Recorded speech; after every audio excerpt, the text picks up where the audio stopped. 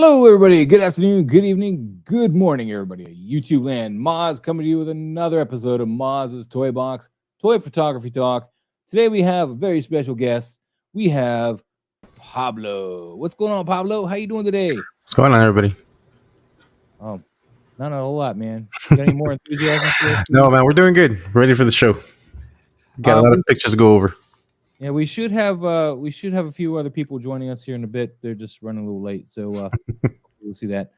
But yeah, with that being said, dude, how was your 2 weeks, man? It was 2 weeks since we were last year. I'm sorry. I had this is gonna really bum you out, man. So Comcast emailed us, said we're gonna do maintenance on Tuesday. So I was like, all right, I'll just not do my show Tuesday. Like 5 o'clock, they're like, oh, by the way, we're not gonna get to that. Oh, of course. I was like, I've already kind of wrote it off. I'm like, not gonna, stress about it. So sorry, guys. I could have been here, but I wasn't. So I was like, I don't care. But yeah, and work's been kicking my ass too. So if you notice, my Instagram has been very barren because when I come home, I'm just like, I hate everybody. I just want to get off my feet, chill, relax. Yeah, well, you got to deal with a lot of rude people sometimes. So, yeah. Let's give a shout out to everybody in the chat. Noble Young, who, of course, first one here today. Yo Maz, he says. He has no love for you, though, Pablo. He just says Yo Maz. I'm sorry. It's all right. It's all good. Yo Adri, though, he's, it doesn't matter who he's saying yo to. He's just yo. So that's awesome. How you doing, Yo Adrian? We're all included in that yo. Yeah, and then Pablo, of course. What's up, fellas? Six Gill Steve. Good evening. Good evening. I like the icon there. It's cute. Get the red beard. That's funny. So yeah, a lot's happened in a couple weeks. I haven't been shooting anything, so that's a lot. Yeah, I didn't shoot anything last week either. The one that Toys Wonderland was like, the hell with you. So I'll zoom in real quick. And, she's just spinning around there. So she decided to give you her back as I zoom in. But you can see the headless horseman that Trevor sent me. Yes. He's barely balanced on top of his own box there. That box is not really meant to be stood on. So he's just precariously just there going, what's up? But there's Bo-Katan in all her glory. So, she actually turned out a lot better than people thought, you've seen the picture, right? I mean, a lot of people said that she was looking like John Cena, but you know what? I think I nailed it. She didn't look like John Cena. She did not look like John Cena. Yeah. That was a good shot too, Moss. It was a great shot. We'll go over it a little later. Let some other people get here. I'd like to get some other opinions on it and stuff. But with that being said, Pablo, what did you get done this week? Anything special?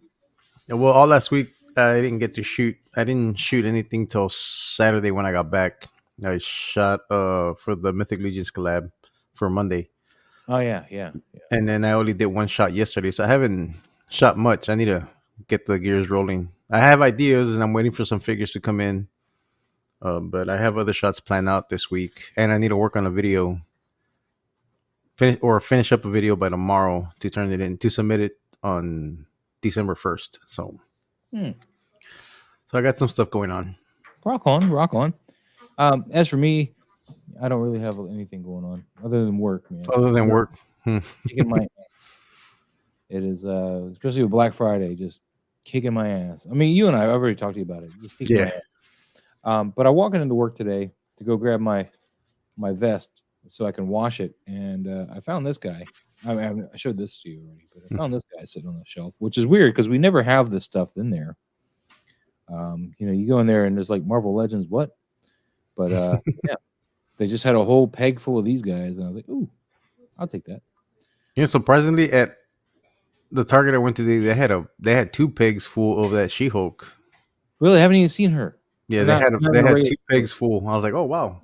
I was like, I was surprised to see her. The TV shows. Yeah. And they also had Hawkeye and Bishop as well.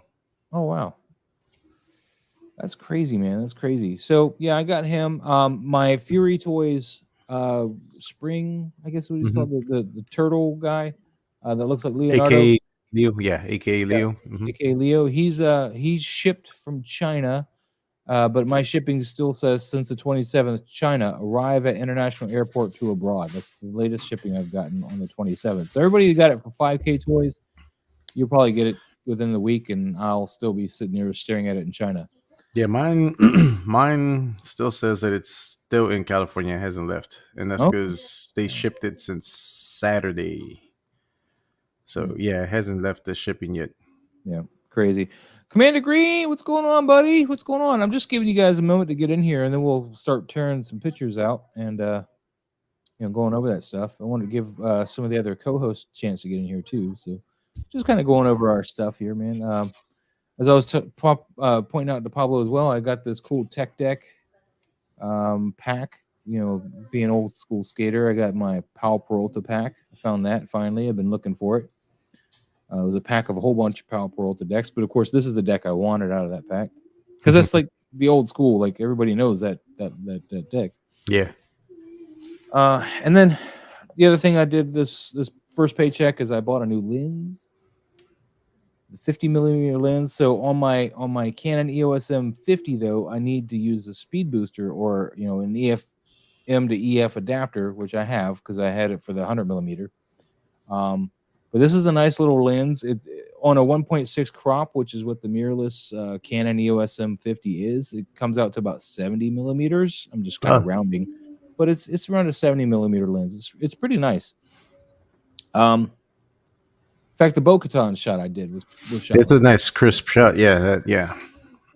So and it was $115 after my discount. $125 normally. So nice. Not bad for a lens. $125 for a 50 millimeter lens.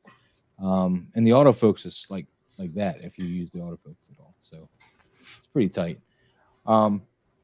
See, and by the way, since I had this still from yesterday, here's the lens right there on the EOS M50 Mark II, which if you guys know me, I had to buy the white one because that's all they had at the time. They were back ordered and I wanted another camera. No.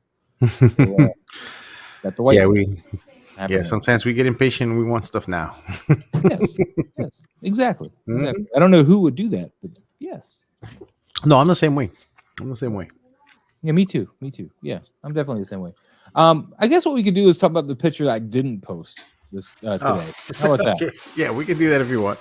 Because I shot this shot and I didn't really like it. And this happens sometimes, guys. You shoot a shot and it doesn't make it to your Instagram or whatever, and you're also new to handling Mythic Legion, so until you figured out how to pose it, how to move it, and manipulate it to get the shot right, then it's gonna take some time. So and we always have those shots. Yeah, he doesn't want to sit in the saddle right. I'll tell you that right now. He's like, saddle what?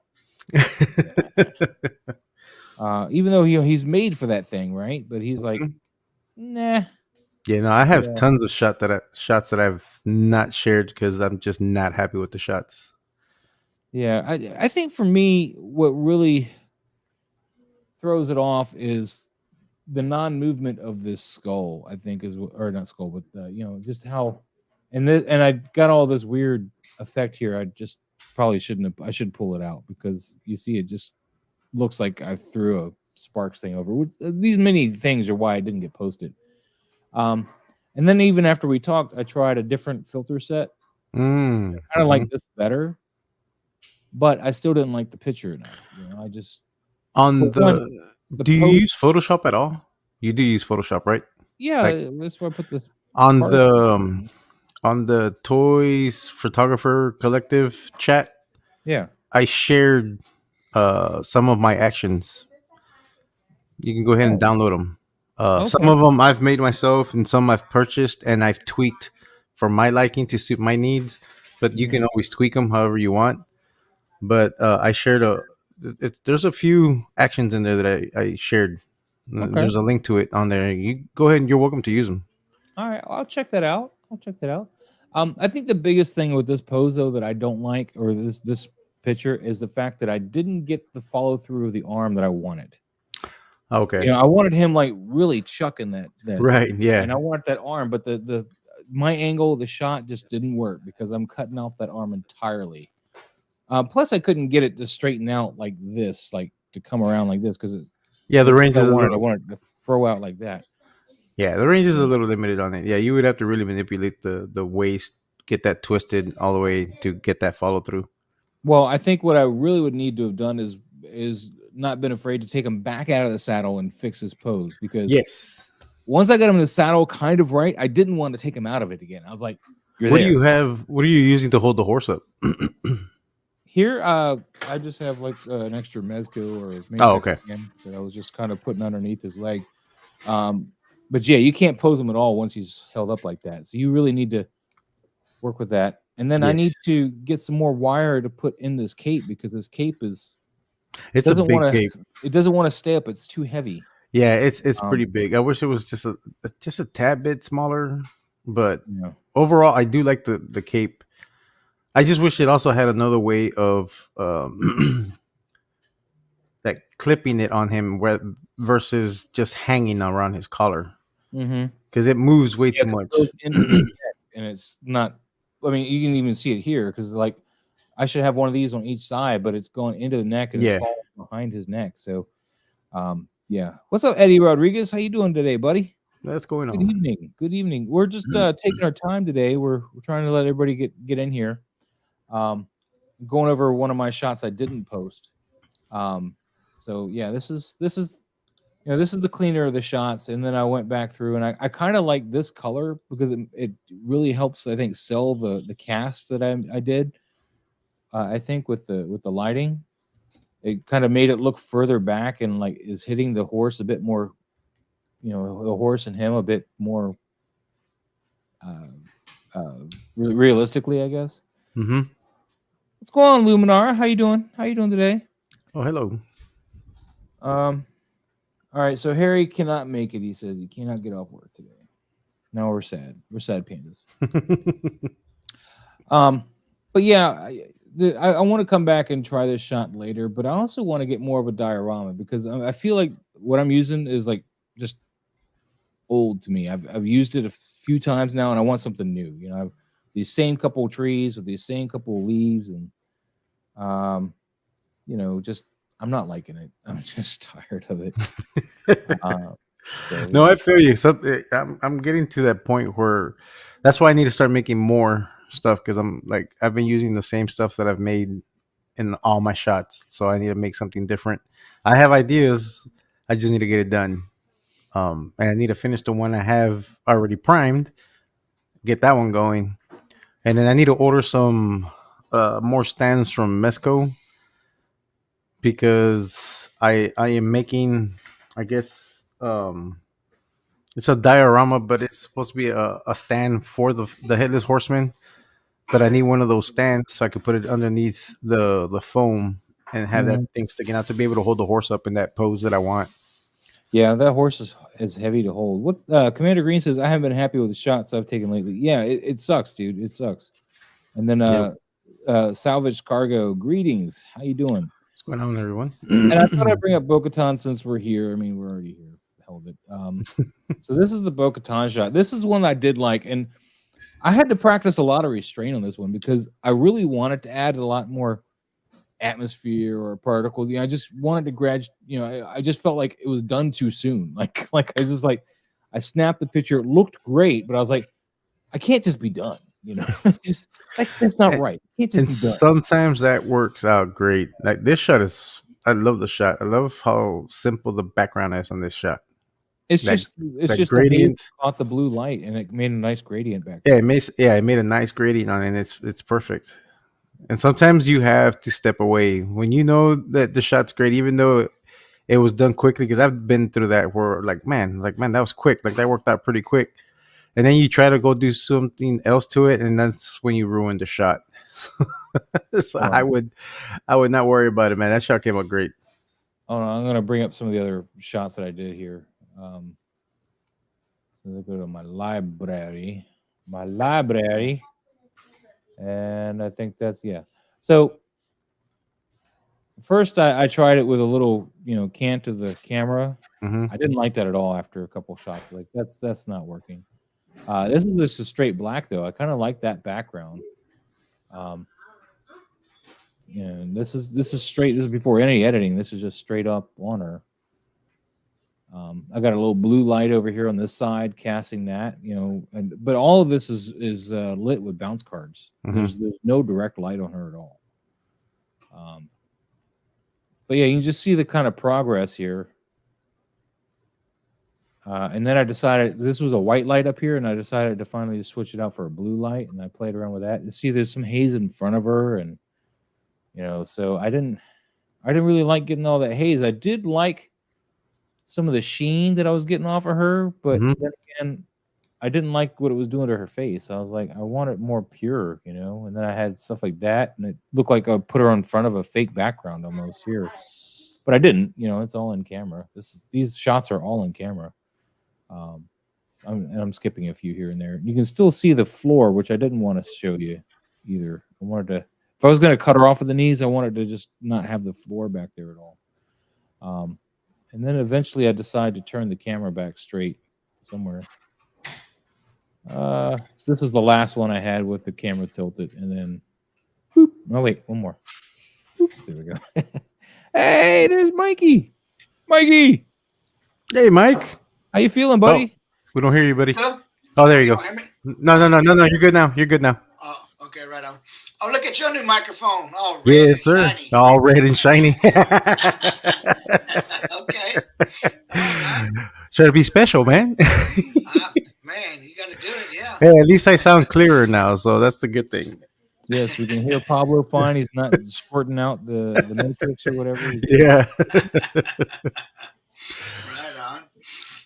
So, Mike, man, you're just getting over the funk. How you feeling, buddy? Oh, I'm good. I just had some lingering tiredness, but it's gone. I feel as normal as I normally am, which isn't that normal, but. So, like, what is normal, Mike? What is normal? I know, right? No doubt. Let me turn this camera a little bit. There we go. Yeah, for real. What you guys got going on? Well, we were just waiting to see who pops in here, so I was just kind of going over my stuff right now. So this is the shot I did post today, or not today, but this week. What's going on, Redeemer? What's going on? Yep. Redeemer. Buddy. Mike, you got any thoughts on this one, man? This is the one I posted to Instagram last week, I think. Let me zoom in on that. And that's because we were talking about you last night when we were going over the shot to see what you were going to say about it. Yeah, because I did some of the things. I did some of the things that you were like, I don't like that. No, let's see. I do like the separation light in the back with the blue rim around it. It shows up on the hair, in the back of the hair and around the shoulders. That's nice. The light camera right on her face looks nice and soft and diffused. It's not there's no hot spots. It's nothing really showing plastic or anything there. The outfit, actually everything on that outfit looks like it's supposed to be metallic. The cloth pants, the leather holsters, everything is lit really nice. I think it looks good. The helmet, everything looks good. You might just put a little bit more bounce card on the left, but that's all.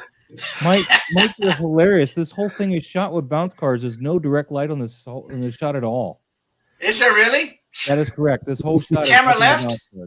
Camera left. Okay. Camera right. All bounce cards. Nice. No, it looks great. I mean, I knew I liked it for a reason. I was waiting for you to say something that I cut her off at the knees, because I know that's one of your gripes when you see pictures. Oh. I was waiting for that. I was like, yeah. Where is it? Where is it? It's coming. Yeah, I was so enamored by the blue light in the back and the soft lighting on the face, which now makes sense that it's a bounce card. So, because it's really soft light, so it makes sense. But it's a good looking shot.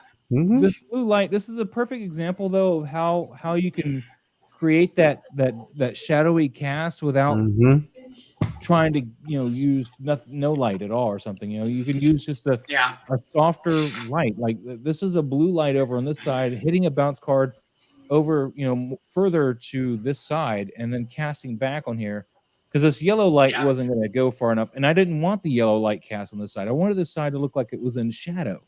So I stayed with blue over here and used that, and I think I had a little bit of white. I see the bounce card in the eye. I see the bounce card in the right eye. Yeah, You yeah, can see, yeah, you can. yeah, that looks nice.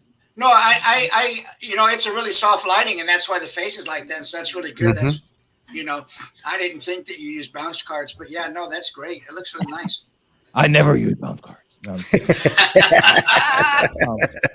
No, this is my first the first shot I took of it before I did any colors or anything. So as you see, it's all bounced there, and I had the camera cantered a little bit, but yeah. And what kind of buddy? What kind of light did you use in that one for the bounce? I mean, the first one when you what color light was it? I think it was all. I had a warmer light here, and then yeah, that's what I was getting at. Yeah, trying to bounce off on this card here on this side. I didn't actually have a blue light pointing to it. I had blue gels like on a portion of the card, not even the whole card. So some of the card was white. So when it was bouncing back, it wasn't bouncing back a heavy blue. It was bouncing back a very cut blue. So when you go and look at the actual shot, I mean, it's got a lot of white in there. You can see that, but it's got that blue tint to it. So, yeah. Yeah, I like this one because the first one you showed, the other one you showed with the warmer temp, it kind of you could. That's what I was getting at. Is you could definitely see a warmer temp in there. It shows on the blacks more. See the blacks? It shows on the blacks a lot more. But I like the other one that you posted, the last one that you posted. That's the one I went with. The color one here. This is the one I decided to go with. It was a good call. It was a good shot. Yeah. It was tough though because I really liked the black and white, but one of the reasons I didn't do it is because I didn't like the cant on the camera. I didn't really think it worked. And then the knee shot doesn't work there either because part of the knee is showing. Yeah. And that's what I told Moss. And that's what I told Moss last night. I was like, the fact that it's evenly cut on that other shot, it's not going to be such an issue. And it's like right above the knee. It's not like not in the middle of the knee, so it's not a big issue. Yeah. The issue is whenever it's cut on the knee, or it's just one portion of the knee is cut more than the other. That's when it's like a little distracting. Yeah. No, it looks good, man. How you doing, Nina? Good morning. Welcome. 6-Skill Steve. He says, Moz is so good. He matched up Bo-Katan's lighting to his own in tonight's video. I keep a little blue light just over there, man, just to kind of give me that little. Just to give you that little. Give me cool, man. Give you that cinematic look. But here's another shot that I didn't post. I was going over this one with when we were testing out his mic last night, Pablo's mic. I didn't like this because I didn't feel like the pose was really there. I mean, it looked like he was just kind of holding the skateboard kind of up and towards the camera and not really. I wanted him to like kind of doing a trick, like launching off of one end of the half pipe and like you're seeing, the launch into the air kind of thing. But since I couldn't get his legs into the shot because the figure just can't do it. He looks like he's about to get on his board. It looks like he might be like trying to do like the little drop-in thing, like drop-in thing. But, yeah. Yeah. Where'd that skateboard, did that come with him? Is that a 1/12 scale skateboard? What is that? It's a little big for 112. It's a little big for him, but it works. No, it looks good. I was going to say it works. It works with them. It looks good. Sometimes you see those boards and they're either really noticeably small or noticeably too big. Yeah, that looks good. It's a little too big, but it's not too bad. Yeah, it doesn't look that obvious.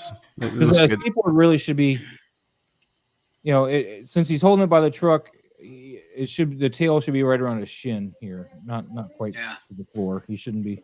But then again, the turtles are kind of short, so. In that movie, yes, but anywhere else they're not. Yeah. And then again, it's a turtle on a skateboard, so none of it's real. So what?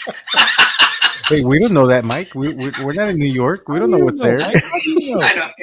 Yeah, that's true. Yeah. All right.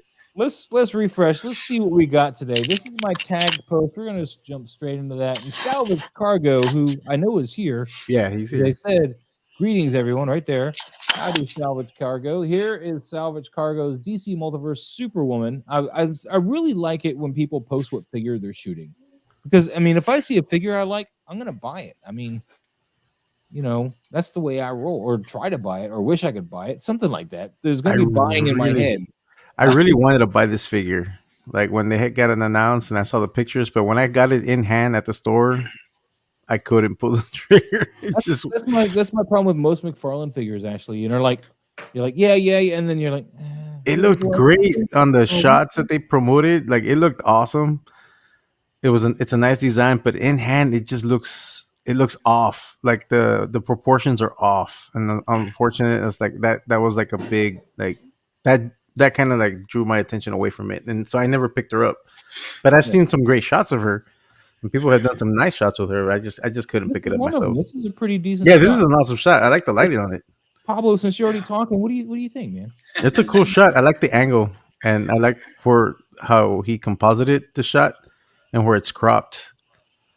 I'm kind of curious of where that yellow orange light is coming from, but right here? Yeah, and you can see it on the gauntlet on the other hand. But the fact that you can, it's coming from behind whatever that wall that she's up against. But it's a great shot. I love the pose. It is a great pose, but the figures, the figure itself is kind of really hurting. Yeah, because of the elbow, the way it's designed. I would have tried to photoshopped that just to make it look like a natural elbow. But other than that, sorry, go ahead. Yeah, what you can do is do that technique that we've been talking about with the content aware, and then just use the clone tool just to touch up whatever imperfections that it'll give you, because it may not work 100% all the time, but it'll get you started, and then you just fill it in. Yeah, and then try to fill in the elbow, because you're gonna have to rebuild that elbow some too. Content aware is not gonna fix it all because of these corners. So you're gonna have to get the paintbrush tool or clone tool and like start trying to build that elbow. Yeah. So other than that, that's just the figure itself. But the posing and the shot and the lighting, you did a good job. I like it. I love how the pose works with the wrinkle in the actual mold. It's great. It looks like she's actually turning her torso and getting that pose, which is awesome. So it's a great use of that figure there. So even though the elbow is not the best use, this is really nice. And her eyes are clear, like they're visible. They're not lost in the shadow. So I like that. Very nice shot. What do you think, Mike? What are your thoughts there, buddy? Same thing you guys said already. The McFarlane figures, like you say, they look really good, and then you get them in your hand, and it's a little bit different. Yeah. And that Joker that they're advertising looks kind of good too, but I'm curious to see how it's going to be in the hand. But no, this looks good. The body's turned the right way, and with females, and even in portraiture, females, you want to take advantage of all their turn points. You want to keep nice angles and flattering twists and use the waist and make all those different sort of pivot points work for you. And you did that here. Good to see a Salvage Cargo, by the way. I like it. It looks fine. Everything looks good on there. I might have put a little bit more light on the Superwoman logo just to give a little shine to that. But that's all. I would like to see that a little bit more, but that's a great looking shot. It's cut right. It's turned right. It's got a little bit of an angle to it. I think it looks great. Yeah, very nice. As far as McFarlane figures that actually do look good in hand, that I had to buy this one here. Oh, this is a killer cross figure, man. This is a beast. The problem is, though, is he can't stand for garbage. And his arm, one of these arms is really kind of jank, but he great textures in him, to play with lights and stuff. So I do dig that. I mean, McFarlane is great at doing details and texturing and all that. It's just the articulation points are just not there, and he sacrifices a lot of it and gives us really janky elbows and knees, and it's unfortunate. His shoulder thing are really garbage. Both of the shoulder points. But his sculpt work is amazing. I mean, his figures look awesome, and then especially for the price point. But sometimes it's just the way the articulation is done. It kind of deters me from getting the figures. That's the only reason. Yeah, I don't think I own any McFarlane. No, actually, I take that back. I own the Spawn figures. I own one Spawn, the first Mortal Kombat figure that he released. That's the only Spawn McFarlane figure I think I own. Yeah, I want a good regular Spawn. The only one I have is the Raven Spawn. But he was on clearance for like $9, so I bought him. I was like, $9, okay, I can work with this. So let's see what happens. But let's move on. Next up, we got Collectors of the Universe. A little Deadpool going on here. He's like sitting here with some cats, and we got a boombox straight out of the alley. He's coming straight into Cali. That's what that says. I don't know what it is, but there you go. Cali, where at? That's where I'm at. I don't know. Looks like my neighborhood, East Oakland. Matter of fact. I'm digging this, but the only thing that's kind of bugging me is Deadpool himself looks like he's superimposed into this scene. Like he's not actually in the scene. Like there's no shadows denoting that he's actually here, and he looks like he's like been masked into here. That's the only thing that's bugging me about it. But the length here looks like it's his elbow. Does that work? I don't know exactly how they did this, but it does look to me like they kind of photoshopped him in here. Yeah. It is just kind of itching at me a little bit. There's Collectors of the Universe right there. Greetings from the Collectors of the Universe, gentlemen, and maybe you can tell you what Cali is talking about. But yeah, let us know what part of Cali you're at. But Deadpool himself, I think, he looks good. For some reason, he just doesn't look like he's in this scene with the rest of everything else. Other than that, I think it's great. Mike, I'll let you start. I like. Did he put a light in the barrel? There's a light inside that barrel, if I'm not mistaken. That's a nice use of that. My first thought, I would just like to see his face a little bit more. I see his eyes. There is something superimposed. I mean, something. I don't know if it's not a filter, but maybe because the wall looks the same too. In the back, the wall has the same effect on it. The brick wall. Yeah, it looks like it has that same like a Gaussian blur, and then you create a duplicate layer with a different blend mode, and it creates that sort of comic book kind of look. It almost looks like that. Not that it's bad, but I just noticed it looks the same. I like the way you filled out the frame. There's lots of details in there, lots of different light angles. Also, the first light that I see, if I just look at it right away, is the light on the fence. That's the first light that I see. But other than that, I think it's a fine shot. I don't have anything bad to say about it or hypercritical about it. I would just like to see his face a little bit more, maybe, or have him or a light more directly overhead of him. One of those lights shining maybe down on him or something, just to bring him out. What you're concerned with, I think he's got a black beanie on his head. Yeah. Oh, is that what it is? Okay, that's the black beanie. Yeah. Oh, okay. Gotcha. But to expand a little bit on what you're saying, I think we also may want to consider cropping this in a little bit. I think there's way too much headroom here. I know you got this text thing. You could have moved that down and had that more onto the side, because over here it looks like it's just way too much headroom. Coming in here. But Pablo, what are your thoughts? I agree with everything Mike said. I wish he would have had a little bit more bounce onto the head, like the face, just a little bit. It doesn't need to be a whole lot, but the fact with the beanie, he's blending in too much to that brick wall.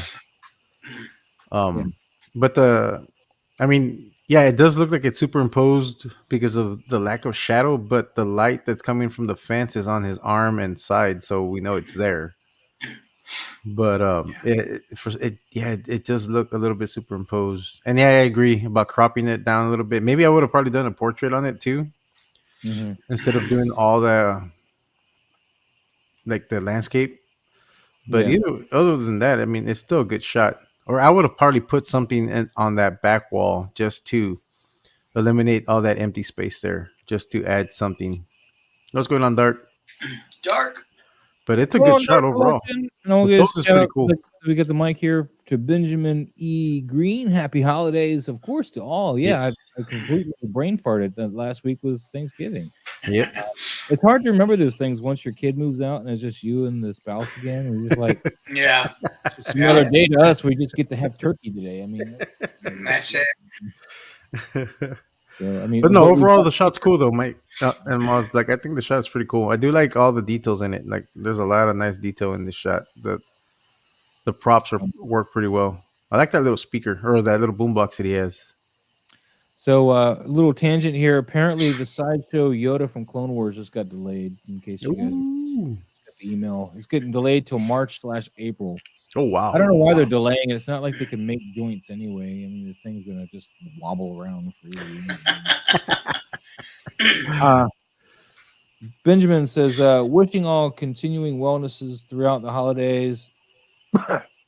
Benji. Yeah.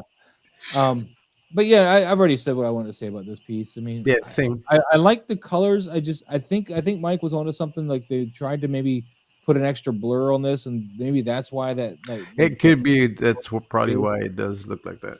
You know, it's probably because he's masked back in or something. Yeah. If you need to do that, collectors, are you what lens are you shooting with? I'm curious because I mean, if this was on camera, why didn't you just try to nail that in camera? Why did you feel the need to? Because this blur does look kind of weird. You know, this distance blur, it doesn't look quite natural either. Now that I'm looking at it, not for the scene. Although the cat, I don't know. And that's because the lower you get on that wall, the blurrier it gets too. That object that's behind Deadpool against the wall back there, it's really blurred out. Not the dumpster, but on the other side, whatever is right there, it's really blurred out compared to everything else. Yeah. That could be it. Yeah. Well, we'll move on here. We've got more Deadpool Collectors of the Universe. Oh, this is okay. Oh, is this the behind the scenes? I don't know. This is a guy in the bathtub thing. Oh, this okay. It's the same dial though. Yep. Yeah. Oh, that's what it was. It was a pipe. Oh, is that what it was? Okay. It looked like it was a pipe. Yeah. See how you had the nice bokeh there behind him? That worked better. I don't know what you were doing that you could, you needed to get the bokeh other ways. Dude, the Build-A-Figure Warlock, man, I got this guy. I made sure I bought the whole case of this wave because Warlock is one of my favorite New Mutants. It's a cool figure, yeah. Doug Cypher, Warlock, Build-A-Figure. Let me give Salvaged Cargo a like just because he used this figure. I have this figure. I never shoot him though. I should. You should shoot him. If you have him, shoot him, man. Shoot him. I should. You're right. I should. You got no excuse. Yeah. Pablo, jump into this, man. It's a cool shot. I love the dial. The lighting's pretty good. He's well lit where he needs to be lit. The face is well lit. You can see the eyes, the facial expression on him, and I love the pose of how he is, and the tilt that he has on this shot is great. I love that angle. It works really well for this shot. It really gives you the sense of how big he is in the room. Mm-hmm. With all the furniture and everything in the background. It's a cool shot. I love the warm lighting on him. The composition is great. Overall, awesome shot. I really don't have any. Pretty small.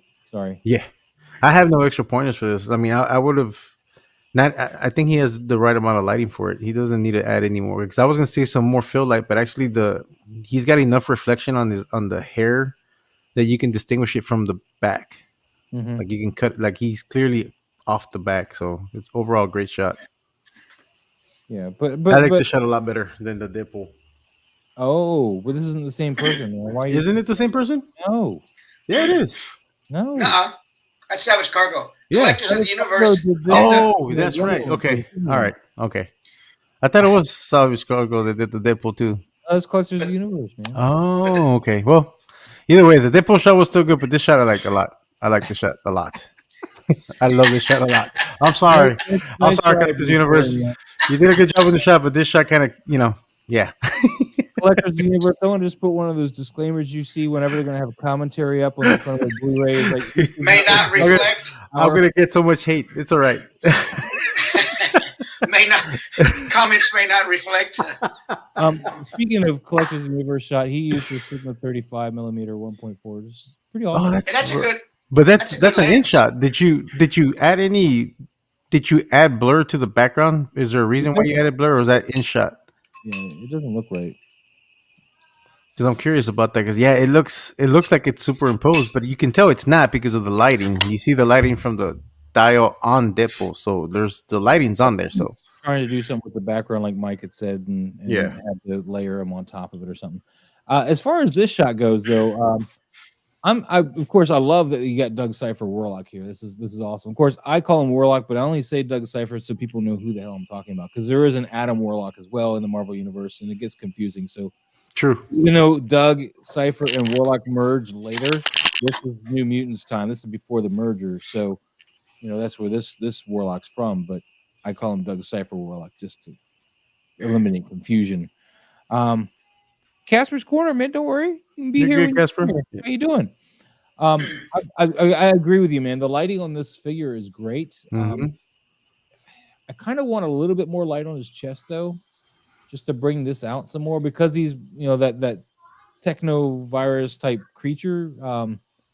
He's a very bright creature. He doesn't have a lot of like all that gold should be like popping out. Like every time you ever saw him in the comic books, you want It's to get all true, those but he would have gold. had to have done a lot of work to get all Yeah, that you'd gold have to on do him some too. light painting to get Yeah, him to look yeah, he real. would need to do a lot of light painting on there. But overall, I love the lighting on there is perfect for me. Like I don't think he needed to add any more to it, Yeah, and but that's because he's using an extreme set yeah, style yeah. for Yeah. this.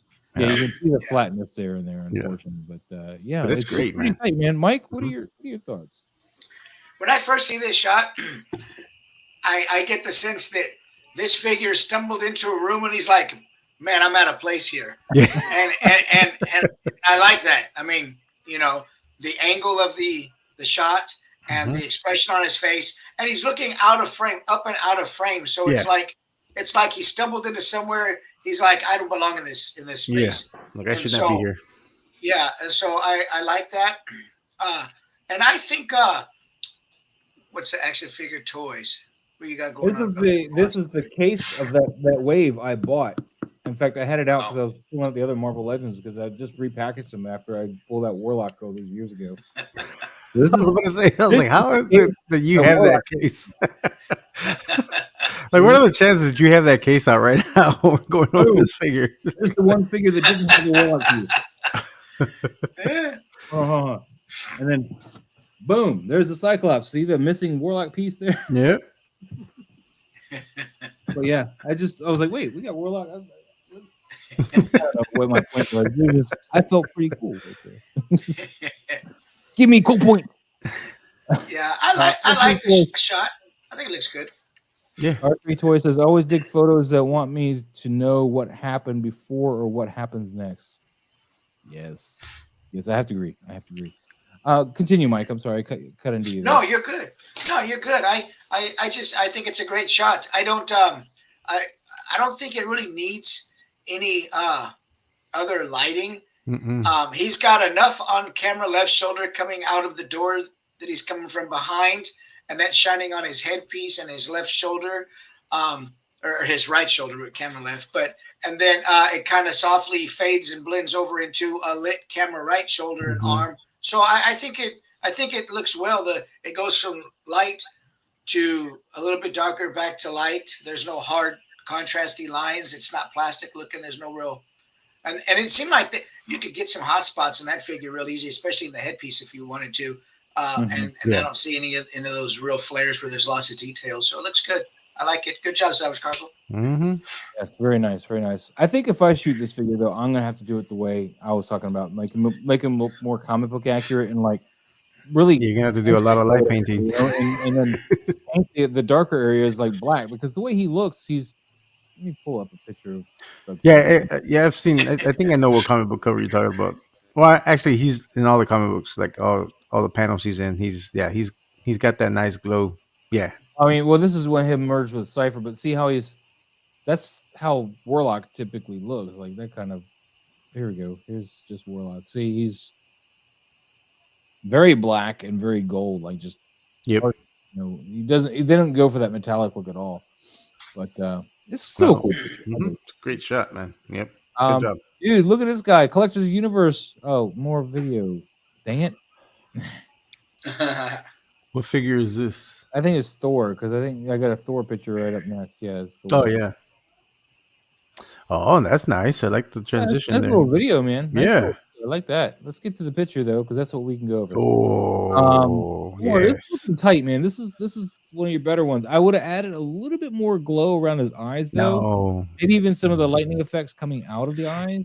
His face should be lit up a little bit more from the lightning that's coming out of his chest. Just a little bit. Like there should be a little bit more blue on his face, and it'll probably would have given the glow around the eyes. But man, this shot is fantastic. Yeah, this is a great attempt at trying to get this in here. And I say attempt because there are some lighting issues with the light that should be cast from the lightning. But it's still great looking. Yeah, it's cool, man. I wouldn't say that there's anything inherently wrong here, just some things to step up and do a little bit more on next time. Mike, Well, I like it. I'm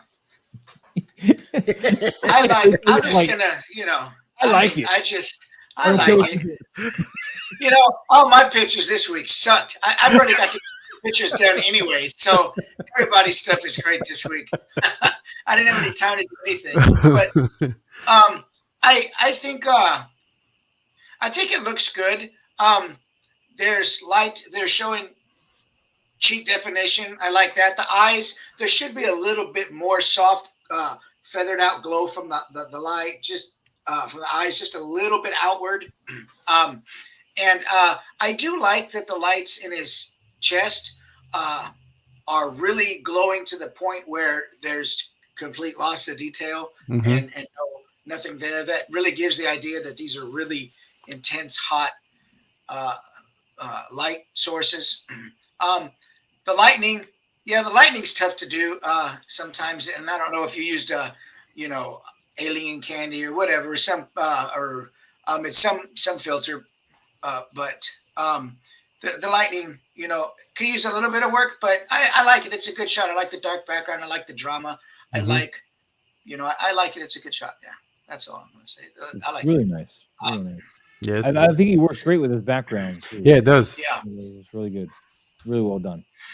And I like the light effect that trails out. What, the flares? horizontal. The flares, yeah, the horizontal flares, yeah. Those worked out. That helps sells it really well. Yeah. Mm-hmm. Awesome let's job. go into JP Rex, man. Look at this Hammond collection. T-Rex, did you get this yet, Pablo? I'm actually going to try to pick it up tomorrow. You keep saying that. No, I'm going tomorrow. I got a $50 gift card. I'm going to hit it tomorrow. There you go. So it will be mine tomorrow. Pretty nice, Mike. Go on. I like the shot. I like the way it's framed. I'll tell you one problem that you can run into when you use a lot of green foliage like here is it becomes a reflector. It becomes a color casting, and it color casts the dinosaur a bit green, which, is not bad. But whenever you put a lot of something in like that that's reflective, it tends to create a color cast on the figure. And I like it. I think it's a great looking shot. I like the soft, dreamy way that it goes into the, way into the back. You framed it really nicely. And it always makes me laugh when I see the T-Rex hands, because whenever I'm trying to get, like when I don't want to take my work boots off or something at night, I'll tell my wife, if she could take my boots off from me because I got T-Rex arms. And so it's just, that's a bonus bit of commentary. But I like the shot. I think it looks good. No problems. Interesting. No problems. Our Three Toys is giving us a little pointer here. He says, for Photoshop users, the best lightning I've ever gotten is from a paid plugin, and no affiliation for him or I, called Boris FX. It's on sale right now too, but it's awesome software for effects. So if you guys are interested and want to spend some money on effects, there's something to look into that. Yeah. Casper Corner, he says the neck doesn't seem circumcised. Good old Casper. There you go. On this figure here, I specifically try to get these rings off of his neck by using that blend if, or not blend if, but the content aware trick. Content aware trick. So that's something you can do if you're using Photoshop. Just kind of use your lasso select this little area, shift backspace, and it'll say content aware, and you say and you hit enter. Boom. Most of this will be gone. You may have to play with it a little bit around here and maybe a little bit up here. Yeah, with the clone heating brush, and it'll higher ring here, which would be great. So just something if you have Photoshop you can do. It's really, really nice. Thank you again, Harry, for pointing that out. If you're listening. Looks good. Oh, did everybody go on that? That looks good. Like, I'm getting skipped on this one. Well, actually, I mean, all the great stuff was already said, but my favorite thing is the eye. Yes, you got. I love how prominent that eye is. Like he got the eye in there perfectly. Yeah, it's a great shot, and I love the setup. You really have that sense that he's just coming out of a thick jungle, and he's just coming up from underneath that tree. I love the setup, but yeah, I agree with Mike about the you're getting a lot of that green bounce back onto his skin.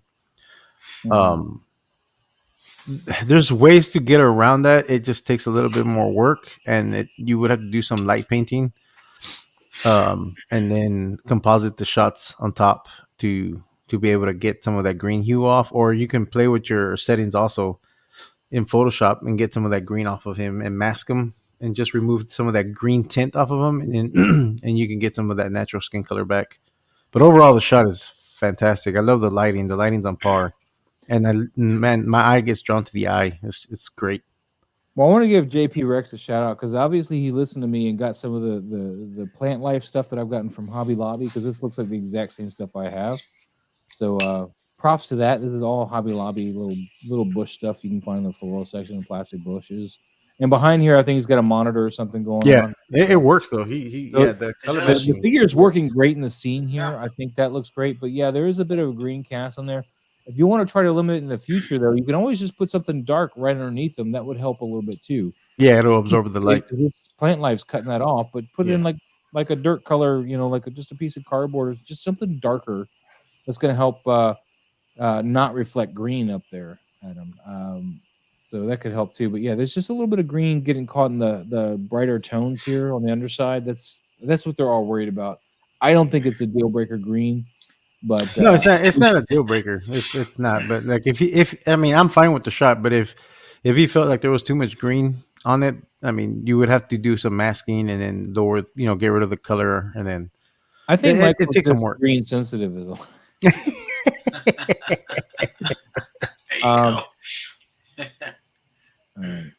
All right, let's move on. We have this one by Six Skill Steve, man. Oh, he has this bet. Wait, is that the Mesco? Six Skill Steve. This looks like a.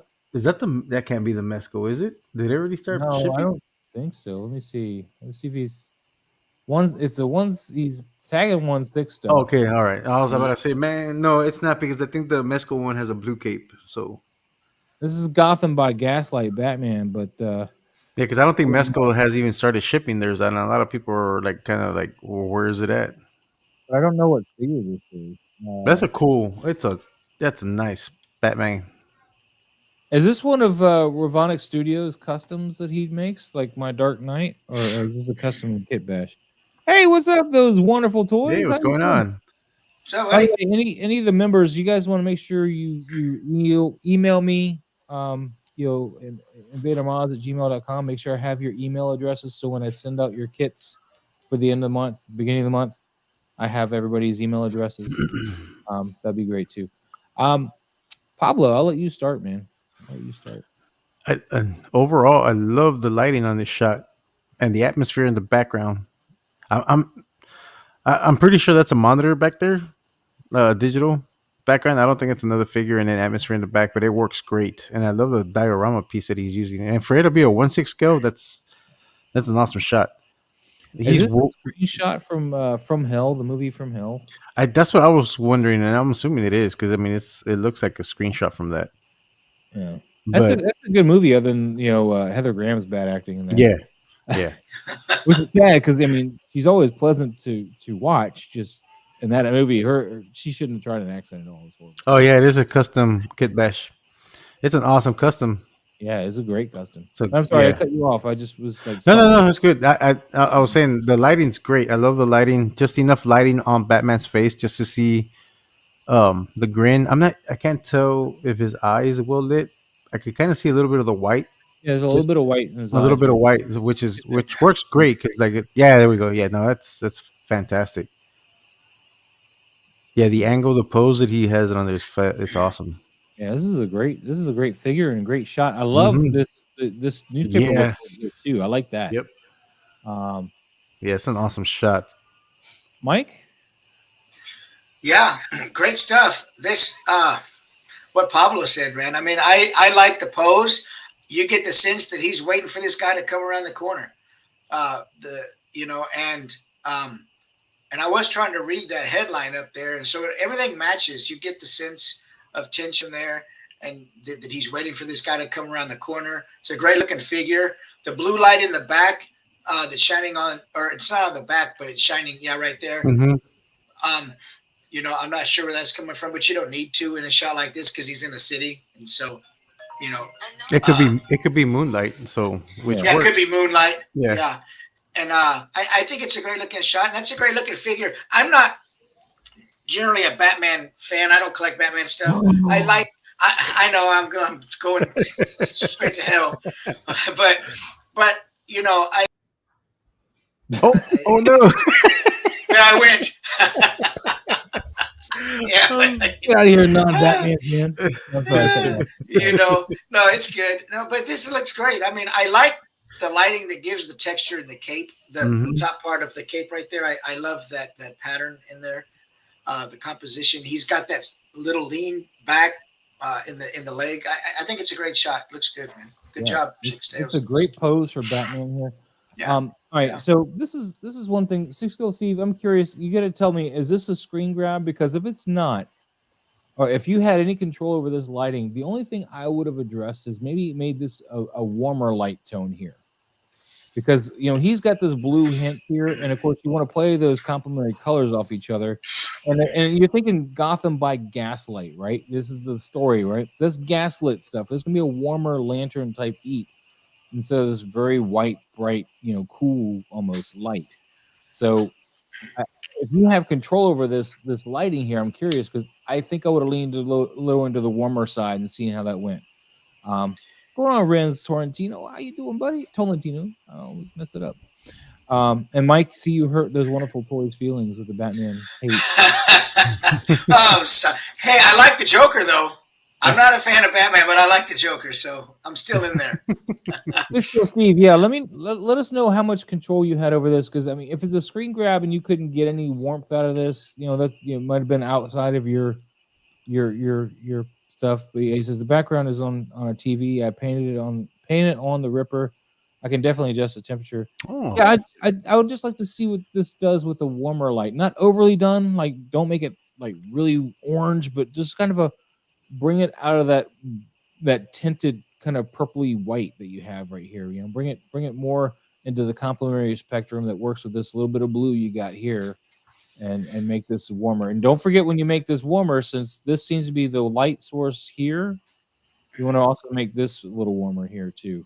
Don't overdo this. Just a little subtle thing. Just, if you want to play with it, I'm not saying you have to. Still a great shot. Just something I would have probably toyed with. Maybe take another shot with a warmer temperature and see how that worked. But yeah, Salvage Cargo likes it. So there you go. Rock on. Mm-hmm. So yeah, dude, this is Mr. Mom Collectibles. Right here, man. Right here. Mr. Mom Collectibles. This looks like a legit scene. He did a great job. He's got like a little bit of just one leaf that works with the scale. You work with what you got. Yeah, you gotta... Like, this one works. We'll keep this one. We'll keep this one. She loves me. She loves me not. She loves me. She loves one leaf right there. That works.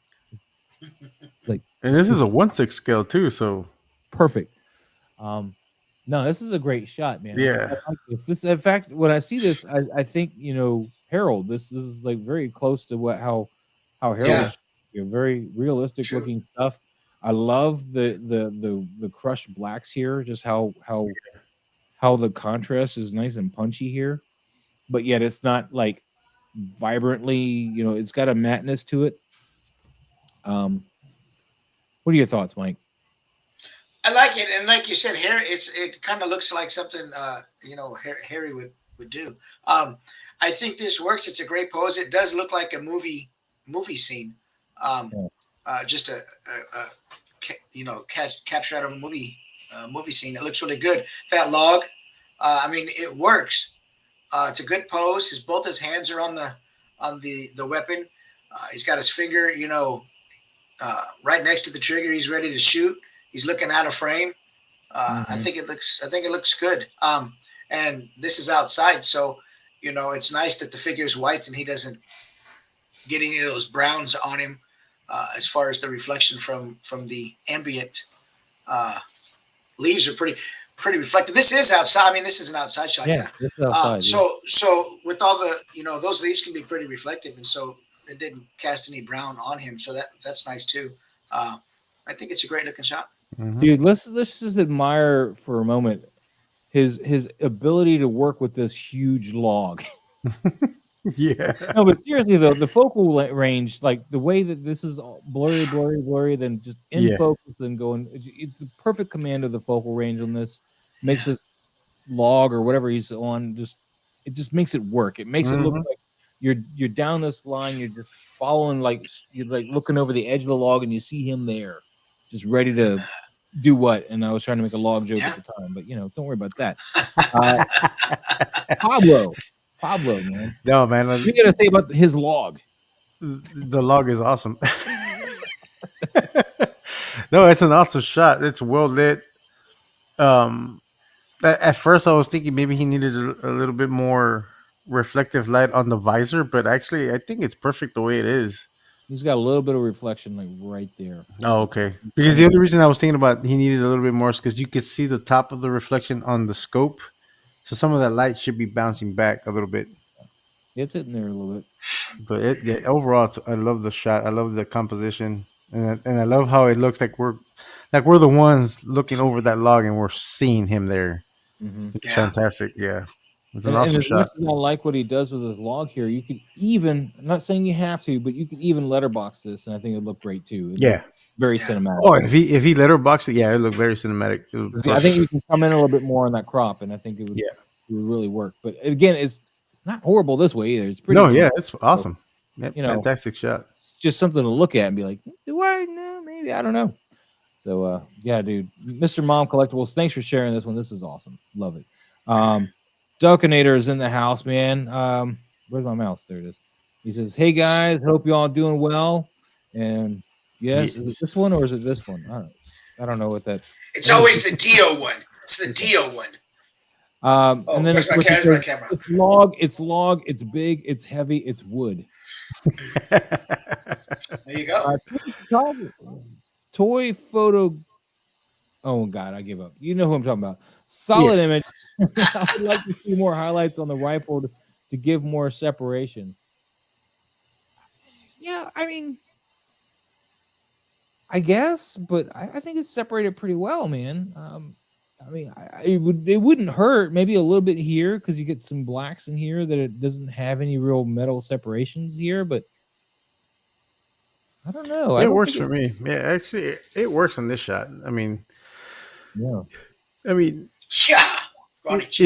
you think about it, you do want to try to blend in. I mean, obviously he can't because he's in white armor, but as a sniper, you want to try to blend in. And his rifle blends in pretty well. Yeah. Well, and also, I mean, normally, I would like to try to get more metallic looks out of these things, but also you got to think about the rest of the composition of the picture, how the blacks are so condensed and like a dense black. So I can kind of forgive some of the lack of metallicism. Yeah. I'm making up words as I go. I was going to say, is that a word? The lack of the metal, look here. I mean, I think he's got it where he needs it, like particularly on the barrel and like up here on the top of the scopes and stuff. So, I mean, I can forgive him for that. I mean, I'm pretty happy with it. But toy photography, you. I don't know where you're going there, man. I'm sorry. I want to say toy photographer, but I don't know. Maybe, possibly. Don't be offended. How about that? So, I see where you're going too. There's some crushed blacks in here, and you kind of want to see that, but I don't think that it's really something you need to dive into. Of course, it wouldn't hurt to experiment, try it, whatever. But yeah, we're gonna move on. This is awesome. I love this shot. Sabine, Toys Through Lenses, participating with Sabine Wren. I cannot wait for Hot Toys to get their hands on this figure, man. I'm surprised they haven't. They will with the Ahsoka show. Sabine will be in it. True. We'll get a Sabine figure. I can't wait to get Sabine, man. And she's being played. I don't know if you've ever seen this show, Voyeurs on Netflix. Oh yeah. I know who. Yeah. She's in that. So if you guys want to know who's playing Sabine, I think they casted her well. He says just pronounce toy photographer, but spelled like a license plate, fellas. All right. There you go. Yeah. I kind of had the gist of that, but I was like, I'll let Moss try to figure it out. We'll let Moss put his foot in his mouth. We'll let Moss sound like the bad guy. I know we had somebody else in here that had a very similar name, but that wasn't it, and I didn't know. It's been a long couple weeks. With that, I'm just gonna go. fun. Oh, Well, I guess it's just you and me, Mike. I guess so. All right, so Sabine, man, I love this nice Thanksgiving type, fall feel. I love it. She's got the spray paint can out, which is great. She's spray painting some pumpkins. It looks like they're made out of Play-Doh, maybe. I was about to say they look like they're either clay or Play-Doh, but they look great though, man. It's an awesome shot. I love the composition. And I think what they did for the leaves is great too. I think what they did is take some dried leaves from outside and crumple them up, and then drop them. And nice, fast shot, I guess, to kind of get just the perfect blur on there. I think really. I love the bokeh, but I don't think he needed the flare on the left side. Right here. Yeah, I don't think he needed that. I think that was post. I don't think it doesn't look natural with the rest of the shot. It doesn't look natural, but it doesn't break the picture either. It doesn't. But I don't think he needed it. I think with the bokeh in the back, it was perfect. Not unless he was trying to hide something, and that's why he used it. But other than that, it's a great shot. Here's the BTS here. Let's see what we got here. The BTS. This is behind the scenes. That's a cool shot, man. Yeah, it's a nice, cool shot. Nice warm lighting, but yeah, definitely there's no actual sun here, so that was added in post. It's a great shot. A warmth to it. I mean, I would have put the sun all the way off the camera. Yeah, let that warmth just kind of trickle down. I think it would be really nice and subtle. Because it's too prominent. It's almost a little distracting. Like, yeah, I look at the image, but then my eyes want to draw to that. Yeah, but I mean, it doesn't make the image bad, but I don't think he needed to add it. But overall, the image is fantastic. It's a great shot. Love the composition. Yeah, it is great. It is great. I'm going to mute you guys real quick. Mike, you talk about it. I got to go AFK for a second. Okay. I think it's a good looking shot. I like the warm fall sense to it.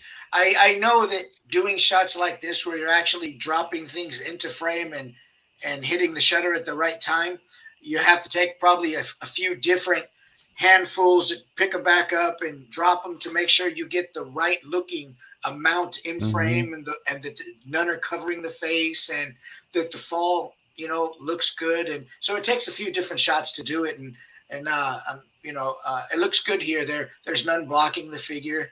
There's not too many that it's distracting. The leaves are scaled pretty well. Those little pumpkins, I want to eat them. They look like something that goes on a cake, and I always am a fan of cake. So, like, it's a winner for me. Yeah, it's a winner for me. I do love the bokeh in the back, the white bokeh. Yeah. Like you say, he's probably trying to create a light source. Looking at the behind the scenes, you could see that there was no real directional lighting, and so he's probably creating the light source. It is a little bit intense, but it's not. It's not a deal breaker. I like it. Yeah, it's not a deal breaker, but I don't think he needed to have it there. If he would have pushed it back and just to bring the warmth in, then just to get that outside haze of it would have worked fine. But having that hard spot there, it kind of your eye gets drawn a little bit towards it. And I'm wondering if the focus of this, if the camera caught focus, I don't know if he manually focused or if it was autofocus, but it doesn't look like her face is the sharpest part of the image. It looks like her chest Her chest is sharper than her face. Yeah. And so I think that there's a little bit of misfocus there. I would like to, I mean, that may be your intention, but I'd like to see the face sharp. They may want to go middle ground, Mike, to try to get more of that pumpkin in focus too, and not lose the focus of the pumpkin. So it might have been what they're going for, but I agree. I understand. Get distracted by the rack, but hey, you know what, man? Same with the figure in the beginning, the Superwoman. She had it busting out. So yeah.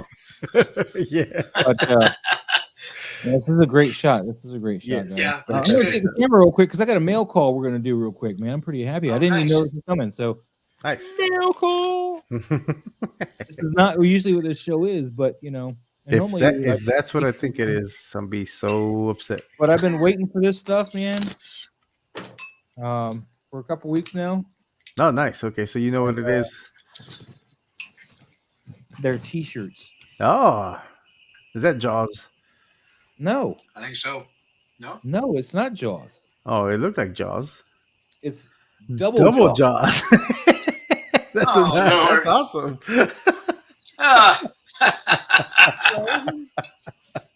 That's awesome. Double jaws. And then here's the one that got me on this site to begin with because I wanted to get this one. Although this is the wrong color. It's not the color I asked for. Oh, well. Oh, nice. Nice. Wow.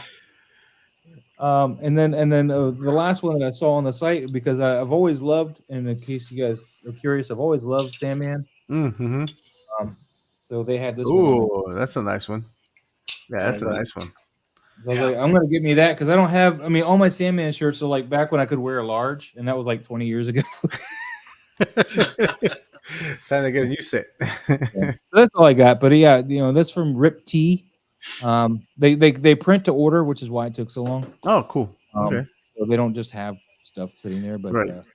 Yeah, I wanted to get that alien shirt, and then I was just the one where she's like aliens because I was like Ripley saying perfect. And then I saw that double jaw. I was like, I gotta have that too. And then of course I saw the same. I was like, it's dangerous to go into those sites, man, because then you see one. I was like, you see another one, and it's like, and then it kind of knows what you're looking for, and so it'll start like, maybe you want this one. I was like, damn. Yeah. It doesn't help that I can wear whatever T-shirt I want at work now that I have a red vest. Oh, nice. You see, that's new. They didn't allow us to do that, but they didn't have red vests back then.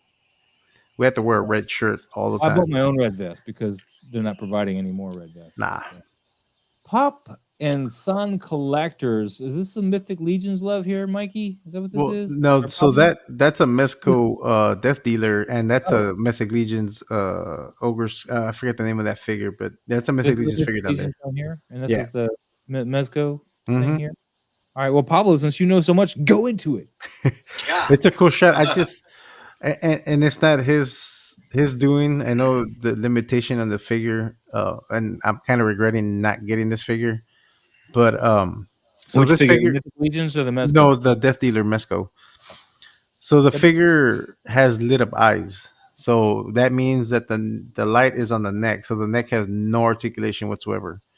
And on this shot, the only thing that's missing is that I would have wished that head was looking down at that ogre. That I keep forgetting the name of the Archimedes, I think is the name of the figure. I wish he was looking down at him as he was chopping him, because he's looking away as he's cutting them. But other than that, the lighting's awesome. I like that flare that he added on there. The atmosphere works. Yeah, the atmosphere works really good. And I like the tilt. You really get that sense of that motion and that action involved in this scene. I probably would have added a little bit of particles, maybe. Just a little bit, just to give it a little bit more sense of him falling on the ground and some of that dirt lifting up. But the angle's great. The posing is fantastic, other than the fact that I know that you can't get that head to look down because he has no neck to articulate. But yeah, it's overall it's cool. Love the shot. By the way, toy manufacturers, if you guys are watching, give us some articulations in the neck, for the love of God. Be able to look down, man. I don't think he needed to have a light up feature. Like if they would have done away with the light up feature, he would have had an articulated ball joint right there for the neck. I just hope my Theodore Sauter, whatever his name is. Oh man! I hope he can look down, because he's going to be able to look down and dig some graves. That's true, because he also has the light up feature, and I have a bad feeling his neck's going to be the same way. The Theodore has a light up feature? The Theodore, has a light up feature. Oh, I didn't know that. And so I don't know if the light up feature is in the head, which I doubt. It would have been great if the light up feature was in the head, and then that would have given us the neck. But if I have a feeling the light up feature is in the neck, and if it's like that, it's like all the Mezco, like the Cable, Cyclops suffer from that same thing, because you can't articulate the neck. There's no neck movement because the peg, the light is in there. So we'll see. Yeah, we'll see. We'll see what's your thoughts here, buddy. Well, Pop and Sons, good to see you. Good to see you on here. I like the shot. I like the cape. The cape is what stands out to me like first. That thing is flying in the wind. It's showing action. The axe is coming down, and he doesn't need to look at where his axe is coming because he's that confident of where it's going to land. He is a master with that axe. He doesn't even need to see. He knows. That's right. Hey, he could be looking at a lady, right, and showing off. That's right. Yeah. He put out to it. Yeah. How you doing? I like the way that the defeated enemy, his hand is coming up. Yeah. I like the way his hands are coming up, and he's just kind of, falling down with the force there. So there are some. Are there a few particles down there at the bottom? It looks like it, but I think that's why it was like he needed a little bit more, just like to bring some up a little bit, not a whole lot, because otherwise too much would have ruined it, but just a little bit, just to indicate that slam that he did. Yeah, I don't. There's nothing. It's a great looking shot. I think it looks really good. And I don't know how I feel about light up figures' eyes. I think that I don't know. Maybe I'm just old, but I don't need my figures to light up. I don't think this one needed it, but I don't know. And I'm gonna see if my wait list converts on this one. If it does, I'll be happy. If not, I'm okay. But I'm pretty sure they're gonna do another version of it because I'm hoping they do one with the gray skin, not the blue skin. Oh yeah, okay. I don't use the light up features on any of my figures anymore, man. I just use Photoshop for light up because I don't want to be that guy that leave the batteries in there and just corrode the system. They corrode the system. Toys Through Lenses, he says, thanks for the feedback. You were right on point. I crumbled leaves and dropped them. I used different shots and layered them. And the pumpkins are from clay made a year ago by my kid. That's awesome, dude. That's awesome. Great, that's cool. Great utility there, man. The only thing that really was, we go back to the Sabine thing real quick is, you just wanted to add a little too much and put that sun effect in there. And I think you could have kept that warmth. It looked great with that warmth coming down through there. But we didn't need the ball. It just didn't look right. It just didn't quite make the cut, in my opinion. But we're on Pop and Sun collectors now. So let me dive into this guy real quick. This guy right here. Let me dive into this. Right here. Mike, I'm gonna kind of contradict a little bit of something on the cloak here. Okay. I've always, whenever I'm trying to do a cape, particularly if it's moving like this, I don't like it hanging over the shoulder. Yeah, I like it being above the shoulder and letting that momentum and So it just always looks like it's kind of hanging funny like that because I know, and even when I'm wearing a cape, because I'm a superhero. When I'm wearing one, I don't like it hanging over my shoulders at all. I like it, up in here, and I'll make a point to like fix it, get the heck back up there.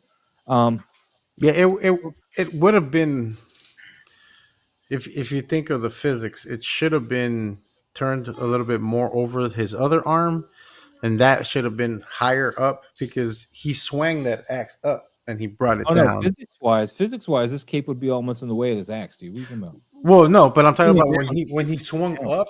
As he swung up, but he's in the downswing. The cape's coming down now. Yeah, but either way, that shoulder part wouldn't be covered. It would be over.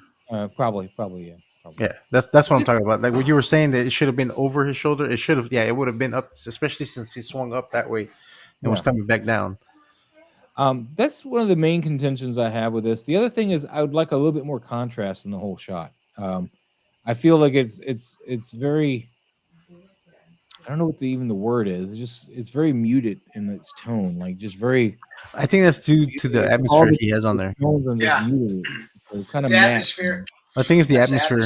Yeah, it's the atmosphere he has. I would have, if you're using, say, for example, Lightroom, I would have done a select subject and selected all these guys and up their clarity a little bit. Yeah, to punch them out a little bit. I mean, it would have still left that, that this haze on them, but it would have just gave them a little bit more punch to them, and it would have like kind of drawn me into it a little bit more. The picture just looks very kind of mono flat, or just kind of. I'm making up words again.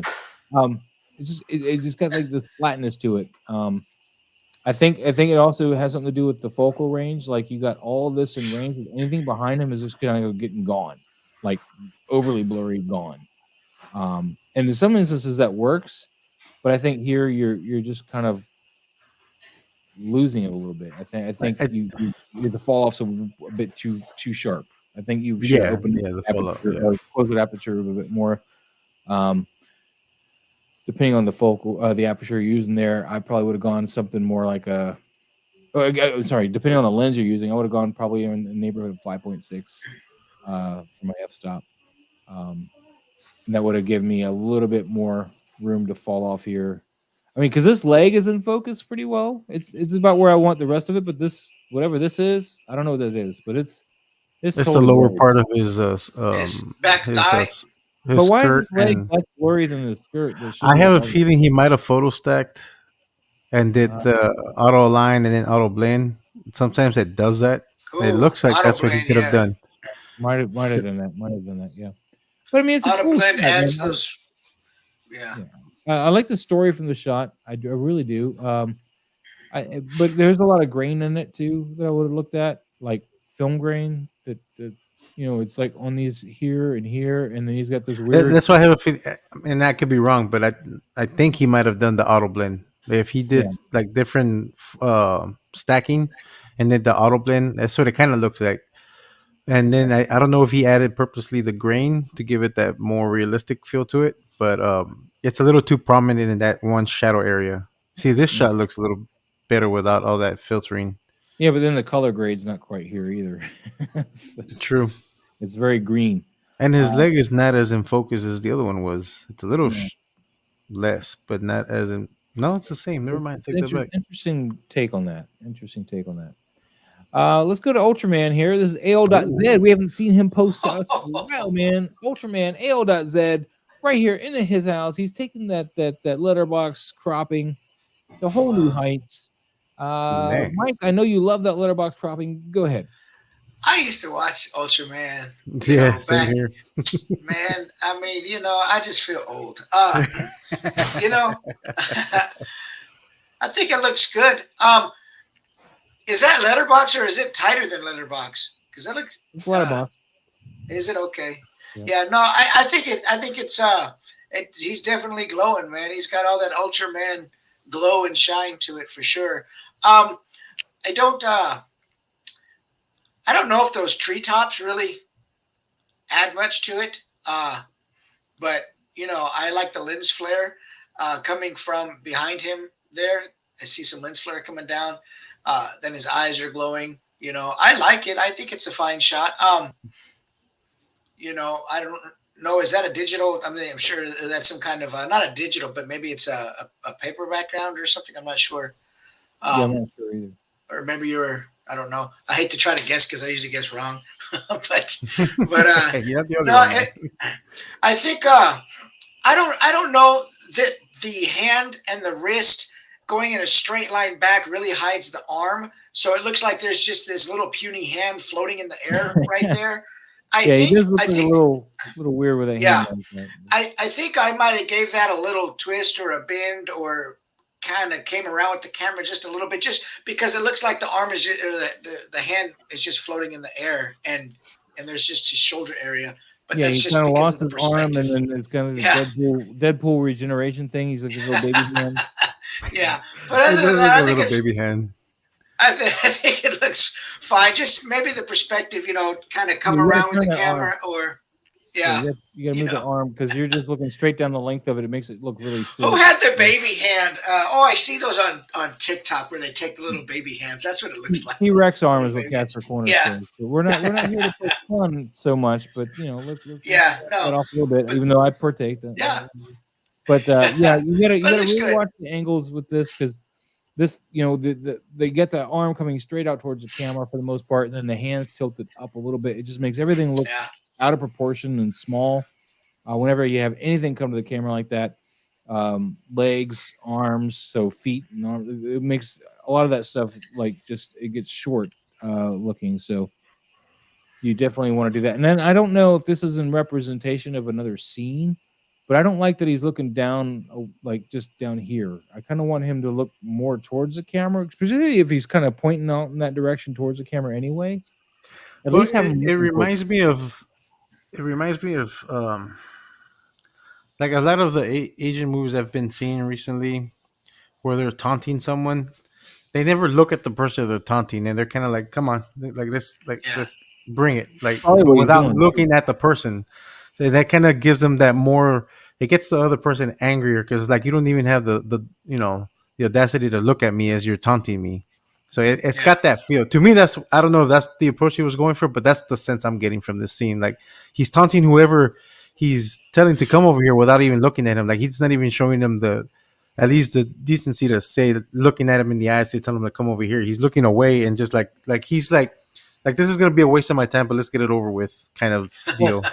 I think if that's the gesture he's going for, I think you need to drop that elbow down a little bit more and have more of the forearm and kind of like this. That could have worked too, but I could be wrong. I'm not sure if that's what he was going for. Straight, more towards the camera, and then kind of up, and it's just see how short my arm's looking now. So yeah, but your hand looks pretty big though. Drop that elbow, well, yeah, because it's just the lens. But you drop that elbow, and you can kind of put the hand in any of these positions to kind of get that but look. I mean, that's the sense I'm getting that he was going for. I don't know if that's what he was going for, but that's the sense I'm getting. I think that's exactly what he was going for, because now you mention it, it makes sense. Exactly. Makes sense. It makes sense. Because I've noticed that a lot lately, like in a lot of more recent Asian films that I've been seeing, that they do that a lot. Like this is a waste of my time, but come on, bring it. Like let's get it over with. Like they don't even want to bother to look at you because this is just gonna end quickly. It's like, or it's just wasting the time. But yeah, and overall, that's what I like about the shot. Like it's got that vibe to it, which is pretty cool. The other thing, I know we like the look of this, but I would have probably used more bounce cards and gotten a little of this plasticky. I mean, I know he's metallic and he's supposed to reflect a lot of light, but this looks. It looks a little hot. Little plasticky. I would have probably tried it more bouncy cards. I mean, I hate. Well, I don't hate to do this, but let's do this anyway. It's like, no, you don't. you really get the metal. You still get that metal look, but this is all bounced light. So there's nothing really hot. And if you do too hot of light, you're going to get those textures. I wish I could zoom this in. See the textures in the mold of the plastic? I can see them. That's what I want you to try to avoid, and that's why I'm kind of like maybe we don't want this hot light in here because you're getting this molded plastic look, and if you use a softer light, you would get some of this reflection off of here, but it wouldn't quite go as harsh into these little crevices and get those textury looks. You would be able to get more like this. This is a softer light here, I can tell, but right here, see how that looks nice and smooth and metallic here. But here you're seeing all that texture in the molded plastic. So it's just, you got to play with it. You got to really, really focus on that, because with these figures, like I'm going to have fun trying to shoot this guy and get that same metallic look out of him. I'm wondering if he added some grain over it. Sorry? I'm wondering if he added some grain over it, because he said the background is grainy too. But on the figure too, because he said that he shot it with the 105 macro f2.8. Yeah. So it should be a lot like. I'm not saying it's not sharper, but like I don't think depend on what was his ISO? Did it say? No, it doesn't. No, he doesn't say the ISO, and he's not telling you what f-stop he's actually using. He's just telling you what lens he's using. So I'm kind of curious about how he shot it, but because I'm thinking about getting a 105 macro lens for my Nikon. But man, it's a cool shot. I like the shot. I like the composition, and I like the tightness of it. Try to mute this lighting down a little bit. Yeah, make lighting I agree more with that. Him. And because he's obviously not fading into the background, but he's also not standing out from the background either. He's very like muted with that, so he's got the same kind of highlights as this, and he doesn't have his own thing going on. I would have played with that lighting a little bit more.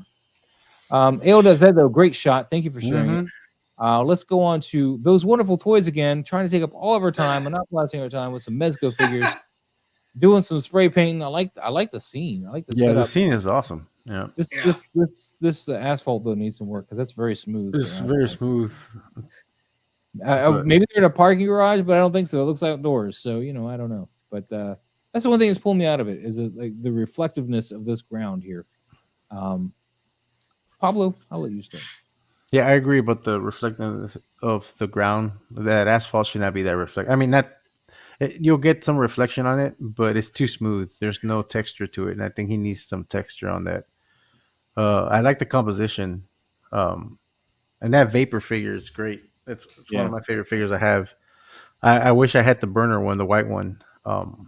I kind of want one of these guys now too. I keep seeing people take pictures of them. I'm like, man, yeah, it's a cool figure. He's a fun figure and he comes with some great accessories. So yeah, it's a fun figure to have. But yeah, the shot's great. The composition. Ooh, what is that, Mike? Is that the vapor figure? That's the burner. It's the vapor burner. Yeah, it's vapor burner. That's the burner. I put it back up. Yeah, I got it though. I'll let you guys. I'll let you think about it.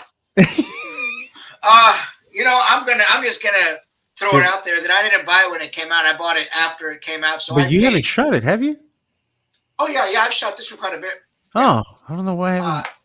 Don't remember. Yeah, I've shot it quite a bit. So I paid Probably almost. doesn't actually look at your shots, Mike. That's I know. I wasn't gonna say it, or maybe I have seen them, and I'm upset that you have it, and I don't have it. That's probably why. This is a fun image all around, though. It is a fun image. Yeah, it's an awesome. I love all the vibrancy of all the colors, and I like that he's flicking that guy off. Like you can tell that guy's just annoying him. Like just like let me be and do my art. It's like, but I want to touch back onto this floor real quick. If you want to do a quick asphalt look, it doesn't take a lot of work. Just get some cork board. Mm-hmm. You can get a roll of cork material and you can paste that onto any kind of flat board. I used a piece of EPS foam. You could use just regular cardboard or whatever. Just to paste it down so it's flat. Prime that black and give it maybe a little bit of dry brushing, and it'll look like asphalt. It'll look a lot more like asphalt than this does. And if you don't dry brush it too much, it'll be black and almost kind of shiny, but it will have that texture like an asphalt. So it works. I mean, mine's not that gray. Mine's actually pretty black, but it works for a lot of my shots. So little piece of get the roll of cork you can buy at your hobby store. It's in a roll. It's about it comes in a sheet that's pretty big. So you can cut that down to size. And if you really put some forethought into it, you can kind of crumple it and make real looking cracks out of it. You like kind of grab a little portion of it and kind of bend it, and it'll crack. And make it look like a nice potholes in the asphalt. It's really good. Which I learned after I glued it down. I was like, dang it, why didn't I do that first? It's a good technique. I learned that technique from Euler's workshop. Yeah, great stuff. Stuff. But anyway, I'm sorry. Back to that. I just since we tore apart his floor, I thought I should mention how we. No, but overall, I love the shot. I have the lighting's great. Maybe, well, it depends on where this is at. That corner is a little too dark. If it's outdoors, but then again, if it's at night, that light you can see the street light right there. So it might just be just the lighting that he needs, because you can tell by the shadow it's going down. So he's getting the light from above. He's got a light over here because you can tell by because of that right there. But like I'm talking about the figures themselves, you can tell there's light coming from above them because the shadows are going down. See, what I would have done for lighting this is I probably would have tried maybe put a bounce card over here, but just had one top light here coming from the street light and trying that. And maybe if you want to try to explain some more lighting, maybe he brought some lighting with him, like one of those mechanic lights, just so because he knew he was going to be painting, right? Yeah. But that'd be a whole other piece because you want to definitely have that in the camera to explain some of this light. So, that's another idea, Mike. What's that? Those workshop lights. Yeah, the workshop with the little rack to hang them on. Mm-hmm. Oh yeah. And since we give you that idea, Mike, I expect free ones, please. Everybody does. I'm gonna tell you. Everybody does. I'll send you my printer. You can gut it and just give me, print it out because I'm sick of it. It hasn't made it to the trash yet because I'm like, it was $700, even though it's just a paperweight right now. Because I'm not gonna fix it. Anyway, moving on, Mike. What are your thoughts? First, I mean, this is what everybody said. I really wish I would have got that vapor figure also. I didn't, but I really would have liked to have gotten that one. I mean, just the little rattle cans he has, and they put a lot of cool accessories in that vapor figures box, man. One of the things that and it's nothing to do with this shot per se, but the ground and stuff looks really clean. They're doing graffiti. They're, I think the fire hydrant is pretty clean, and the ground is pretty clean. I would have maybe just it could even use some washes or something on those fire hydrants or the parking blocks. But that aside, I think it's a great shot. It's a great angle. I like the vibrancy of the graffiti on the wall, the saturation there. I like the pose of the guy with the headphones on looking down at him like, way to go. He's leaning into the wall. I think it's a great shot. I think it looks nice. There's nothing really negative or no real critical thing to say about it. It's lit. You can see everything clearly. Um, you can definitely tell the light sources from above. So I think it looks good. I'm wondering about that phone booth too. That's a good looking phone booth. Mm-hmm. So But Chase Magnitude says, I got to say, I'm very hesitant with washing as a noob. okay. With washing, it's actually it can be a little intimidating, particularly if you're washing like a figure you spend a lot of money on. But if you're washing any of this stuff, like I did a black wash on my Marvel Legends The Thing, and if you're quick enough with it, you don't like how it's landing, you can just dab it off. Just wipe it right off. I mean, Wipe for it the most right part, off. it'll come right out. Yeah. So, with a And wash, it's and pretty forgiving as long yeah, as you've got some paper towels handy. You can yeah, wipe that right off.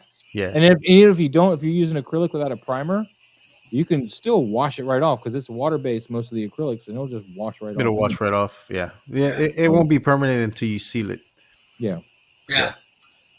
So Yeah. this is a great looking shot. I'm going to move Mhm. on. Yeah. It looks good. And Looks let's good. get to. There's Pablo, and since Pablo says he only tagged us like once, man, we'll just. That's not Pablo. This is Pablo. You're welcome, Chase. You're welcome. Pablo, let's go over this, man. What's going on, man? What's going on with this? Well, You got a horse this is the first shot I did coming back after the holidays. So I did it for the Monday collab. I didn't even know what I was going to shoot, and then I remembered I got that Athon horse and Arethyr that's on the horse at Legion's Con, and I hadn't shot him yet. And I was like, you know what? I need to shoot him with his son because that Belphegor figure in the front is his son in the lore. So I was like, you know what? I need a father and son shot, and I shot this in front of my TV. I used my big TV as the background. Okay. Lighting it was a pain in the butt though, to make sure that I didn't get the lights reflected onto the screen. But I managed to get the right angle for it, and I matched the blacks pretty well, I think. And the haze that I added afterwards, because I couldn't use the fog machine inside the house, so I had to add some of the haze in post. But I'm really happy with the shot. Like I was actually pretty happy with the shot. That's awesome. I'm kind of sad that in my original shot I had a little bit of blue light in there, and the blue light kind of disappeared after I did some tweaking. But then I was actually okay with it. So I can see a little bit still bouncing off the television. Yeah, it's bounced off a little bit there, but I was like, it's not too bad. But overall, I'm really happy with the shot. No, this is pretty great, man. This is pretty great. I like this background. It's working. Yeah, dude. The only thing that I got a problem with is not even your shot. It's just with the Mythic Legions. Now that I have Mythic Legions, why is this stirrup this weird flexible plastic, man? I was so sad with the stirrup being so flexible. I was like, why can't this be like a little hard plastic or metal little rod? At first, I was the same way, but there's certain figures where if it would have been hard plastic, it would have been a pain in the butt to get the feet in.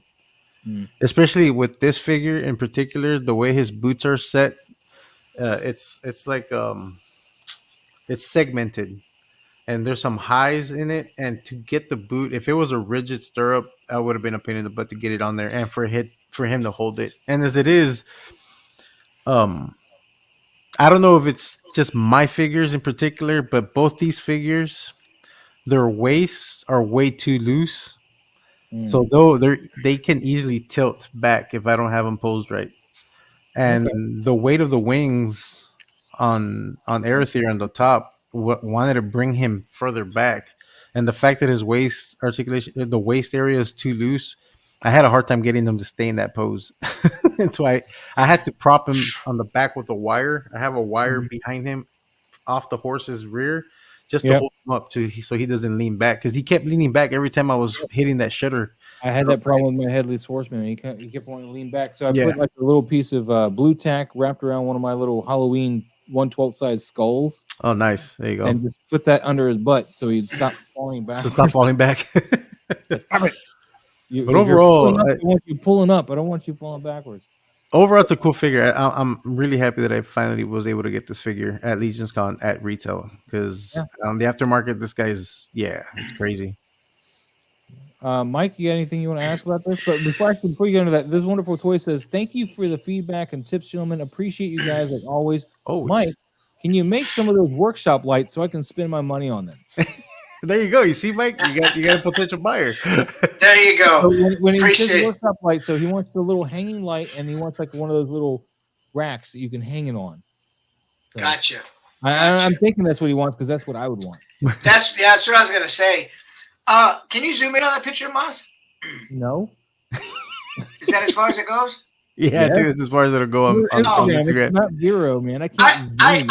I like the shot. I think it's great. I get the feeling of heat from it, but I'm wondering what is on his knee between the knee, his right knee. Is that go over it a little bit? What's that right there? That right there is part of the armor. Yeah. Oh, okay. So it like spikes up. Okay. Yeah, it spikes up. I was just wondering what that was. Okay, so it's a little spike on there. Gotcha. Yeah, it's a spike. 2 cents. I think. What did he say? What? You bite your kneecaps off. Yeah, right. I think it's a good looking shot. I get the sense of heat and hotness from it, which I think is what you were going for. Mm-hmm. I think it looks really good. Those are good looking figures for sure. And they're definitely the angle that you did it looks nice. That horse's smile is bothering me, but I'm probably not gonna gain fringe from that. But I don't know what about that smile is just bothering me. He's like, there's these serious looking demons, and here's this horse. He has that same expression that he has on the headless horseman's horse. It's the same. Does it? Yeah. Oh man. Okay. Actually, well, you have the headless horseman, don't you? Yeah. Mike? Yeah. Yeah, I do. Yeah. It's the same expression. Thank you again, Trevor, for hooking me up with this at retail. I appreciate that. Much appreciated. I will eventually get a good shot of him. Me too. I haven't shot mine. You really need to just get a feel for the figure. Once you played around with it, and then you know the limitations and what you can do with it. Yeah, you'll start being able to pose it properly and take proper shots. I think what's going to help me take proper shots is to get an actual big light. A softbox. A softbox that I can actually put gels on. I can put grids on and snoots on and all that stuff. And I think that way I'll have a nice fill for like the whole area and get that nice solid fill light. And I'll be able to get some nice lighting. I think I don't think my little cubes and the mini panels. I don't think it really. I mean, I guess if I play with it more. That sounds dirty, but a softbox does work. I mean, I use a softbox for a lot of my shots coming from above, and then I use the small panel lights on, just to do some fill lights on the sides. But the majority of my lighting is coming from a softbox above. And then I got to buy more stands if I'm going to shoot in front of my television, which has nowhere for me to clamp my current stands on any tabletops. So I need to get freestanding stands for all my lights. Mm-hmm. But we'll move on here. Good looking shot, Pablo.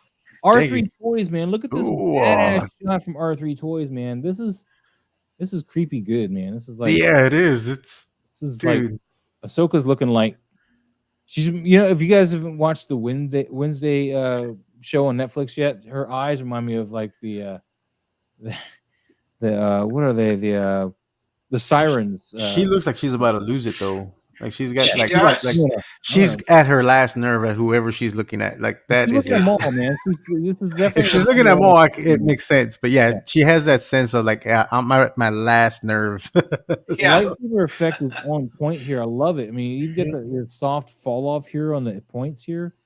I love this lightsaber effect. It's great. Sorry, I'll let you guys go. But R3 says. The figure's eyes are really intense, and then Toy Photographer says, "Wow, this Ahsoka image is fantastic." Mm-hmm. Yeah, I love this Ahsoka figure. This image is. He's shooting in front of, I guess, a screen capture of the Mandalorian throne room. Yeah, it looks like it. So, Mike, I'll let you jump into this. What's going on, R3? Good to see you. Great shot. I think I really like the muted. Blacks, kind of grays, they're not so much contrast. I like that because the blue really shines against that with the lightsabers. I think it really looks good. And those eyes, they're just like stock photo. Okay. Stock photo of underground facility. Oh, right on. It's a great pose. You definitely get that feeling that something's about to go down pretty quick. I just like those grays and blacks. There's detail in the pants. I can make out detail in the right there. Looks good. I think it's lit well. It looks good. I mean, there's nothing I can offer you on that one. I think it works real nice. Yeah, there's very little I could go on to. What about you, Pablo? Anything? Man, I can't really add much to it. I mean, I love the shot, love the lighting, and I really love how intense her eyes are. Like I love that Almost feeling kind of she's freaky giving. intense, like a little. It does, but it really it shows that I'm fed up with this. Like it's about to go down. Like it's time. Enough is enough. Like I get that vibe from her. So and Ahsoka is one of my favorite characters. So I'm this. getting a Venkman quote, man, from Ghostbusters. Janine, sorry about the bug eye thing. Yeah, Ahsoka is one of my favorite characters, so I love this shot. Yeah, and the lightsaber effects look great on this. Yeah, perfect. I love the points on these. I rarely shoot when I'm shooting a figure with lightsaber effects. I rarely have the points in my shot. They always go off screen. Yeah, this is such Great a use of beautiful that. shot, and he's got the right amount of light cast on her arms from the lightsaber. Yeah, and I love Even how on her- well you did this effect here, because I mean it falls off perfectly. Mhm. I don't see any real masking or anything here. Yeah. It's perfectly done here. Look on her hip too, right there. You can see the Yeah, you can see reflection. Yep. Yeah, looks good. Great. Perfect, man. Good job, man. Beautiful shot. R3 Toys, thank you for sharing this with us, man. This is awesome stuff, man. It makes me want to pull up my Ahsoka shot. But hey, look, Articulated Comic Book Art shared this one. I don't know how well it did because they didn't share with me everything, so I can't see all the people who liked it. But so it got tagged, and that's why it's in there. Nice. Nice. You're welcome, R3 Toys. You're welcome. So again, if you guys weren't tuned in during the beginning of this when we were talking about this shot, this is all shot on the bounce cards, so there's no actual direct light. I had a white light on this side pointing towards a white bounce card with like a panel of it, like a panel about this big was blue, but the rest of the bounce card was white and it was much bigger. So it got a little bit of blue mixed with white casting on this side of her bouncing off of here. On this side, I had an orangish yellow light, and I had it pointing up and away from her, kind of an angle, like over here.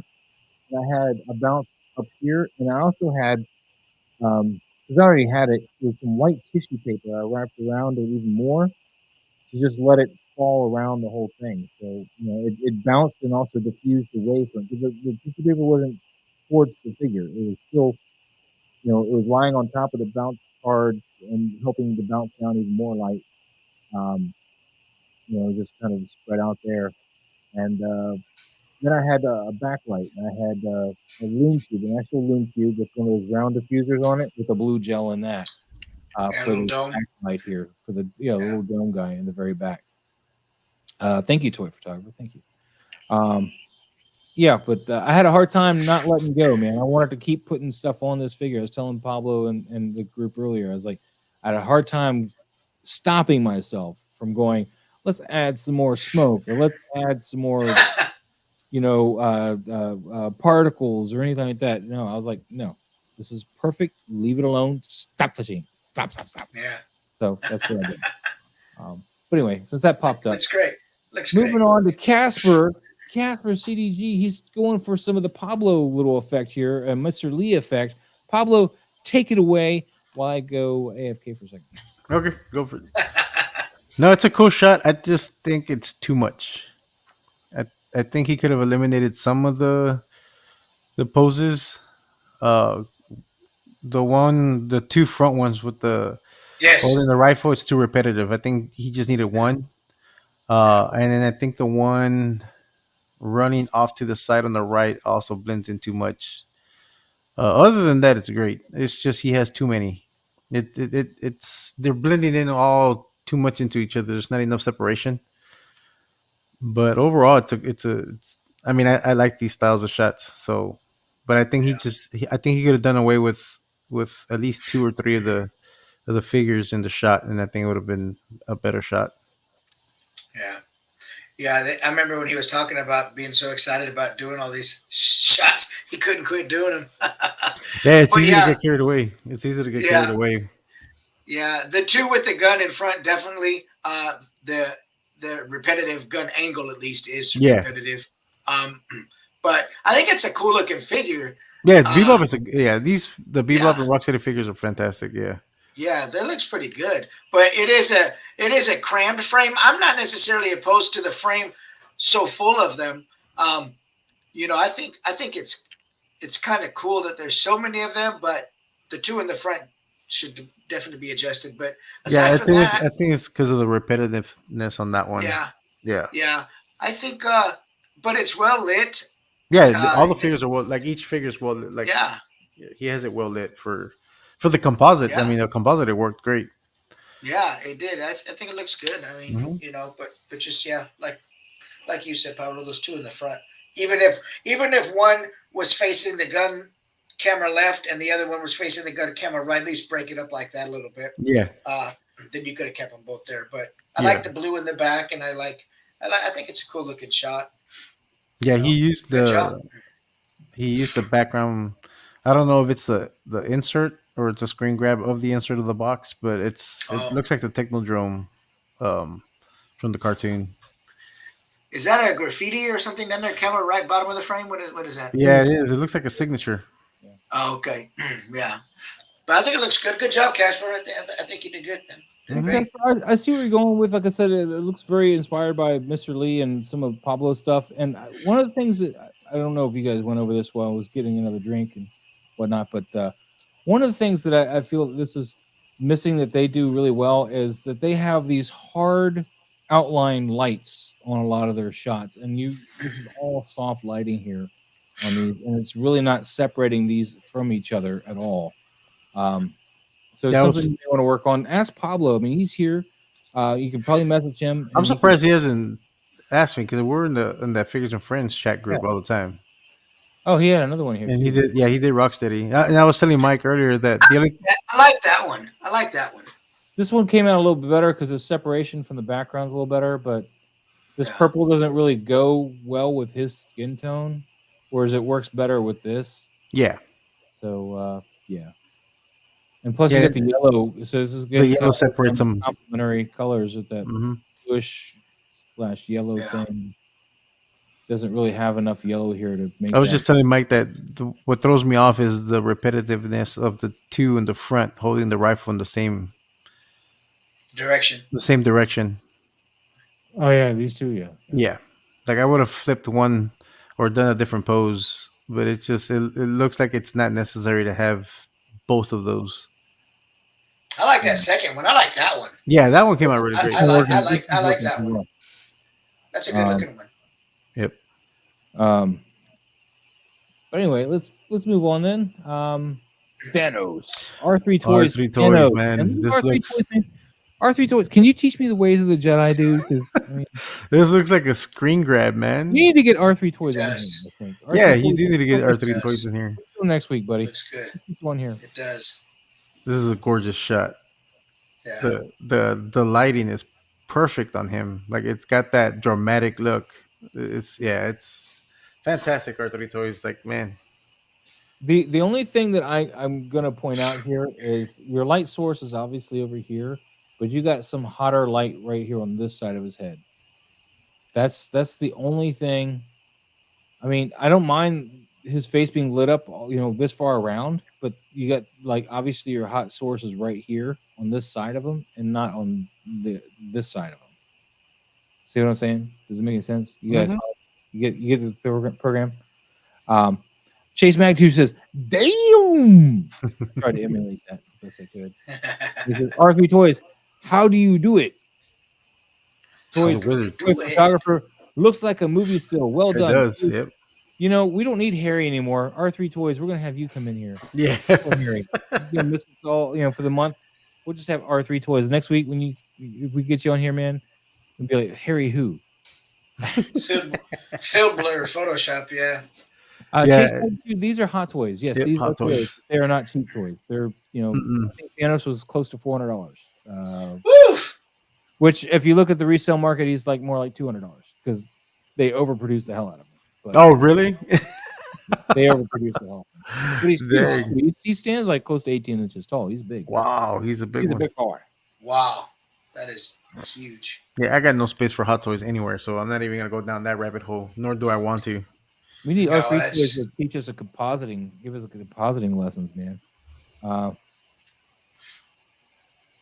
It's half off right now. Those figures actually like half of right now on half off. Yeah. Sideshow. Yeah, wow. Sideshow, yeah, I'm not gonna dabble in Hot Toys. I'm content with whatever Mezcos I get. My Mythic Legions, Ninja Turtles, and my Plunderlings.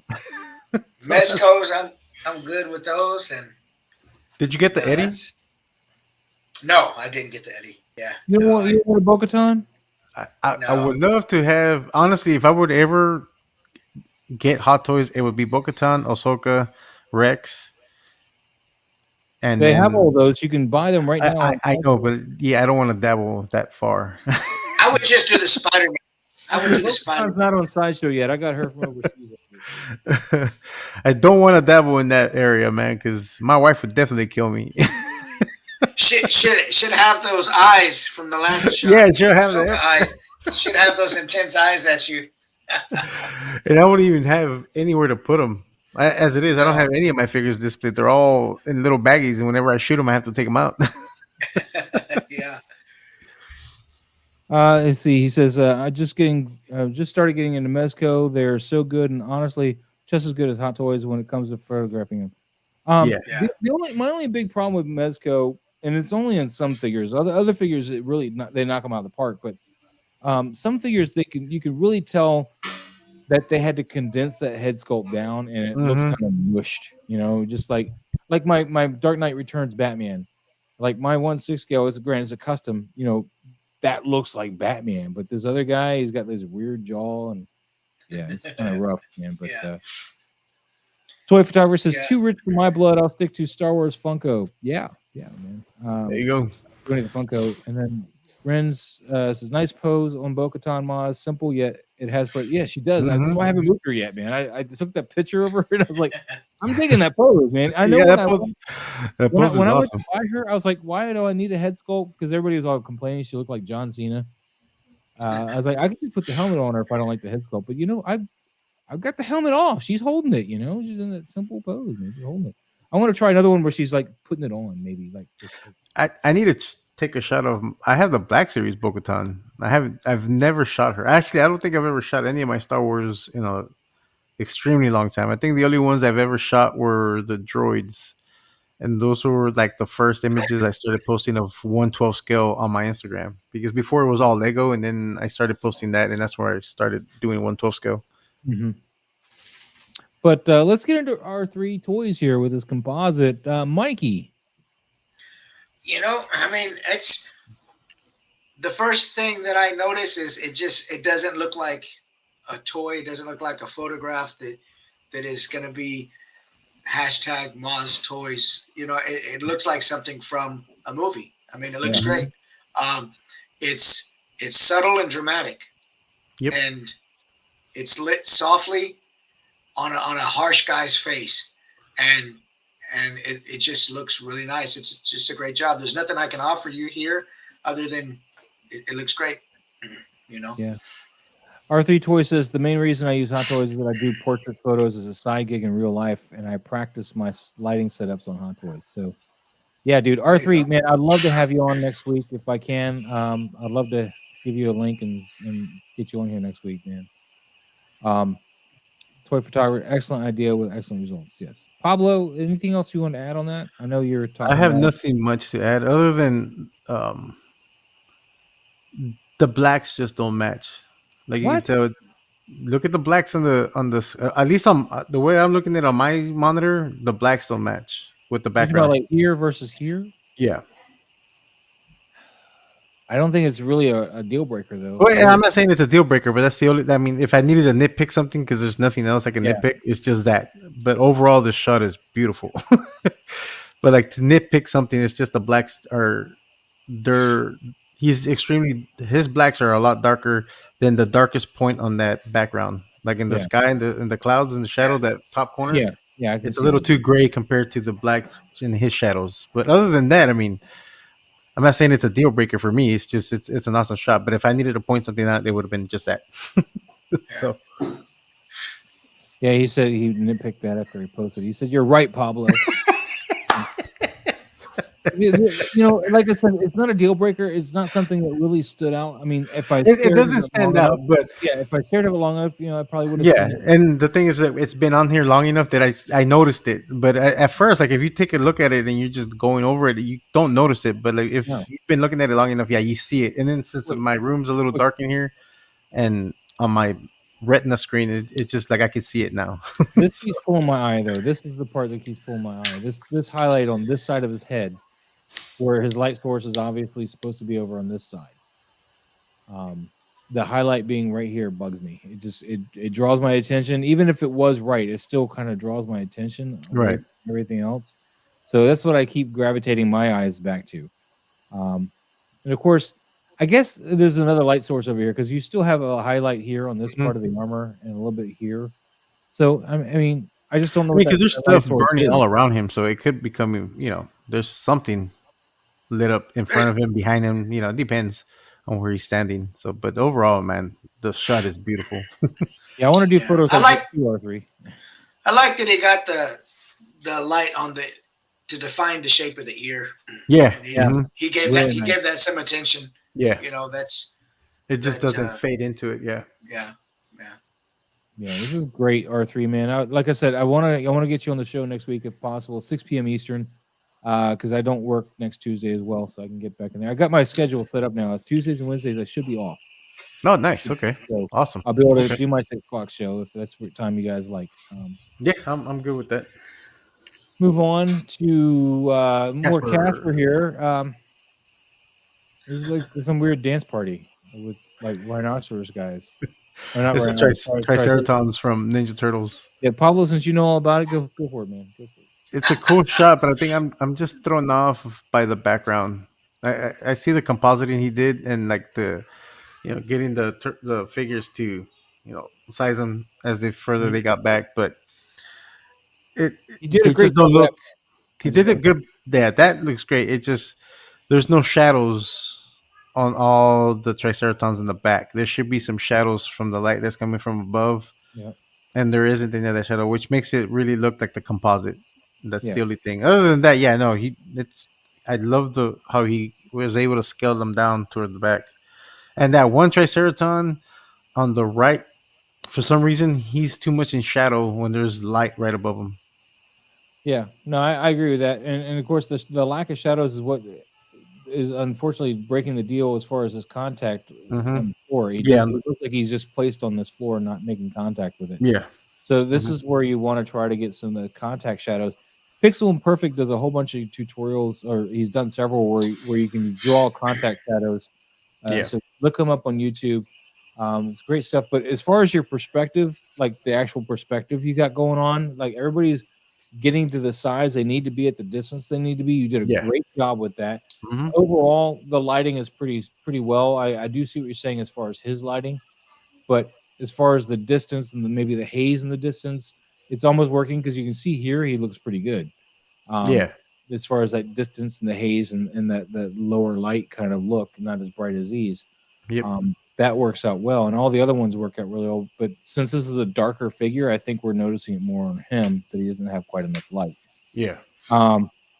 Casper says it was meant to look like Doom, but with Triceratons. Okay, I don't know what he means, but all right.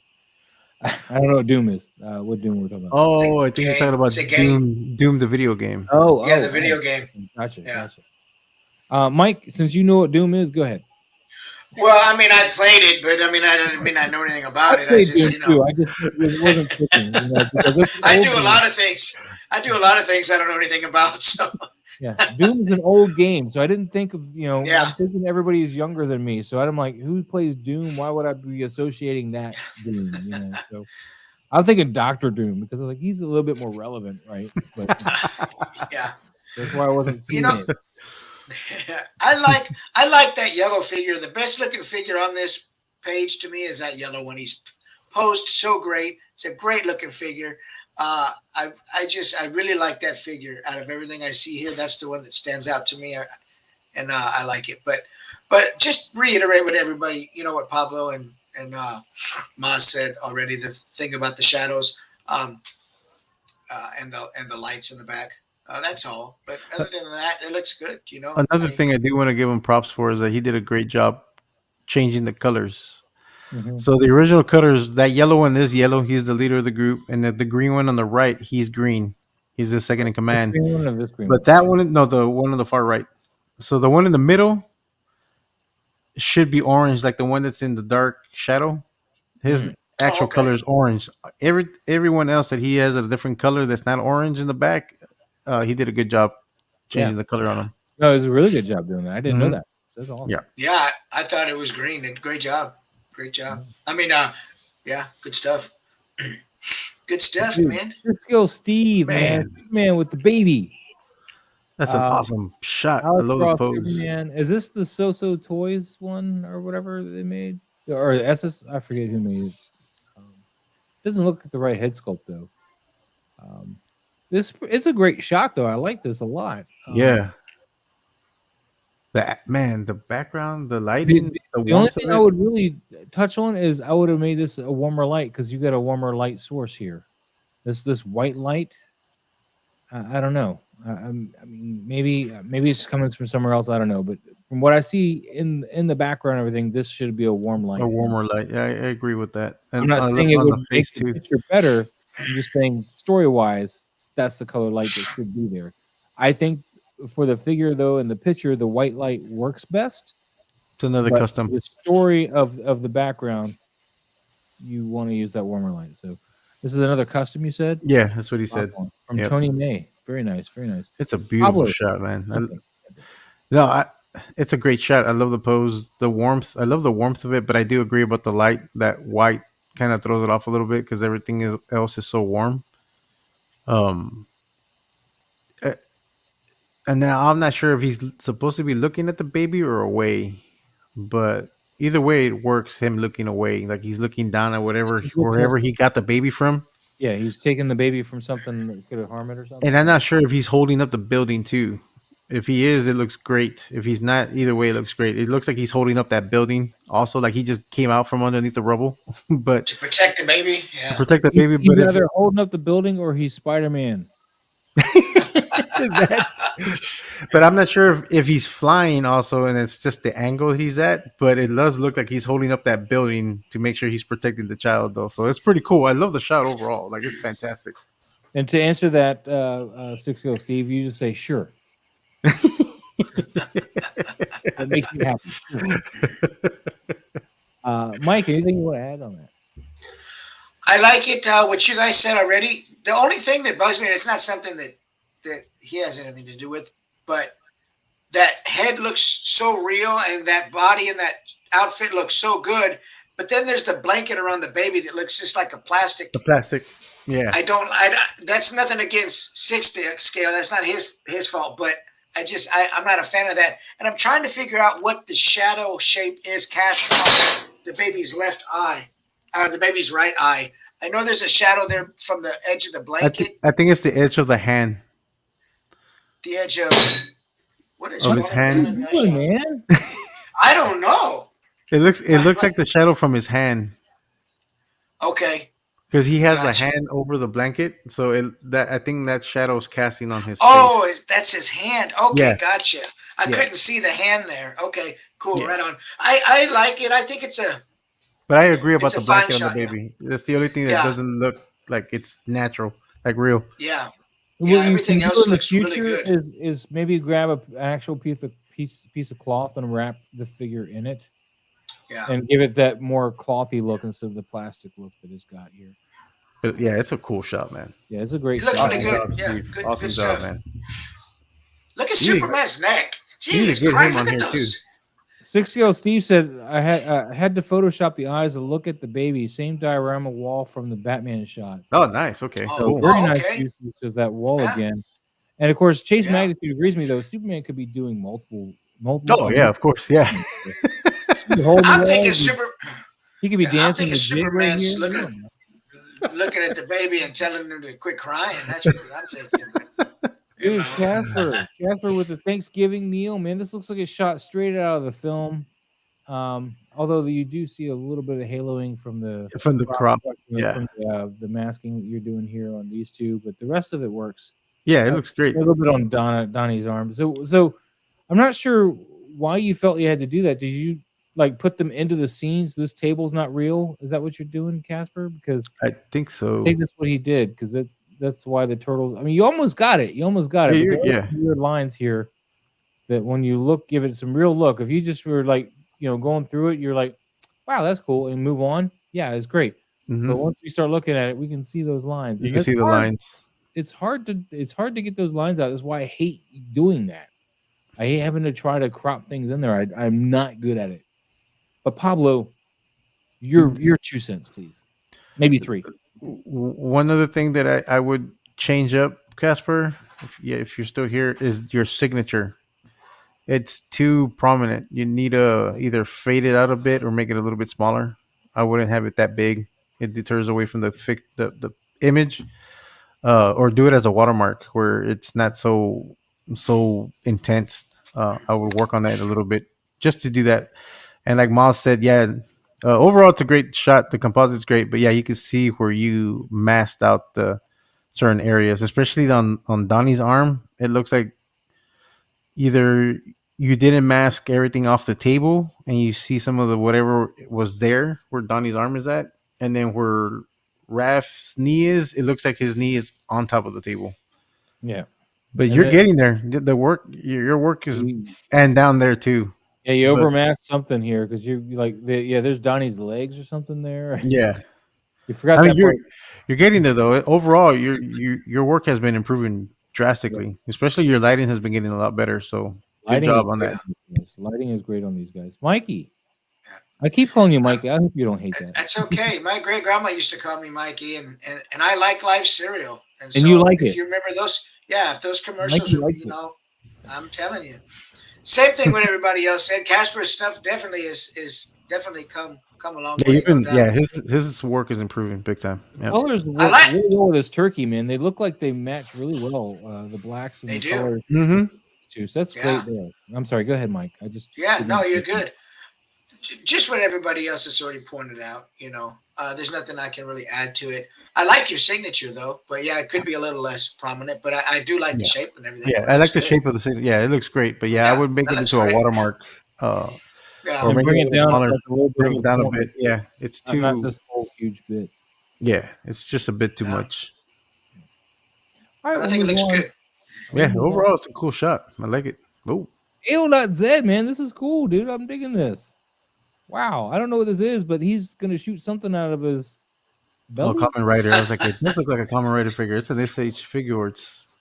It's a really nice use of the glare, though. I like it. You get very subtle reds coming out from here. It looks like he used like a burn on this to give it. Yeah, it does look like a burn. You lose it here, kind of, but I still like it. And I like the blur effect. Like there's some kind of, like you can tell he's to whatever's happening here. Actually, it's not like moving, but it gives like a life to it, which is really nice. Yeah, I'm gonna let Mike dive into this one first, though. Yeah, I mean, what you guys said. I don't know this figure, but I do like that belt. I mean, I don't know what you call it. It's his belly button. It's his navel. It's his navel. I think it looks great. I mean, it's definitely got some effect in there. And there's some motion in the shoulder. I don't know if this is like recreating a scene of something. There definitely is a blue and definitely is a green, and there's definitely they're very distinct, and they kind of fade in a little bit toward the middle. I mean, I think it's fine. I think I would like a little bit more light of another color, maybe a more natural light, or something where I could see, That's a pish posh. Oh yeah, I know, right? Yeah, pish posh. But I mean, I think it's a fine shot. There's nothing I can really say about it. You've got some motion blur, and you've got some action in there from the belly button area, like Moss said. I think it looks fine. It's interesting that the focus of the shot though is not the figure's face, which is something I'm used to the focus of a shot being as a face. And so it kind of throws me off a bit that the focus of this shot is, his face is really not even there, and it's you're directed to look at this belt, and so that's so that's a little different approach for me. And I like that. I mean, I like that approach. Yeah, I'm liking it because it lets you cut off the head, and you don't really think about that because I know Mike's got a big problem when you cut off the heads of the legs. Well, no. I think it works here because your focal, even though it's not centered or anything, it's down in that lower third, but in a horizontal manner, not vertical. It's that lower third. Yeah. And your focus is right here. I think it really works with all the the cropped head, and I like this blur. I'm pointing with my hand. I like this blur effect here. I kind of wish you could see it a little bit better on this arm, but it's still happening here. You just can't see it because of the lighting choice. And this green normally doesn't really work well with blue like this, but it's got that yellow green. It's more onto that line, so it does help with it. I'm digging this. I'm really digging this. And Pablo, you can see the lens flare to the left too. Yeah, you can see the lens flare goes all the way across. It's just you're losing it though with the color dodge or burn that he's doing though. But it's just fine. It works. Yeah, it's a cool shot overall. The fact that the focal point is that belt piece or that whatever it is that or the power is at, because for me, honestly, I don't like the cropped head. But it works on this shot. It's like it works here because your focal point is there. And it does look like a screenshot, like out of a movie. It looks like an anime, like you're watching anime. He's about to cast some kind of power move right. here. So it works for the shot. So I don't. It doesn't bother me the fact that he has the head cropped because it works for that because it does look like it's a still from a movie or an anime, and he's powering up. So it works. It's a great shot, and I do like the green and the blue the way he combined those two lights because normally they don't work all that well. But the fact that it has a yellow hint to it, it works. But I do like that. I do like that he has some blue on the green side and some green on the blue side. Cross here. You've got the green source going here and it's bouncing and hitting this here, and the blue source is coming across and hitting a little bit on this side. I like that. Yeah, it's a cool shot. Yeah, man. Fantastic shot, man. And of course, on the fingernails, look at that blue there, green there. That's just cool. Yeah. I love the balance. It's got a great symmetry to it. I'm really digging it. AO.Z, you knocked it out of the park with this one. The only thing that you could really do to bring this up even further is to maybe put a little bit of something in the background. Not any much. I don't think you need a lot. Because I think it can stand on its own here, but maybe just work on adding some background elements, just for future stuff, just hard to progress. But this shot can stand alone like this. But I would like to see you try to play with some backgrounds. Put something in there. Get something else in there. Just for future. Moving on, we got a Yeti. No, it's a gorilla. Oh, it's his custom from. Casper. Yeah, that's the custom there. This is the non-grape ape. He's got a little bit of grape. I don't know if do you remember Primal Rage? Yes, but I didn't really like that game. Oh, really? That was a fun game. I like that game. So this is a custom to that figure, one of the figures in that game. Okay. Casper, this is one of this one's interesting. I don't know. I'll let Paulo go first. He seems to like it. What throws me off is that foreground iceberg thing. You see the masking edges again on there. He did a good job in the scale of the smaller one to make it look like a smaller youngling one. Because that it's the same figure. It's just it's a composite, but overall it's pretty cool. I do like the color. The background, I don't know if the background is working for me though. The angle of it doesn't look bad, but it just there's something about it. I'm not quite sure, but I have an issue with whatever that thing is in the foreground. I don't think that's even the problem. I think what's really killing me is the pose looks very stiff. It looks stiff. Yeah. Well, on both figures, it's very stiff. And I know you might have limitations with the toys, but you may need to make like a little wire stand to help stand them up just to get that pose look more organic looking. Because right now this leg propped up here and whatever this balance, it just looks weird. Like this knee should be bent more. He should be leaning more forward off of this knee. implant it, so his knee should be coming out, and then his foot should be going under him, and he should be leaning forward into this, and not this weird like just sideways stand like he can't bend his legs. That's what's really pulling me out of that. I'm sorry, Pablo. I just want no, that's fine. And you know what? Actually, I think it's the pose that's throwing me off. It's not so much the background, but I thought it was the background at first. Yeah, it's the pose. He does look stiff on there. That's why it's throwing me off. That and the darkness of this purple here, as opposed to it looks like there's no real light catching this at all. To like, yeah. That's what I was gonna say. Was there's in the face there's such a muddied down lack of detail, and that's because of the light. His eye sockets are totally dark, and there's just no light. And I think he did that post because it doesn't match his hand. Well, look around the top of his hair. There's some kind of effect going on there where all that space up in the white sky. Look around his hair. There's something going on that he did there in post. That there's a blur around the top of that head or something. I'm not sure what. Because his hand looks more bluish, which is what his painting, like the actual custom, was that color. I don't know why he muted it on the rest of the. Well, look at his fist too. Camera left. His fist is more blue, like the right hand would be. But so there's something going on there, and I think that the sharper part of the image is actually the smaller figure. Yeah. I'm trying to see where the focus is, but anyway, there's something going on there. There's something happening. There's some weird color going on there. That's true about R3, what R3 just said. Yeah, R3 says it's funny how you can always tell the photographers from the videographers by their gripe with cutting heads off. As a photographer, it drives me crazy too. And normally it would, but I think in that shot, it worked. It worked because it looks like they just paused it right there as he's like, so it worked. But normally I hate cutting off the heads, and I was always taught never to cut heads. Never to cut like if you're doing like upper torso shots, don't cut off elbows, hands. Like if the hand is there, make sure the hand is seen. Don't cut off the fingertips or anything. Make sure everything is there, or find a way to either crop it higher, because it kind of looks distracting if you do that. And we also got taught never to cut on the knee. It's either above the knee or below the knee. On waist, it's either above the waist.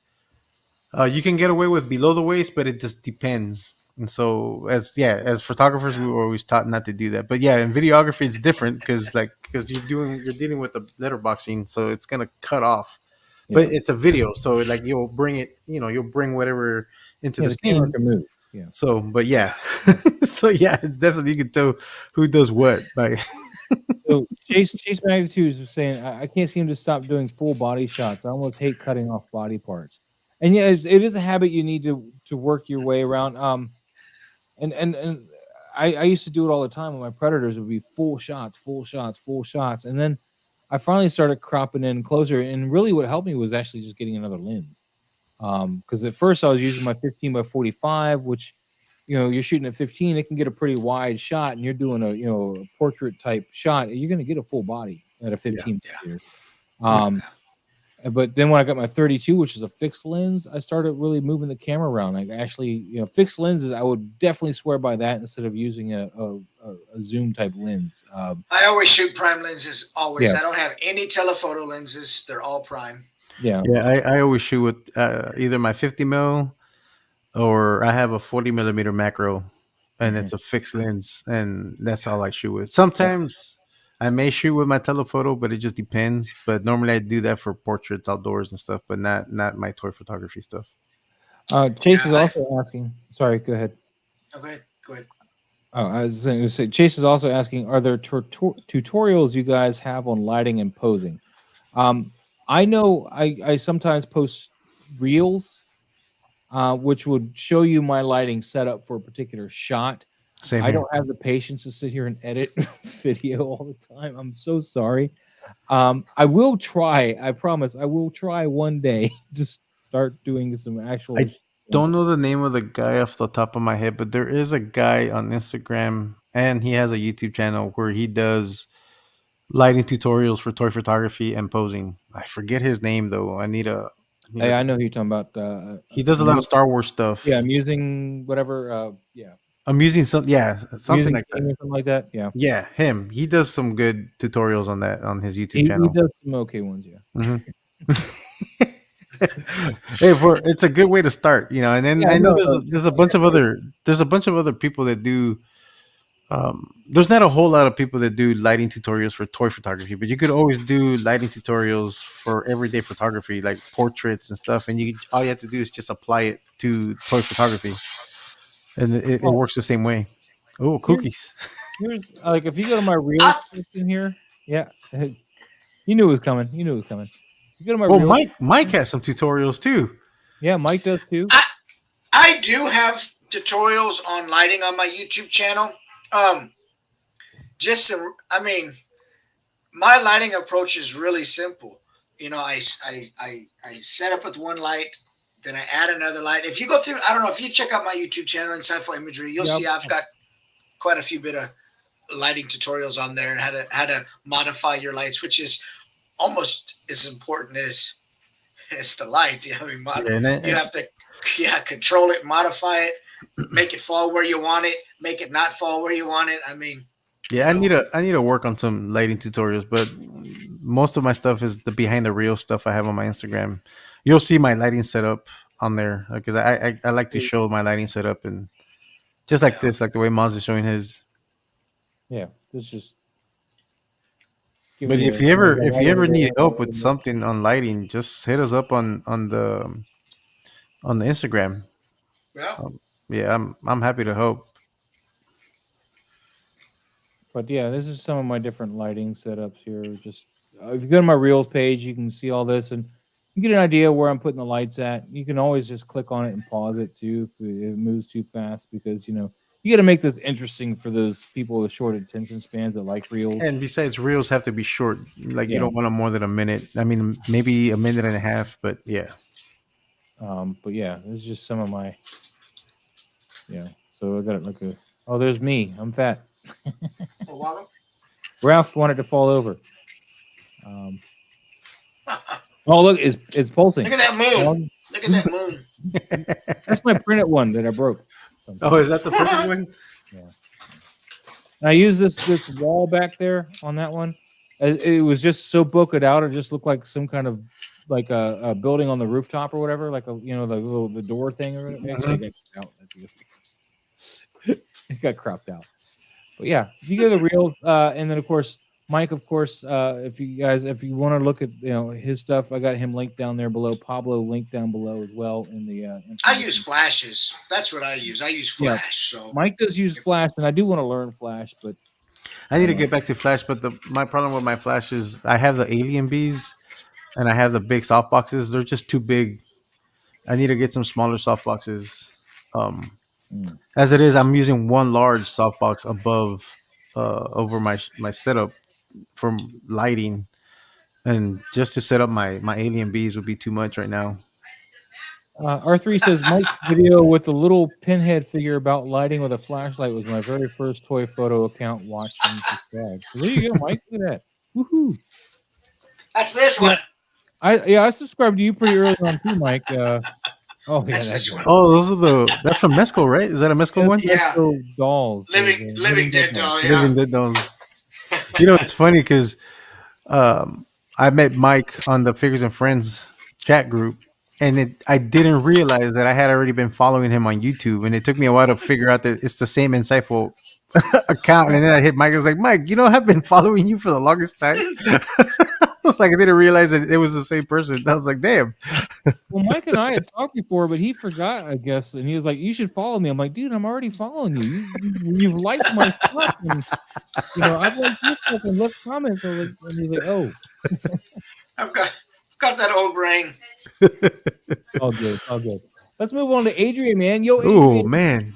I don't know who the green guy is, but this is a Goku and Piccolo. Goku Ono? Is that what his name is? So that's Goku, and then that's Piccolo. It's Yoko Ono, right? Huh? It's Yoko Ono, right? That's where the Yoko right? That's how I feel about Dragon Ball, man. I'll try not to let it hinder my my ability to. I love this dial of his, the kitchen. He's used it quite a bit, and it's an awesome setup, man. He likes this style, man. It's so versatile. Like he used it in so many ways, and it works every time. Everybody likes to make food. And Chase Magnitude, by the way, goes, "Oh my God, you're that insightful imagery." Who would have thunk it? Right?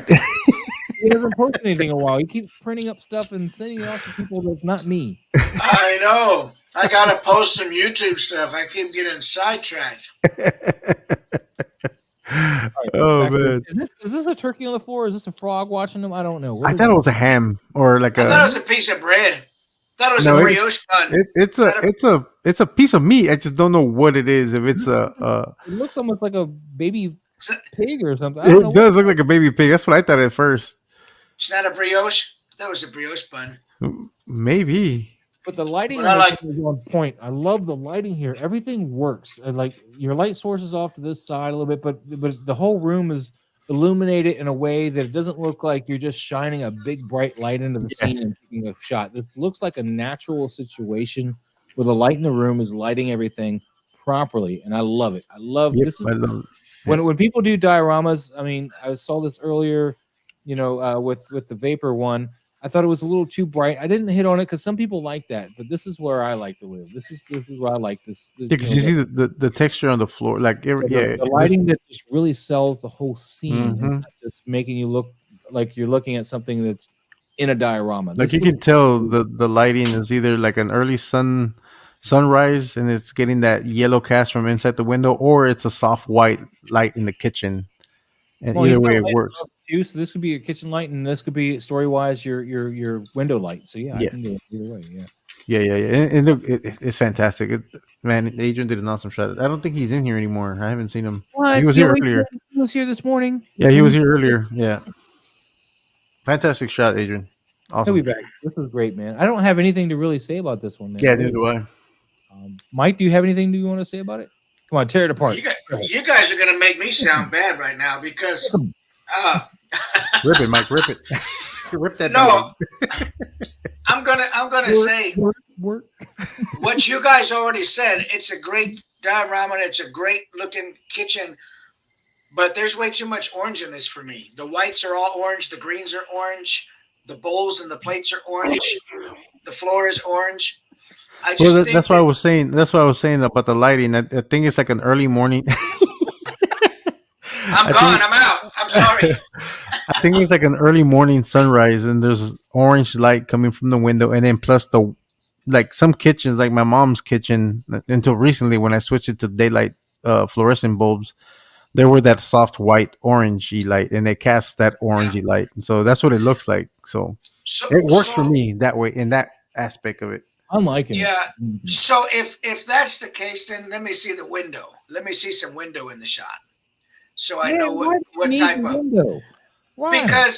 Because that's telling me that it's sunrise. Because when I first look at this shot, and I don't mean this in a bad way, but I see that you need to take the color picker and select something white to get this back to a neutrally balanced, daylight balanced shot. Yeah, I can see that.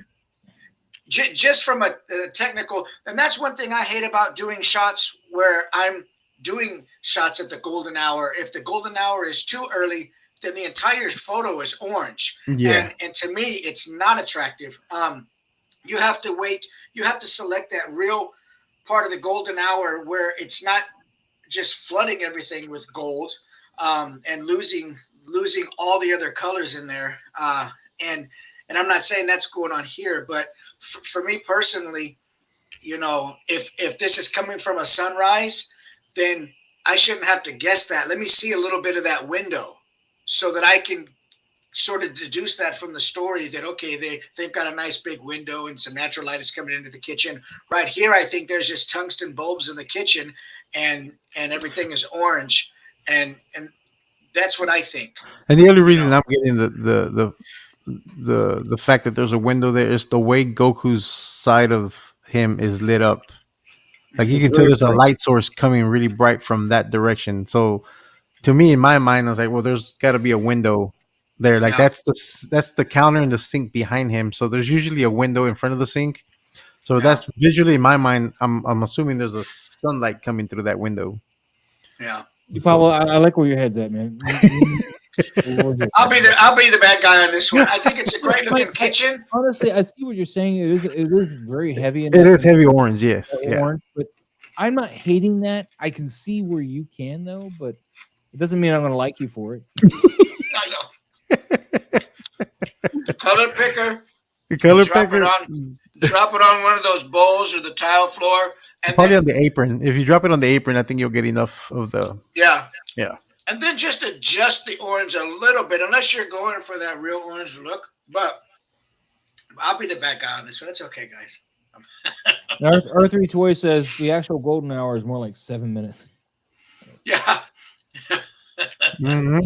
What else we got here? Oh, look at that. Yeah, see, there's your window. There's a window. No, that's a cabinet, unfortunately. God dang it. Where's the window? Where's the window? Wait, and it's like that shot doesn't look as orange though as the other one. Yeah. Oh, see, it's the refrigerator open. See, the meat fell out of the refrigerator. That's the whole story. He's like, wait, no, I didn't mean to drop it. So it looks like that's why those photos I did of Ren Chaos Theory, the Ren figure, Pablo, when I went out to do I haven't posted it because I think that the golden hour or the orange of the sunrise just overdid everything and made it more orange than I wanted. So I didn't even post those shots. Even though the poses and everything were great, the light was too intense. But there's a window there. There's the window. If you go back to the scene, that's where the window would be. Yes, there you go, Mike. There's your window. Okay. Now that we see the full room. These shots are all great. Yeah. Not working but if I didn't see the window, I would just think that this guy's color tip is off, and that's what I would think. I need to see the window. Yeah, there should be more light on that other side since the window's there. Lit up here because your window's over there. But yeah. Here he's got it right. He's got the light coming from that side again. Yeah, but I do like the story that he's telling here. It's fantastic, man. He's holding his meat right there, man. He's like, "Why are you touching it with bare hands?" It looks like he's a football player. Scroll back one. It is a pig. Look, there you go. Scroll back one, Maz. Scroll back one to the. I want to look at this one. This one's great. Anybody who drinks alcoholic beverages and eats pancakes. They're having their drinks for breakfast, man. They're okay. I see that martini now. Yeah. Yeah. Little breakfast martini. Shot, Adrian, this is great. It's a cool shot, man. Yeah. All these, man, because really, I love that dial. I need to get my hands on a dial like that, man. That's the only thing that bothered me. Did he make that, or did he buy that? I'm not sure. I honestly don't know. I love the copper pots. We need to ask him. Great Thanksgiving, Casper. Doing his thing here with the Last Ronin. I'm going to start off real quick that his color palette is not really matching the rest of this background. Yeah, very muted colors here. Otherwise, though, I mean, his lighting's all right. I don't know why I have this green tint on this side of his side, though. It should be, I don't know. The colors are just with that green. There should be some light bounce. I see what he was going for. Better. But you didn't do that. Yeah, that's better. He was trying to do it here. There's the Adrian. He's right there. What's up? Adrian, that diorama, is that a bot dio or did you make that kitchen dio? Hold on here. Penny. Well, hey, Penny. How you been? The irony with Piccolo is that he's the chef, but he only drinks water or green martini drinks in that. Right on. All right, Pablo, go on to this one, man. This is... I'll touch more on what you said. Definitely, yeah. It's a bit muted, and I probably would have put a bounce card underneath him to bring in some more light in the front. It's a little too dark. I mean, I understand he was trying to copy the reference from the comic book, but you can't. Sometimes you can't really just do exactly the way the lighting is done on a comic book on a page. It's just sometimes it just doesn't work. And on here, he needed some more lighting in front to match. Especially to match that green light on the side. Mm-hmm. The fact that there's green light on the front of that side and then nowhere else on the figure, it's a little weird. But other than that, the pose is pretty cool. I do like how he did the composite for the 3 turtles in the back using the unarmored Ronin turtle to show the brothers in the back. But I think the bandanas look weird the way they're posed. It doesn't look naturally posed like they're in the wind. Yeah. and that's just due to the stiffness of it. But I probably would have just laid them down instead of having them up. Yeah, my big thing is just you desaturate it like the whole Mikey here. Just It's the Muppets playset. Yeah, he says Muppets playset, man. Adrian also says, "I'm applying the video techniques from your video I watched earlier on a new photo tomorrow." Nice, dude. But yeah, that's my biggest gripe is just he's just totally desaturated, and this is very saturated, and this is saturated. Well, and just very mute looking compared to the rest of it. What do you think, Mike? I think the thing that bothers me the most is his foot cut off. No, well, now that you bring that up, the last camera right turtle, go all the way up to his pupil. His pupil is looking to the right, and his face is looking far this way. I don't get that. I don't think it's supposed to be a pupil. His eyes should be all white. I think it's either it's a paint defect or something. Just there's a shadow there, but there's no pupil in his eyes. They're white out because it's the same figure. It's the same figure that he used in the back. Oh, okay. Yeah. It's just for some reason either it caught some shadow and it just looks like there's a pupil there, and it's kind of throwing it off. But I agree, it does throw you off a bit because it does look like he's looking. He's giving that crazy eye. Yeah. Yeah, he's got it going. But then on a more serious note, just what you guys already said, the foot does kind of bug me, but and the muted colors on the Ronin in the front. Yeah, if you can get him saturated properly, I think the lighting on him would be okay. It's just that there's like no real color to him at all. He's just he's muted. Yeah. He does look Yeah, I agree. I actually prefer the other one. The other one is the inspired. What he's inspired from. That's the comic book cover right there. Gotcha. I like it. But I can see what he was trying to do with the bandanas. But I think the fact that the bandanas on the actual figure is too stiff, I would have just laid them down. Yeah, they do look. It's funny flipping back and forth though between this turtle here and the crazy eye.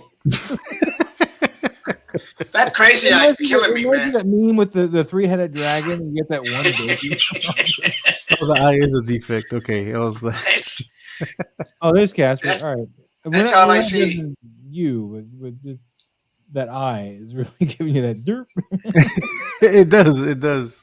But I kind of figured it was either a defect or there's just a shadow coming. White out or some white acrylic paint. Just fix that, man. It won't take much time. But I see what you're going for. Try to bring him out a little bit less desaturated. Use a bounce card on the bottom, like just lay it on what he's kneading on, and it'll bring some of that light up. Dude, look at Andrew, man, with his 616 photos. Wow, that's Master Chief. There's 1,000 toys. I still need to order this, but I got a job now with money, and I found a whole bunch of other things to buy instead. Like Christmas present. I got my wife Christmas presents for the first time in like 2 years. No, I'm not that sad. I did buy our other ones, just not good ones. I need to get my hands on this figure too. It's such a great looking. I do. I've been wanting to order him, but he's coming down in price on Amazon. That's the only place I'm. Well, there's 2 versions of him. Oh. Yeah, 1,000 Toys did 2 versions or 3 versions now, but there's one that comes with the blue light sword or energy sword, and then there's one that comes with the red energy sword. Oh, I don't care. It's the same exact figure, but it's a different sword, and I think each one comes with a different weapon, a different rifle, I believe, or a different set of firearms. I just can't remember. Yeah. But I know there's 2 different versions of it. R3, he says, the hardest part for me with stiff figures like NECA are that I tend to pose figures based on a scene I'm thinking of, and the pose just don't work. It's easier to pose the figure first. Yes. I typically, I get inspired by scenes, but I really try not to mimic the scene too much because sometimes it's just not possible with the figure, depending on what figure you have. So I do pose it differently, but I do take inspiration from certain scenes. And I try not to mimic the scene as much as possible. Sometimes I do that in a way, but I try to do it my own, but just get inspiration from a scene. That's what There's I another typically do. one that I had to fix and just altered because I couldn't get the figure, and it was really the big problem was the tail. Yeah, to get that lays on the ring. wrong side. Yeah. But yeah, in the shot that I was trying to emulate, the tail comes around like a nice circle. But since the mecha figure's tail doesn't get bendy until like here, it doesn't come around right. It makes more like a question mark, and you're like, that's not what I want. The last quarter inch. That and I wish you could switch out the gauntlets and put them on either side, because in the comic book shop cover I was trying to emulate, this is actually on the other side. So, but yeah, you got to work around these small little problems. But back to this. Yeah, this is a great shot, man. Yeah, I'm gonna have to buy this one, and you can't buy the cheap one that we have at my store because it's really cheap. Like the joints look very, very, very bad. The one from Jazzwares, yes. I don't know. I know who you're talking about. I have that. I have one of them. I have one of the Master Chiefs, and yeah, you can't do what this figure does. And it's expensive, but I think it's worth it. But as long as it's coming down, then I'll probably eventually get it. Yeah, it's like $120 some odd right now, as opposed to the 160 it was when I first started watching it. So it's still more than it was, initially. But yeah, what I think is funny is that the GameStop ad on Facebook or whatever keeps trying to sell me this figure, and of course they don't have it anymore, not locally. Yeah, do that with that and the Sentinel Miles Morales or whatever. I'm like, dude, stop teasing me. Yeah, it's annoying. Yeah, I hate that they do that. You click on it, it's like, this is no longer here. You're like, motherfucker. But Andrew, I'm digging this lighting, dude. I'm really digging this lighting. I love, you get your light source over on this side. It's like it gives you a real daylight feel to it, but it's dirty, it's dusty. It's like a dust storm out there. I love that. Great use of this dust effect. I don't know if it's in camera or not, but I don't think it is. But it's a great use of it. The only thing I wish is you got a little bit more light on the lens, like over on this side, because it feels like this light should be encroaching on like half of the lens, like really just brightening up like this half. But Mike, what are your thoughts? I like this shot. I love that figure. I think it looks great. I love all the texture of that. I mean, you could tell that there's some drama here. His elbows cut off, and that's okay here. I like it. Mikey likes it. I like the lighting. Is this outside? This is outside, isn't it? I don't know. Andrew's not here to ask. Yeah, he hasn't said anything all day, and I'm going to be very upset with him if he says something now. I'll be like, "You've been sitting here all this time, not talking." No, I mean, I think it's a good looking shot. I can't really say anything bad, bad or critical about it. It's lit well. There's great texture in the suit. There's a lot of nice reflection in the visor. I don't mind that it's hot up on the top of the head, because to me, this is supposed to be like an outdoor action scene running into a hot dust storm. So light is going to be like that. That's going to be, what it is. So I think it looks good. Yeah, I think R3 is onto something. It looks like Master Chief is in a gunfight with a ship nearby providing cover. Yeah, that would make sense for that little windstorm thing. Yeah, it's pretty good. Pablo, anything to add? I got nothing else to add, man. I mean, all right, we're gonna move on. We can move Andrew, on this one. Badass collection unleashed. We got some stormtroopers. I like this dude in the back, man. This is like a G.I. Joe type figure back here, and then some stormtroopers. I love that. It's like a World War I. These guys are a little dark though on this spot here. I wish he had a bounce card. Is all that's needed to bring in some light on those two troopers right there. Have we gotten to your Watchman shot? I'm not sure which Watchman shot we're talking about, Adrian, but I don't know. Yeah, I haven't seen a Watchman shot yet. No. I mean, he did some. I think didn't he do the Rorschach ones that we went over last time? But that might be a different shot. Go ahead. I'm sorry, I didn't mean to cut you off on this. No, you're good. I like everything about the shot. The only thing is that it needs a bounce card just to bring in some light onto those two troopers right there. Yeah, just bring in the faces a bit. Mm-hmm. That's all that's really needed for me, at least from my view. But overall, yeah, I like the shot. I like the composition. That guy in the background just reminds me, for some reason, of the Starship Troopers.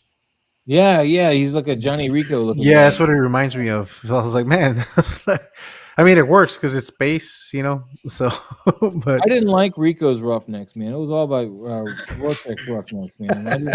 I want to be a part of the Roughnecks. I didn't like Rico. I wouldn't even want to be a part of them. They just send guys in there like, oh, look, he's dead. I'm going to take over now. Anyway, Chase says that's not such a bad shot, though. Dirty troopers in the muck and non-trooper. It's a great shot. Yeah, I love the shot. It just needs a little bit more lighting on, just a bounce card, just to bring some of that light. Because if it's outdoors, if it's an outdoor shot, that light that's coming from above, that's outside, if he had a bounce card to bounce some of that back onto them, it would have brought in some more of that, the detail on them. Mikey. Just what you guys have already said, that figure in the back is a World War I. He's time hopping, and not 12 monkeys. Yeah. I just think, just a little fill card of this would be good. Not much, but just something. Yeah. I think with the fill card, it would have been just enough because it wouldn't be so much. It would have been a soft light. Yeah, it would have been. Yeah. Just a little something. That's all. Just the mask too. You don't have to worry about the chest. Just bring out the mask a little bit. Just the tip. Yeah, just the tip. I mean the top. The top. All right, we got some Alpha Raptor CZ, man, with a little Dr. Grant facing down a Velociraptor with glowing eyes. I like the glow on the eye, though. It really makes him look very demonic for some reason. I think what he was supposed to be the glow from is like the reflection of this, maybe. Probably, yeah. Bouncing that out there. But Mike, go ahead, man. Jump into it. Go ahead. Rip it apart. Yeah, perhaps, when you see the animals at night and there's a light on them, they get all shiny like that. That's what you're going for. Great use of the smoke and the flare light. Is that flare light? Is that I'm not sure how they did that, but it looks like looks good. Looks good. I mean, it looks like it's glowing off all the smoke being emitted from the flare. So it looks good. But aside from that, his feet are in the front are cut off at the worst place they could be cut off at. Should have been a little higher. Been a little higher. Just a little bit higher or a little bit lower. Because even if you came a little bit lower, too, Mike, he had to sacrifice one set of feet, and he kept the dinosaur's feet. The raptor ate him. No, if he would have just came down just a little bit, he still would have got the smoke from the flare. He still would have got the entire scene in there, but we would have saw some feet. So that's the only real technical thing that I would have to say. I just want to know. You have a foot fetish? No. Is this what we can go to the market or what, man? It's just a photographer, I know what we've been trained to not do and do. I'll cut off the foot all day, man. If I have to, man, because I would have cut a little higher if he didn't want to have the feet. Depending on what. Maybe the edge of the whatever he has in mind was too prominent there, and I could understand him cutting it. But I think I would have gone a little higher, at least just a little bit below, or maybe up to where the foot of the raptor is. I probably would have gone up to that point.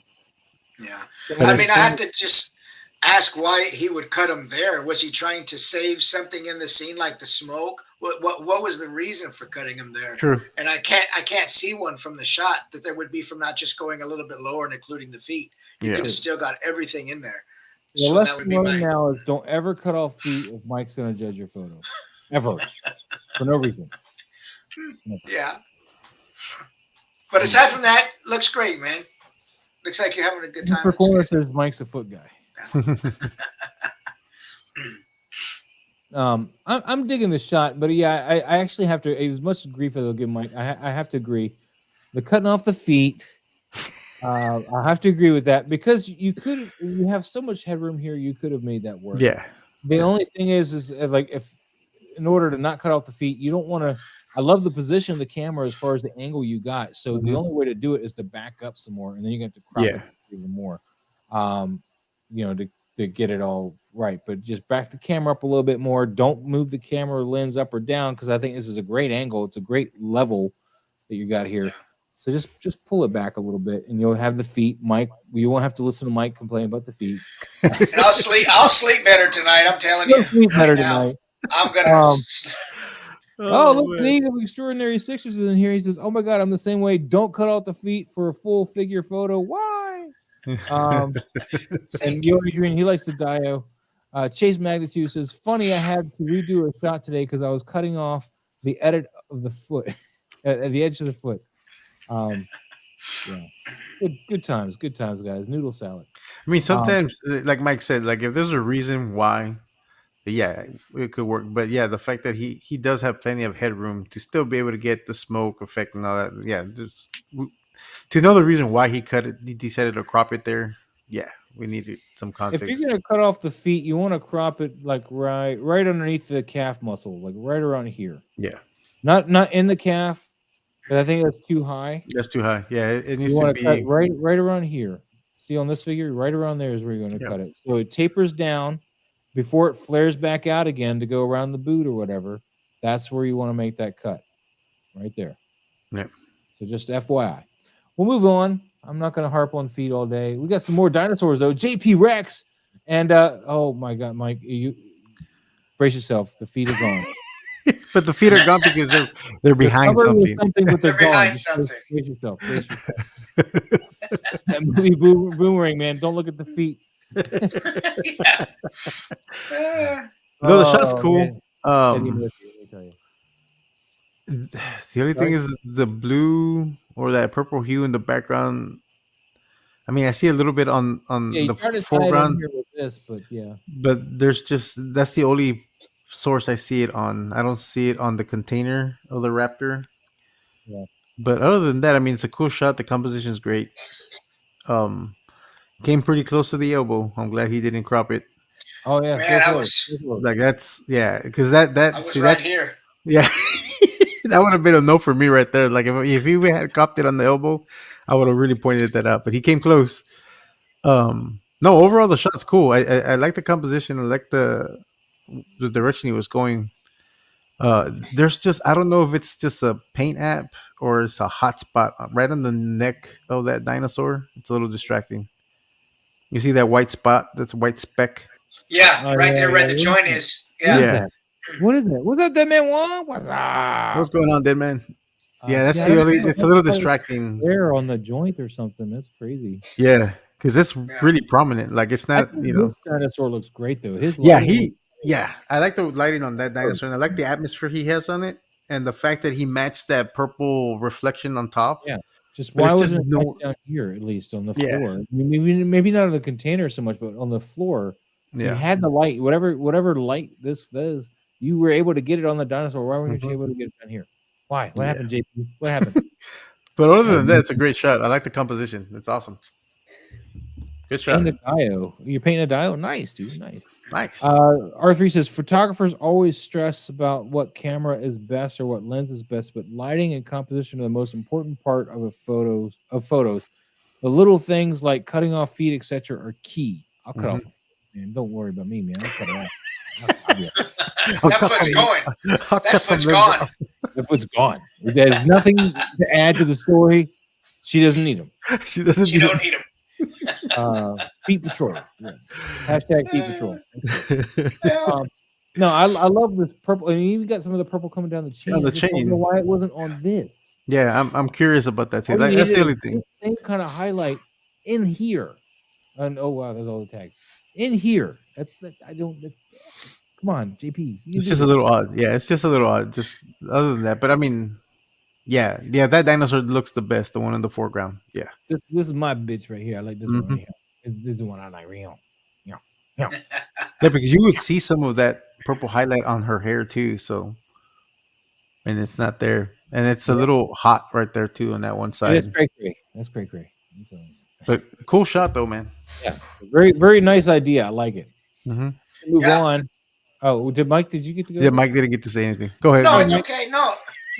What you guys said. I like the dinosaur in the foreground. That thing looks like. It has the right amount of blur to it. I like it. Yeah. So So meanwhile, yeah, she's a little hot. Huh. So meanwhile, Adrian has been sending me messages on Instagram while we were talking about this, taunting me with the Mezco Predator that I did not pre-order. He's all like, "Look what I got," and I'm like, "You bastard." It's okay. I didn't get it either. Don't worry. AO.Z. Now, see, here's where cutting off the head's not working for me because we Yeah. don't have it focused on the belly. Mm-hmm. I Yeah, like it's your not working use here. of colors here, Zed. I like these a lot. You can get the yellow here, the green, and this is looking really nice. I like what you got in the camera. I just wish you didn't cut off the head. See, Mm-hmm. Mike. See, I don't like to cut off the heads either. Just sometimes it works. Just not here. Yeah, and this one it doesn't work. I agree. And I think some of that yellow light should be on his eye. It should Yeah, maybe reflect a on little the bit. eye. Maybe Just a a little. little. Not Like right on like this part of the yeah. eye. Mm-hmm. Get some of that. Mike. But yeah. Oh, that's probably you still going. I'm sorry. No. Go ahead, Mike. Oh yeah, no. What you guys are saying? I'm not a fan of the cropping the antenna off the antennae, or is that how you say multiple antennas? Yeah, how do you pluralize antenna? I think it's just antenna. I Antennae. think either way, it's antenna. Yeah. But I think it's a great looking figure. Yeah, it's a cool figure. Yep. I just don't know if there's a story here.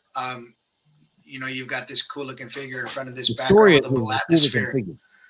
Okay, then I'm down with that. This one I would have done portrait, so that way he didn't have to crop the top of the head. Yeah, there's a lot of stuff to the side. Yeah. Although I like the gradients going on here with the vapors or the smoke or whatever, and the gradients work here. But it doesn't. But there's nothing there. There's nothing there. Yeah, this would have been. I'd better rather see more of the portrait. figure. Yeah, it would have been better as a portrait, and that way he didn't have to crop at the top of the head. Yep. Yeah. That's it for me. Yeah. All right, we're gonna move on. We're gonna move it on to Batman. Those wonderful toys, Michael Keaton. Ooh, that's a nice Michael Keaton. But before we start into that, let me see some of the comments here that were said here. Deadman One hasn't taken any shots worthy lately. I feel you, man. I feel you. Did I read this one already?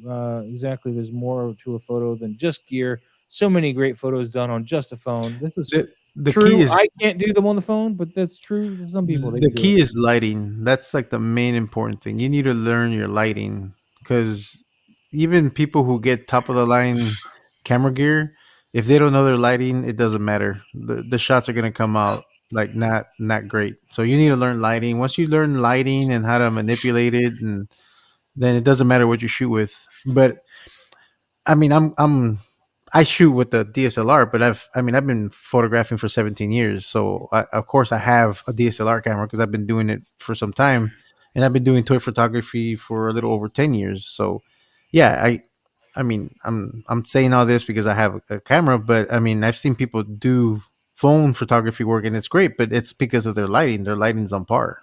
But if your lighting's not there, it doesn't matter what you're going to shoot with. It doesn't matter. You just need to learn your lighting. Once you get your lighting down and how to manipulate it and how to, how atmosphere works with lighting. And then once you figure all that out, then yeah, man, your shots are going to look great no matter what you shoot with. And the thing to remember with phones and lighting is you can't let the phone determine your lighting. You have to be in control with that aperture of the phone. You can't just let the phone go, I want to just custom white this because you need so there's apps for your phone where it gives you full control of the camera, and you need to get those apps. The best ones, of course, are the ones you have to pay for. There's some free ones, but you're kind of limited on what you can do on certain things. But if you get the app where it gives you full access to the camera, then yeah. Otherwise, if you're shooting directly from the camera phone itself, or you can control your f-stop, your aperture, all that, then yeah, that's gonna try to control the lighting for you, and you don't want that. Yeah. Let's see. R3 Toy says he's referring to League Extraordinary Sixers. The best part of this community is that it's super positive and that you need just minimal gear and a super cheap setup. Mm-hmm. Yeah, you can get RGB lights cheap. Lighting's cheap. Yeah, you don't have to spend money on lighting. Lonzies are like $20 a piece, man, and they're full RGB. I might actually buy some, even though apparently somebody had one. Or even Deadman's bought some little lights at the dollar store, and his shots have come out great with just those lights. So the lighting you don't need to spend money on. Like you can DIY lighting yourself. You can buy some of those shop lamps that have that chrome dome lamp. Yeah, for the shops, and just put some parchment paper to diffuse the light and get some daylight bulbs, and you're set to go. I mean, or you could even make custom snoots too. And all DIY. There's a lot of good tutorials online where it'll show you how to do DIY lighting at a really low cost. You don't have to spend money on lighting. Barn doors, I think, are the hardest things for me to try to. The barn doors is a little harder, but there's if I need to share the link. Yeah, flags. Yeah, flags work. Just use flags. Just make some flags, Maz. Yep. All right, so on the Batman, we got the Michael Keaton. I think this is a Mezco, right? No, it can't be. It can't be a Mezco. No, don't even say that. People are gonna be upset. I know they were making one, weren't they? Yeah, and it's like 2 years. It hasn't been released yet. A lot of people are really sour about that right now. I don't know what Batman this is. Then. Is this Yeah, I'm not sure which Batman. I was trying to see if it was the Beast Kingdom one, but I don't think it is. Those wonderful toys. If you're still here, let us know what Batman this is. It looks pretty decent. Why does it say NECA on there? He's hashtag NECA. Oh, maybe it is a NECA one then, because NECA did make one. They did. He hashtag NECA. All right, maybe. I'm digging this. Pablo, go ahead. It's a cool shot. I like the way he's in the shadow and the light is focused on his face and the eyes, and it really pops. It does remind me of certain scenes in the movie where he's standing in the shadow and all you see is his face in the lower part. It's a great shot. It's really good, and I love the background. The background's great. Good control of the lighting there. Mm-hmm. Yes. Mike. Yeah, so I know I'm going to backpedal a little bit here. I know earlier I said I'm not really a big Batman fan, but of all the Batmans, I go back to the Michael Keaton and Michael Keaton is the definitive Batman. So I think here, that being said, that this like you said, Pablo, really comes from that movie where it's in those dark places, and I get that in this shot. I get he's got the highlights in the eyes. He doesn't have any feet, but I'll let that go on this one. And but no, I think the face is well lit. I think you definitely it's lit to show the detail and the amount of texture in this face, and I think he did a great job with that. I don't have anything really to add to it other than it's good lighting. And the reason this crop works, like just in case for the people who are like, "Whoa, he cut off the arm and stuff," it's that you don't see the arm. Yeah. If we were to see the arm just there, then it would be an issue on why it was cropped. And if it wasn't cropped at the right location, if you're gonna crop an arm, you got to make sure you crop the arm like either at the elbow, below the elbow, above the elbow. But you do not want to see the hand from that same arm poking up from somewhere else, because then you're like, well, why is it cropped? That's what we're talking about. You don't want to crop arms or elbows, because if you have them like with a bent arm and you decide to crop it here and you see this there and then just this but no elbow, then that's where the issue comes from. That's distracting. That's what we mean by not cropping at the elbow or the arm or limbs in general.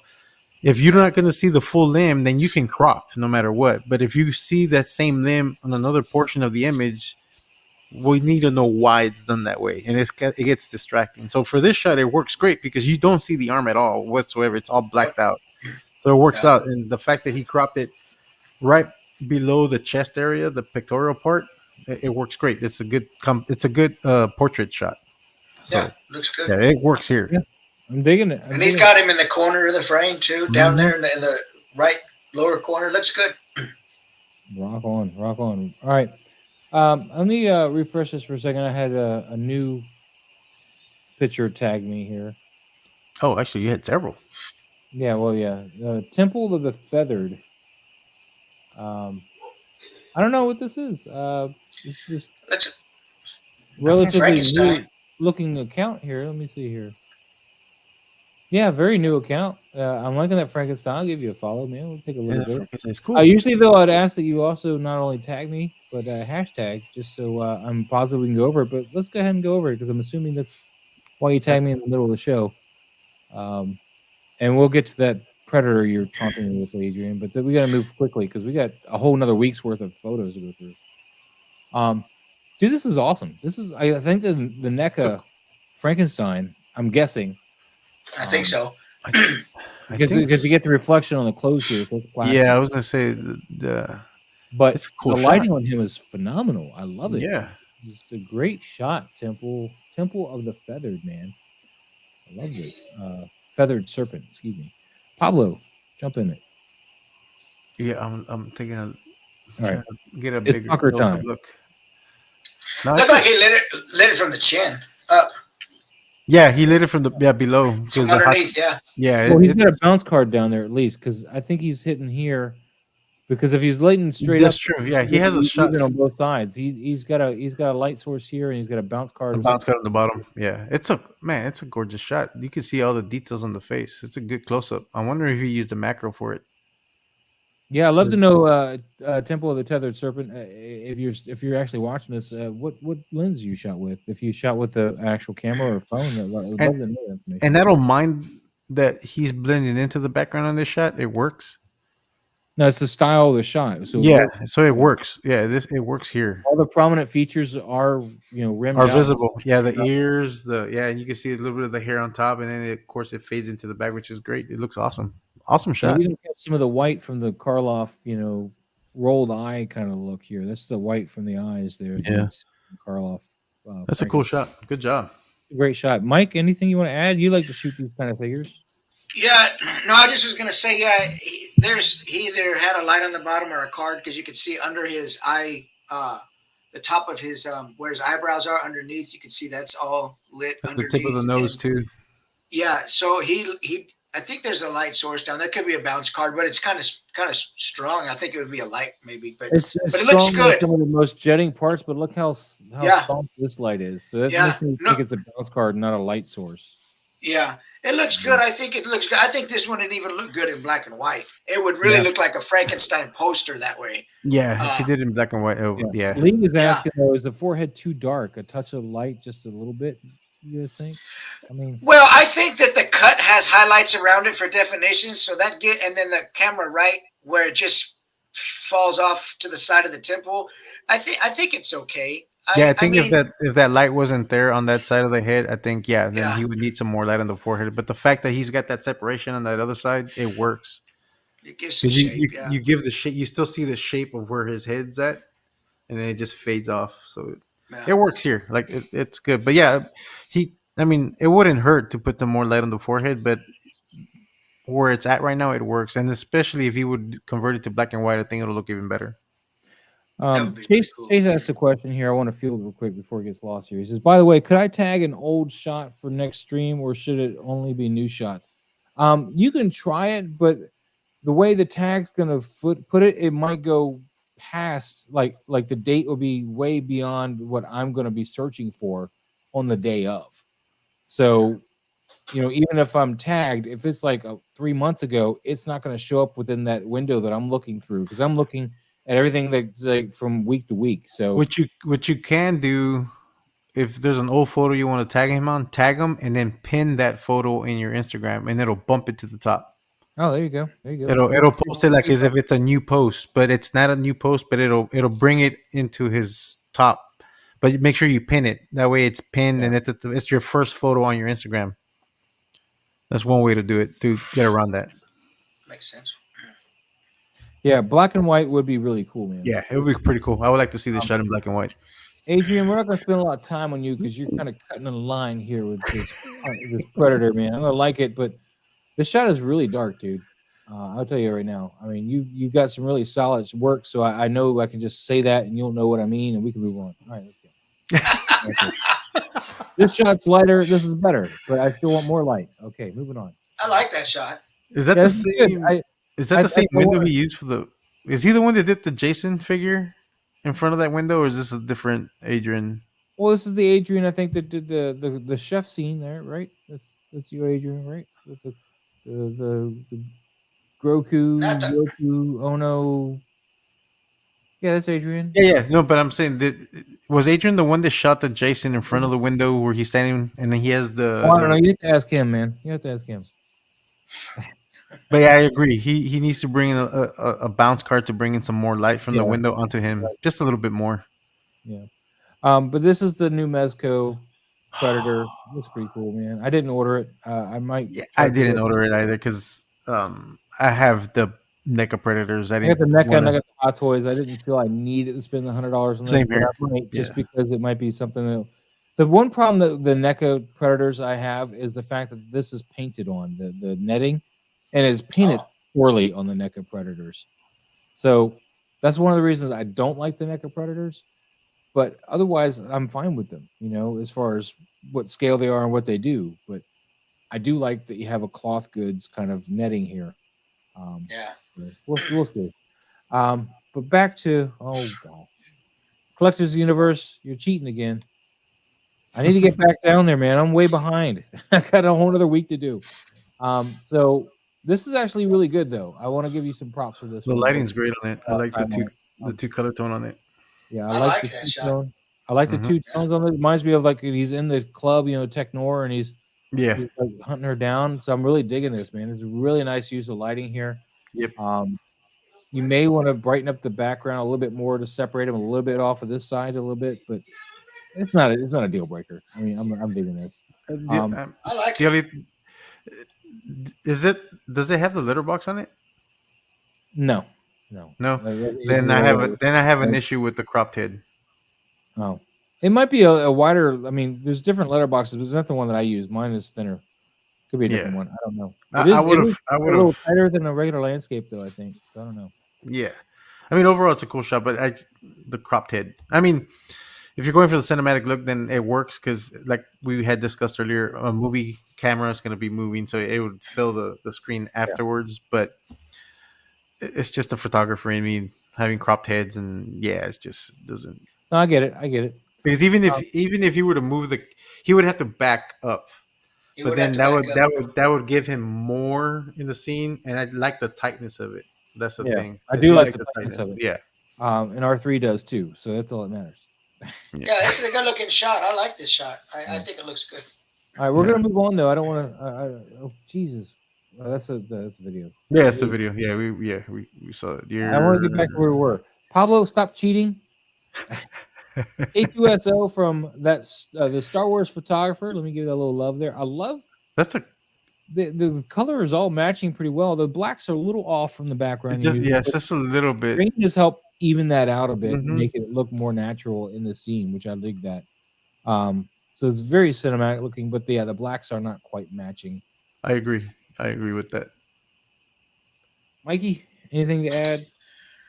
No, I'm just trying to find where the sharpest part of that image is. I'm not seeing his face as sharp as anything in there. Is there a sharp? Go ahead. I do want to nitpick something though. That two hands are cropped. Right, we get the point. Let's move on. Why? Why are they cropped? My eyes are searching for a sharp part of the image, and I don't see the sharpest part of the image. I think it's right around here. It's right there on the chest for that area where the white. Yeah, that's where I see the sharpness is at. Right there. When you focus, if you're using autofocus or everything, unless there's a reason to focus down here, like something's going on that you want to really depict, you want to go for default for the eyes. Yeah, the closest eye. Pick an eye, the closest eye, and go for that. Yeah, the closest eye to the camera is the one you want to focus on. Yeah. We're gonna move on now.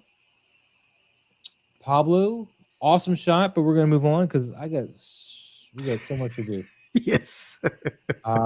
Casper, this is probably your best attempt at this scene. Up until this point, I liked the Rocksteady, but this one I think is a little bit better. You got the highlights that I was talking about a little bit more. Yeah, separating them out. More separation.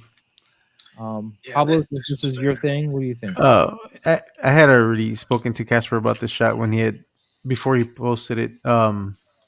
His nitpick on him to himself was that he cropped the top of the device, but I was like, the device is not that much of a deal breaker.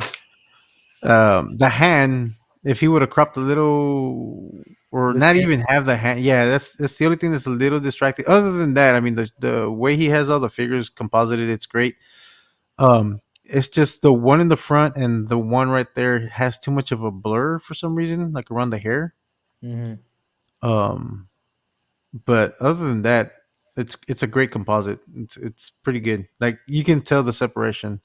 And I think this is one of his first ones, or no, I could be wrong, where he started doing the compositing. But it's a great shot. I did like it. Yeah, this is I think his strongest one out of the three that I've seen. Mike, anything new to add?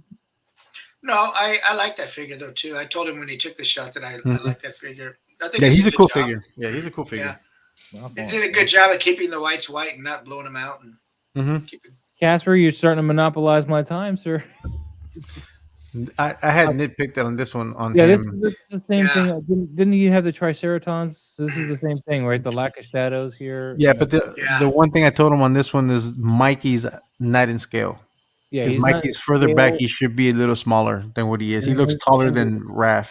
Yeah, his angle is wrong for the angle perspective of the walkway. So he's almost standing like one of those dinosaurs. Because this almost looks like a backwards knee here. Yeah, and I also told him that Leo is too overexposed. He should be a little darker because he's underneath the tree. Yeah. So yeah, this one's cute and all. No, it's cool, Casper. I'm just giving you a little grief, man. But I'm gonna like it. No, I mean he likes it. Casper likes that though. He likes to. First ones you said, huh, Casper? How come you knew the next one is you again? He took advantage of the week that we were off. Yeah, I think so.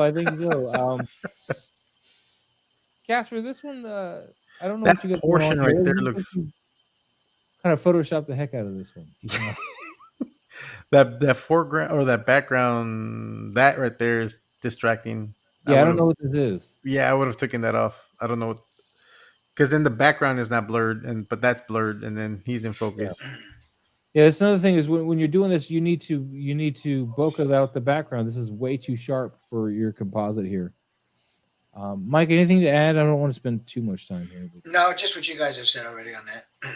All right. I'm sorry. I just want to get to. No, you're good.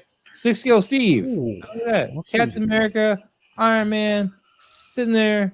Iron Man's like, "Hey, turn, Cap. Look at my crotch. Look at my crotch, Iron Man. Look at it. Look at it." Is that a custom cap?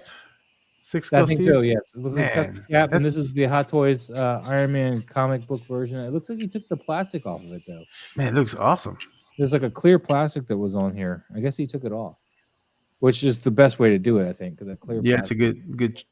Yeah, it was a good choice if there's a plastic on him. But man, yeah, it's a cool looking shot.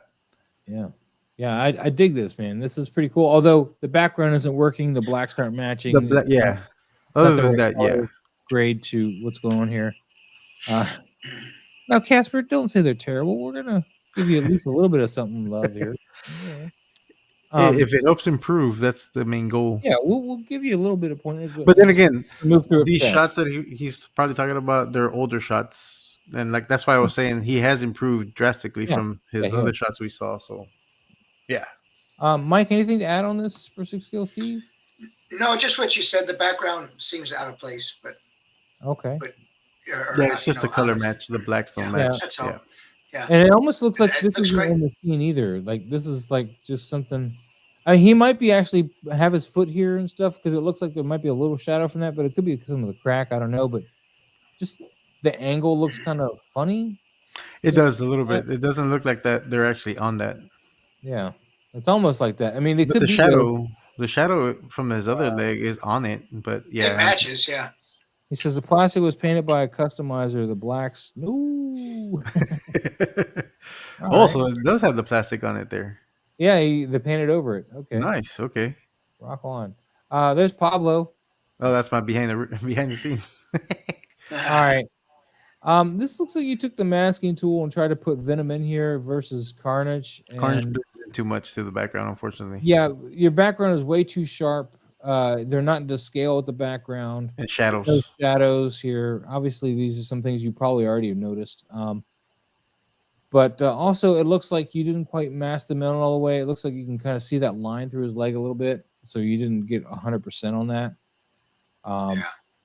But, just some stuff to play around with, man. Just some stuff to play around with. I'm gonna give You're getting there, man. You're getting there. Yeah, we're going to move on to your next one, which is...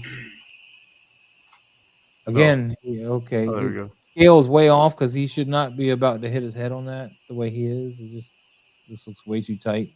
And he looks way too out of scale, like huge. And the background's too sharp. Yep. Yeah. Again, the background's too sharp. Nothing new there. Your lighting is not reflective of the lighting in the scene at all. It looks like you lit him and just put him in the picture. So you need to really do your homework. You got to figure out what you're going to take a picture, like what figure you want to take a picture of and what scene he's going to go with. Even if you don't have the scene there, you need to already have it up on another monitor and take note of where the light should be hitting him, because the light's not hitting him right, he's going to look like this no matter what you do to it. He's going to be standing out like this. Yeah. Now we're back to this. This is it's JK. We can skip JK. Pablo, we're skipping Pablo. Yep. Pablo, dude, this is awesome. This is my favorite one I saw today of yours. The unknown. Huh? The unknown one. That's the name of the figure. The unknown you one. You gotta send me this. Oh guy. yeah. I need this guy. He looks great. That's a great looking figure. I maybe would have bounced a little bit more light on him, just a little bit, just a tiny bit. I don't know. Maybe not. I don't know. I probably could have, but actually I should have, because I mean, there's the way the body's on the ground. They're really bright compared to it just is like it's hitting them from one side. So if you could have bounced a little bit of light on him, maybe from the bodies, that'd be cool. Yeah, and the funny thing is, for me, this is all in camera except for the atmosphere, because I couldn't do the atmosphere in here.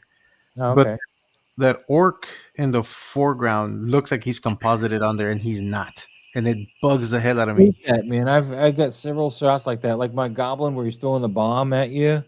That's right. It's got like he's composited in there, but it's not. And it's not. Yeah, and it bugged the hell out of me. No matter what I was trying to do, it's like but he's not composited on there. But for some reason, it shows up like he's composited in there. I was like, man, it really bugged me. So that's why I added the atmosphere post, because I was trying to see if I can hide it, but it still showed up no matter what. This orc until you pointed it out. I didn't even know it was an orc. I thought it was just one of the other bodies here. Yeah, it's an orc. It's because it's so the story behind the unknown one is that no one knows where he's from or who he allies with, like the alliances, but he feeds off the souls from the battleground. So whenever there's a battle that has ended and all the corpses are there, he's there. His main goal is to just gather souls. Yeah, he's awesome. I like him. Here's a close up of that Collector's Universe Thor. This works pretty well, man. Is this a hot toy? Yeah. That glow in the eye works better here because he's got the fade. Yeah, definitely works better here. Your blue back here is a little heavily saturated, just a tiny bit. It doesn't quite line up with the rest of the figures, but I can forgive it. Either that or maybe just brighten up his face a little bit, because it's a very muted light to it. It's not quite bright enough to go with a cool shot, man. I like your whites and blacks here, but otherwise, I mean, at a glance though, like you're just looking through, it's really nice. I like it's a nice portrait. Mike, anything to add? Same stuff. Okay. Same stuff as you guys are saying. It's a great looking figure too. Dang it, Pablo, give me this guy. Give it to me. You see, the orc here doesn't look composited. Yeah. No, I see it now. Let's see it. Nope. There's the orc right there. Right there. Yeah, right there. Definitely composited. That guy. I love this, man. This is great, dude. Oh, who was this? Oh, JK again. No. Oh, look at Kratos. Oh, wow. Kratos. This is the NECA. NECA? Yeah, NECA. Yeah, NECA. Yeah. Man, that's a gorgeous shot. Yeah, I got that Kratos. He's right here. Raw. Now I'm gonna have to play this game again. I wish he would have added a little bit of. I mean, he's got all this flame effects. I wish he would have added a little bit of. Yeah, I was about to say there some heat there. I mean, that would have taken a lot of photoshopping though to kind of get that. Right. Yeah, it would have really made this like really just over the edge. But otherwise, I like this a lot. Yeah, it's a cool shot. I like it. Yeah, Mike. What's the blur all the way around the outside of the figure? Is that just show action or to show? I think it's to show him powering up. Okay. Spartan rage. I don't know. Yeah. Maybe. Gotcha. Okay. I thought it might be. No. Okay. So yeah, it's a good looking shot. I like it. I like the way he's got the colors and the clarity and stuff turned up from here. A lot of texture in there. I like the shot. I just don't know if I like the intensity of that red. Like in the middle, right there. It is a weird spot for that. It just seems like he's in heat. He's in heat, baby. He's raging up. He's in heat. Man. There we go. Hot sauce on him. There you go. That explains it. Boy. But no, it's a cool shot. I like the composite, and I love the Dutch angle he has on here. It's fantastic. Great work, man. Great work. Yep. I'm gonna move on. Here's one of Mike's, man. A Cypher. Oh, that's an old Yeah. Okay. I'm sorry. We gone for 2 weeks, man. Yeah, we're gone a week, man. Remember, Mike? Oh, we were, huh? That's right. Yeah. So he's spraying some green stuff and he's pointing at it like that. What's going on here, Mike? Tell us the story. I don't know what's going on there. So I was just doing some photography outside. I just wanted of a do some lovely lady. I just wanted to take some props out there, add them to some dirt, do some, trying to showcase some of these props that I made with the tanks and stuff, and the undetonated bombs, and I have the Black Skull figure, but I don't shoot him that often, so I figured he'd be a perfect candidate for this. And I did some other shots this morning too. This was it was early morning after the sun came up, probably around 7 o'clock or so my time, 7:30, something like that. And I wanted to do a little something different than I normally do. With some, little Photoshop effect. I did some layering of the green smoke. You can see it's like more concentrated in the middle, and then it diffuses out. That's just done with different layers and opacities. And then I made the tank link in the back a little bit too. And that's all. Just kind of something that I don't normally do. Okay, Mike. Here's where you're gonna hate me. Okay. There you go. Go ahead. But my feet are there. No, I'm kidding. No. What's bothering me is the pose. Like this turn of the head is just off. It just what is he looking at? He's looking at his other buddies and he's saying, "Hey, it's right here." How do you where's that in the story? I don't see the story. Where's my window at? Where's the light coming from? It's coming from the rim light and the atmosphere. No, and the saber. An analogy though. I don't know what he's looking at, and he looks just stiffly looking over this way. I don't know. Yeah. Story-wise, I would think he'd be looking down at what he's spraying, or his finger pointing at what he's spraying, but his eyes are going this way. He's actually sucking up the radiation. His head. He's sucking it all in, he's man. Sucking up the radiation. That's what he's doing. It's like he's spraying his fingers, and then he's gonna smell them, and he's been rejuvenated by this green smoke. But you did a great job using the day ball as your lighting source and whatever other stuff you added. It's great there. I like that. I don't know where the hell he's looking, and it's driving me nuts, Mike. Where is he looking? Where did his foot go? I don't know. His foot? No, I'm being serious though. Like his head is cranked at a weird angle, and I don't know where he's looking. But that is. It's weird because let me grab that finger because is he still in that pose? No, he's right here.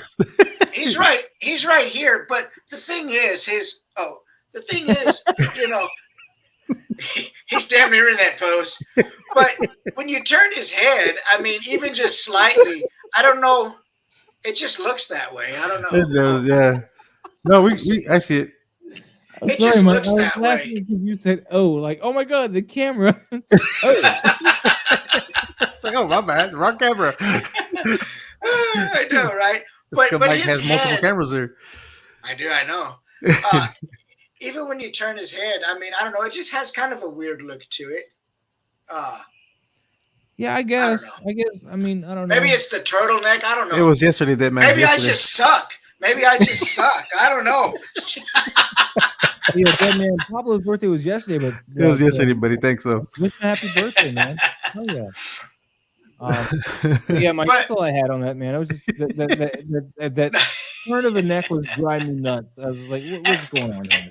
I think, when you turn his head, you can see too, I don't know if it has to do with that turtleneck or what. I think the problem lies somewhere between the figure and the chair. Yeah, that's what I was going to say. The problem lies probably with the guy behind the camera. Oh, there you go, man. I think Maz would have preferred if you had a figure blurred out in the foreground, like he's looking at. Yeah, and a saber effect. And you have to have his floating hand. There you go. And a floating hand.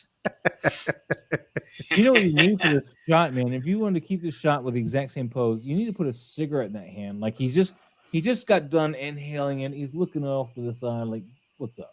Like he's talking, like his buddy's walking up on him, like, what you got? And he's got like his hand down there, but you put a cigarette. Like I'm doing my job already. It's like he just what? There you go. There you go. What was I thinking? That'd been perfect. What was I thinking? I don't know. You a cigarette butt. That's what you need. Move on. We're gonna move on. We spent enough time. Oh, is that? Oh, wow. Wyatt Earp. Wyatt Earp. Look at that it's not gun. Wyatt Earp. This is Hateful Eight, man. This is Hateful Eight. That has to be 1/6 scale, right? That is 1/6 scale. I think it's a custom 1/6 piece. Yeah, it's a 1/6 custom custom. Steve, so I'm thinking he might have 6 scale figures. Man, Look at that gun, man. Look at that gun. How long it is. That's a beautiful shot, Steve. That gun's in the movie. I love the way he got the breath. Oh, look, he ordered your Toymark shirt yesterday. Oh, cool. Thank you, man. I didn't know about a shirt. Why didn't you tell me about a shirt? Yeah, he has shirts on his on their Toymark's Instagram. I think there's a link on there. He is not you? Oh, well, then never mind. So anyway, about the Hateful Eight one here from 6 scale Steve. Go ahead, Mike. Go ahead. His elbow is cutting off here, man. I know. Just control the rage. Well, control the rage. I think it looks good here. I like the blue. I like the sense of coldness to the shot. I like the pose. His hand in the front. Is it resting on something? It's not resting on the gun. Propped up a little bit like that. He's just kind of holding it tight. Is it resting? No, his other hand. I think it's the one. It's resting on a belt. Yeah. Or holster. Okay, it's resting on a belt or something. Okay, I just was checking. The gun holster right here, but the hilt is pointed. The butt is pointed towards his other hand though, so he wouldn't draw. Yeah. This is a good looking.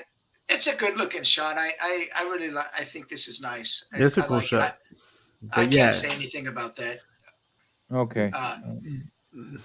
And Mike, just let me know. I see that you may have to go shortly. Just let me know when you need to get going. Yeah, right? No, I shortly here. It's good. But I like the shot. All right. Oh, I'm not. Pablo, anything to add, man? No, I like the shot. The pose is great. The composition is great. I probably would have moved the camera a little more to the right. To get that arm in a bit more, but it's not that big of a deal because it's the coat, so you really don't see the full arm. But so it's not that bad. But if it was me, I probably would have had more of that side in the shot, just so it doesn't clip that elbow. I understand your training did not want to cut off arms and stuff, but he's also not trying not to shoot center like I always. Yeah. He's trying to do that. The rule of thirds. Yeah, the rule of thirds. And like I said, it's not that bad due to the fact that it's the coat. You don't see the arm, so it's not too bad. Like where it's like, man, I wouldn't have done it, but it's not. It's not too noticeable. I like the crop here. I'm fine with it there, but I understand where you guys are coming from. I think it looks good with that crop. Yeah, that's what I'm saying because of the coat. So the coat helps to hide the arm. You don't see the arm prominently, like, oh, it's cut here, but then the hand's still sticking out this way. And the thing is that why it works here is that it's just the tip of the elbow. The other part of the arm is still in the shot, so it's not that big of a deal. I guess. And what helps sell this as being a cold shot is that warm light in the background. So if it's camera right and you're able to see those warm lights in the back, that gives you a contrasting color temp. Yeah. And they're hitting the measure the coldness of it. And they're hitting the weapon there. Yep. They did a great job of highlighting that warm temp here. And I want to give a shout out to the manufacturer of this figure because in the photo because this hair looks awesome. I know it's not rooted. It's this is a sculpt. Yeah, that's a sculpt. That's a sculpt. Yep. Awesome. I'll give that a shout out too. But this is a great shot, 6 scale Steve. I'm really digging this. It is a cool shot, though. Don't get me wrong. I might have maybe tried to take a cool light and lit this up a little bit just to bring out his hair from that because it looks like it's a hard cutoff from the background. To be feathered out a little bit. Rim light on the edges here with a cool light. I don't think this is a NECA figure. If it is, it's a really damn fine one. I think this is a custom 6 scale figure. Yeah, 1/6 custom is one of the hashtags. So this is a custom 6 scale figure. Yeah, it's a gorgeous piece, man. Yeah, it's gorgeous. Here's with the Rorschach. He likes his Rorschach. He likes it. He likes it a lot. Oh, look, you get the button. Nice. This is a good shot. Yeah, I'm digging this. I think it's a little like you could crop this in a little bit more. I think it's a little too wide. This way. going across. Yeah, he I could like have the probably window cropped. here, but I don't. If This is negative space you don't need really. I think you could have cropped it a little higher up to the table, so you don't get that weird gap underneath the table. Yeah. That like I would have Crop it in right eliminated here. that. Cut off a Yeah. little bit of bottle and just crop it right there, and Hmm. then crop this in like towards the end of the hatch. You don't need this part of this at all. Yeah. Because I he think couldn't. There's no way he can crop it from the top down because otherwise he would have cut the top of the head, the hair. It would have to have been from down here in that corner. If he just takes off that gap from the table, bring it up to where underneath where the hat is, I think that would have tightened up the You shot. want the bottle too, man. You want to try to Well, keep that's that. what I'm saying. If you were to bring it up to where like right below the rim of the hat, he would have still gotten the bottle. Yeah. Like you would still see the bottle on the table. No, it's an Asmus figure. That's what that Oh. is. So Oh, thank it you. might as well be third party custom, but you know. Yeah. I think this shot. I like this shot with the window. I think it's great. I wonder what Lindsay used because you can see around the edges, the camera right and camera left. The the fisheye. Yeah, the fish. Yeah. Yeah. Mhm. But I like it. I think it. Yeah, it looks good cool though. It here. works. Yeah, good in it the looks. shot. It looks cool here. Yeah, it looks good. Yeah, I'm digging both these shots. Great Yeah. job, Adrian. Great job. Yep. Let me see what else we got here.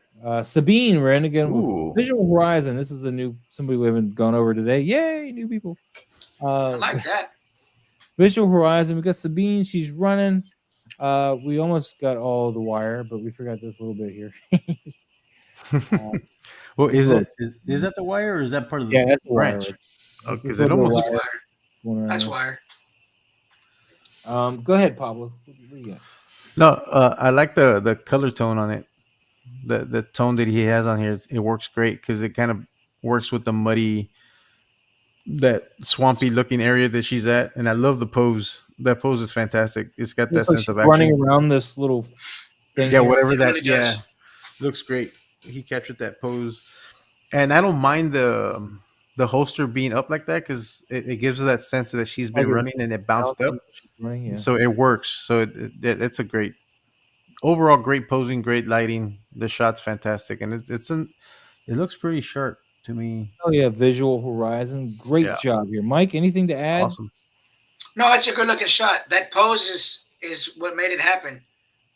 That pose is real nice. I like it. I would like to catch maybe a little bit of glare on this visor. I don't know if it's a visor that can do it, but that would have been great if you could have. Other than that, I like everything here, man. I'm liking all the lighting on her. I'm with you on the pose. And of course, don't forget your content aware fill. Get rid of these wires, man. You don't need those. You can do it. But this is a nice solid shot. Again, I can't wait for a 6-scale Sabine Wren. Hell yeah. That's gonna be awesome once that Catwoman. Pop and Son Collectors Catwoman. I love this. She's playing with a rat. This is awesome. She's a Catwoman, yeah. She's a cat playing with a rat. I'm digging this. You got that kind of glamour shot, kind of fuzz to it, which is cool. I would like a little bit of sharpness more on her face though, where I think the focus is, and the rest of it be fuzzier, but just a little bit more sharpness on the face because it almost looks like it's out of focus, but it's not. But other than that, Mike. No, Pop and Sons. It's a great creative angle. Creative idea. It's good. She's low, and you don't see a pose like this too often. So, that one's the better. The other one's more of a cartoony one. But I think it's a cool shot. Like you say, maybe a little more sharpness on the face. But other than that, it looks nice. It's funny. She's playing with the rat. She's playing with her dinner. Yeah. Chase says, really dig how the tail curves around her elbow. Mm-hmm. What do you think, Pablo? Anything new to add? I like the shot. It's got that dreamy look to it, but I don't know if it's got that dreamy look to it because it's not. I don't see where the focal point is at.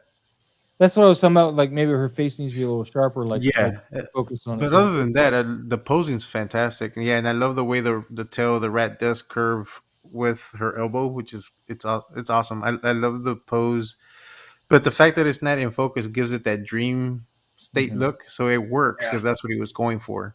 So it's a fantastic shot. Good job.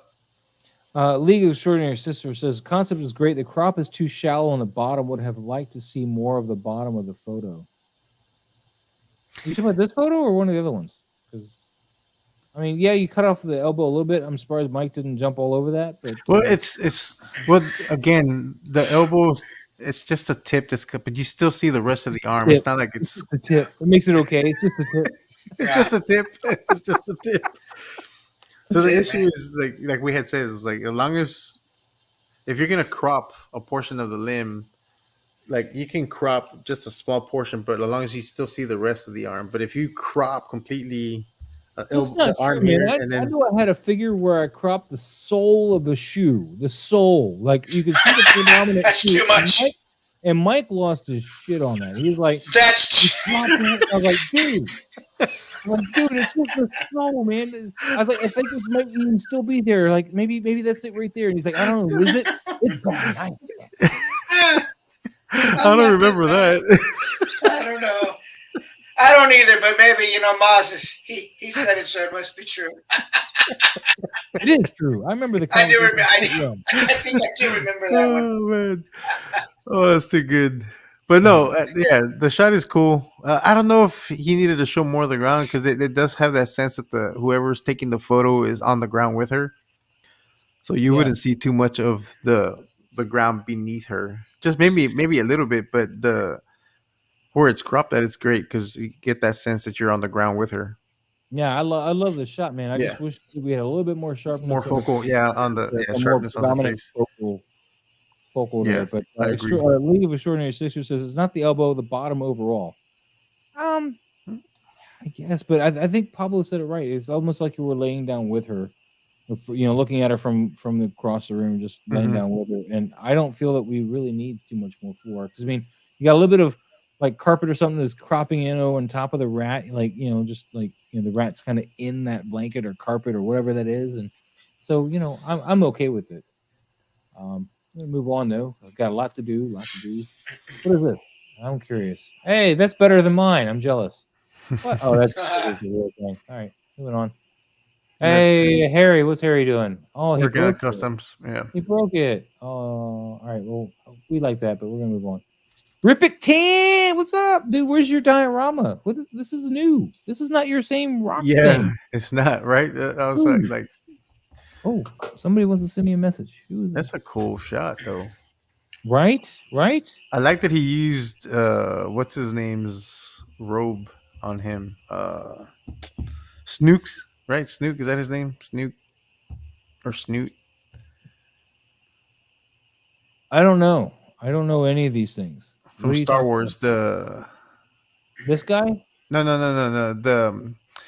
From The Force Awakens, Snoot. What's the name of the? Was that his name? That the Sith guy? Oh, you're talking about Snoke.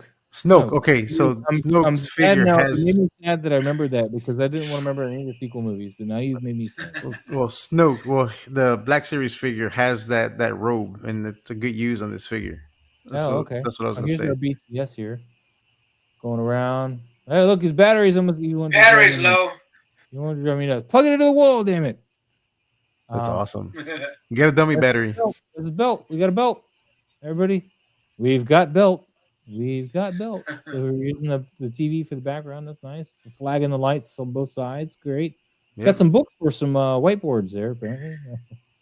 Or they're reading. Who knows? They could be reading. He does have a book in his hand. He does have a book. Yeah. Read a book.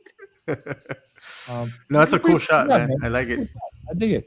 I like the first one though. This is the good crop on there. I don't like the ones you come in on any tighter. This is kind of too tight, and you're cutting off kind of where you don't feel like you need it. It's like it's almost he's getting pushed out of the frame. I don't like that.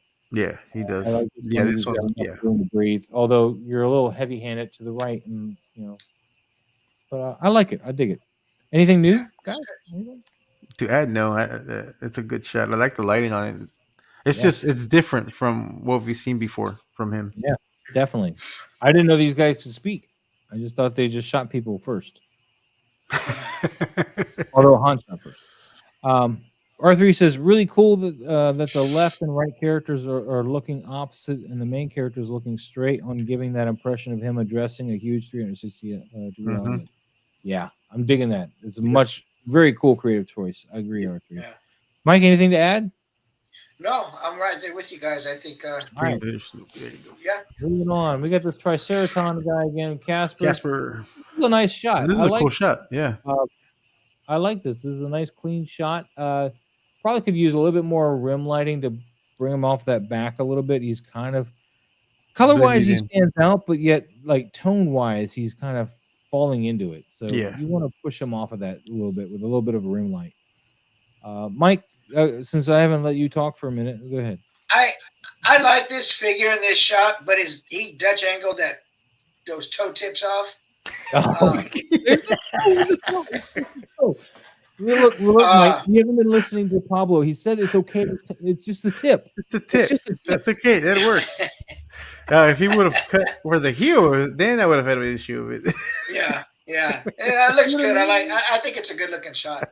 But like you said, Pablo, or like you say, Maz, I think a little separation light between him and the background would be nice, because that figure with those colors would be really nice. A little separation. I think I would have gone with a different lighting choice. The fact that he used like a yellow light to light him up. Yeah. I think I would have gone with an orange light and a blue light, because he has a blue light in the background already. Going on here from whatever light choice he's got here. I don't like that. Because he's already got the blue here and you got the yellow here, and adding the green is like. I think it's the green that's throwing off the yellow light on the yellow skin. Yeah. And I probably would have done with the blue light. Yeah.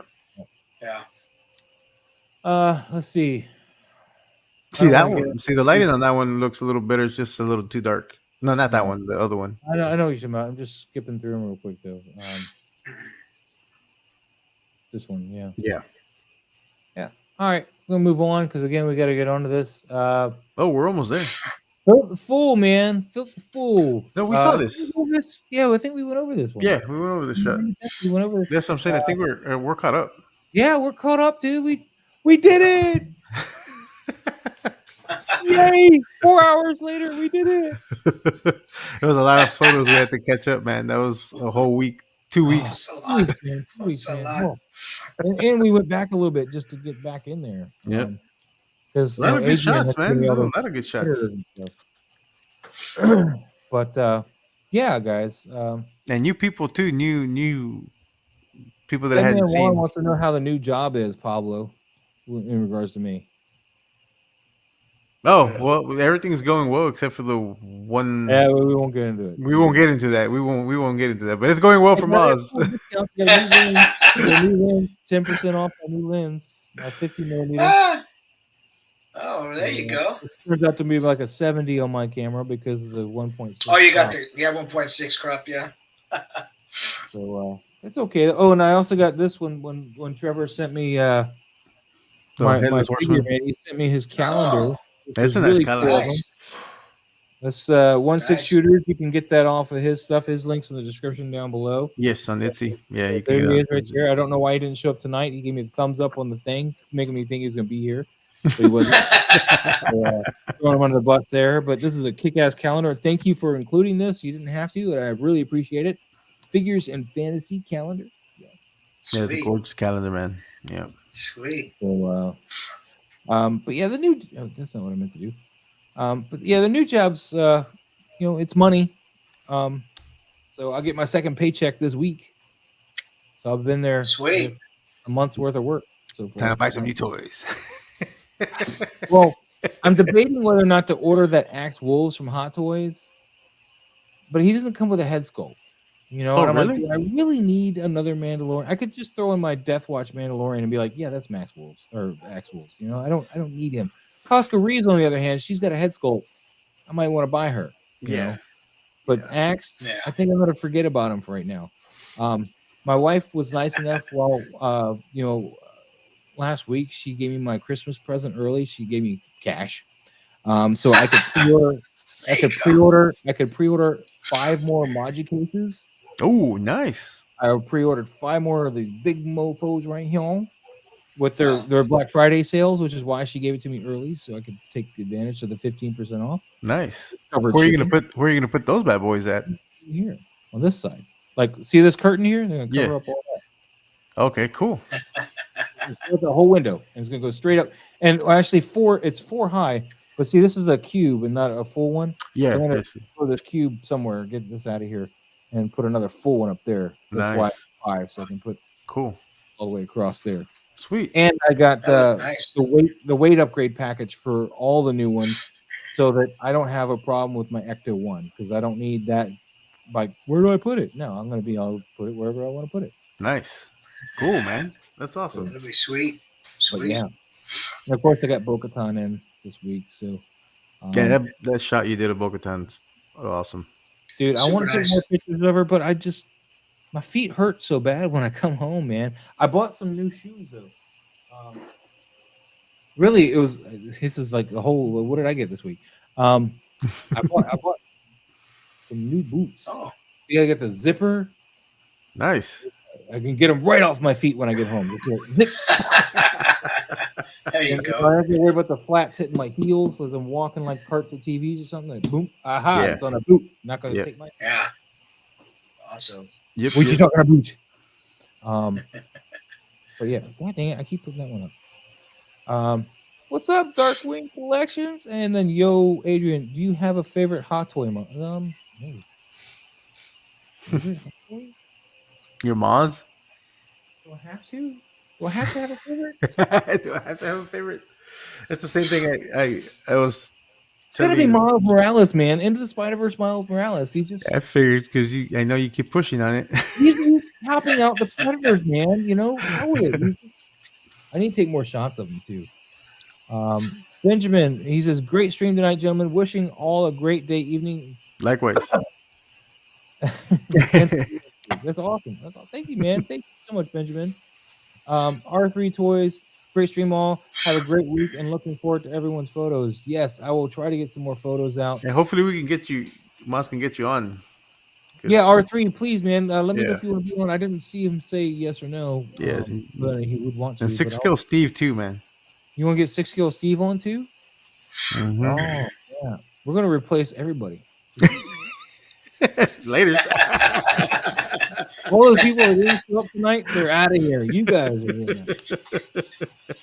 And yo, Adrian, let's do it. Adrian. But yeah, that's it, guys. Man, I had a great time tonight. Some good laughs. I hope you guys learned some stuff. Dude, I wish I had somebody who would just edit video for me. I would film tutorials, but when I go sit down and edit, I'm like, oh. It's a lot of work. Yeah, it's a lot of work, is. man. It's a lot of work. Yeah. That's why I like the live streams, but I need to set it up where I can do that. As it is, I gotta finish that video I'm working on, and then Ben, what's up, Ben? What's going on? Look at his little Atreus icon, man. He's been playing some God of War. Have you Nice. beat it yet? Because I beat mine. Nice. I got a lot of extra stuff to do, but I beat the story. Cool. Yes, that's another reason why I didn't shoot a lot in the past couple weeks. Is it open world or is it Fairly. I mean, fairly? It restricts some of your access, but yeah, for the most part, yeah. Cool. Open worlds, actually. There's 9 realms. Nice. Okay. Cool. Cool. They try to linearly restrict it. It's not like, Grand Theft where you just run it all over the city. Like, there's like big open pathway kind of things, and then there's some big open areas where you can branch off of those pathways, kind of thing. Yeah, Chase, man, I try to post reels. I haven't done one recently, but I try to post reels, and I know Pablo does and Mike does. He'll post video. In fact, he does some video stuff. Lately, he's been doing more printing and dio videos, but he does videos and stuff too. So sometimes I'll do a live tethered shoot on Instagram. I'll do a tethered shoot where I set up lighting and adjust lighting and take a shot and all that on live. So see, I want to do that, but I wouldn't be able to read what's going on in the camera, and that drives me nuts. I want to be able to participate with the audience and not just talk at them. Oh man. Yeah. Chase, are you from Texas too, Austin? Nice. Oh snap! Texas, baby.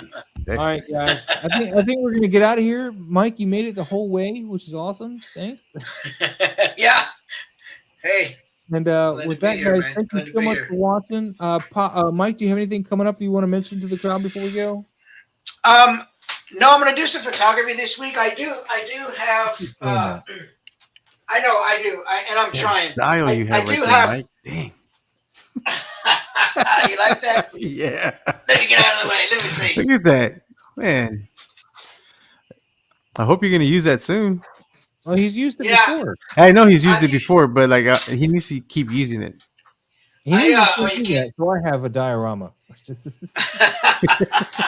I do have my electric chair up for sale. Yes, dude, that came out so awesome, Mike. Awesome man. job on it.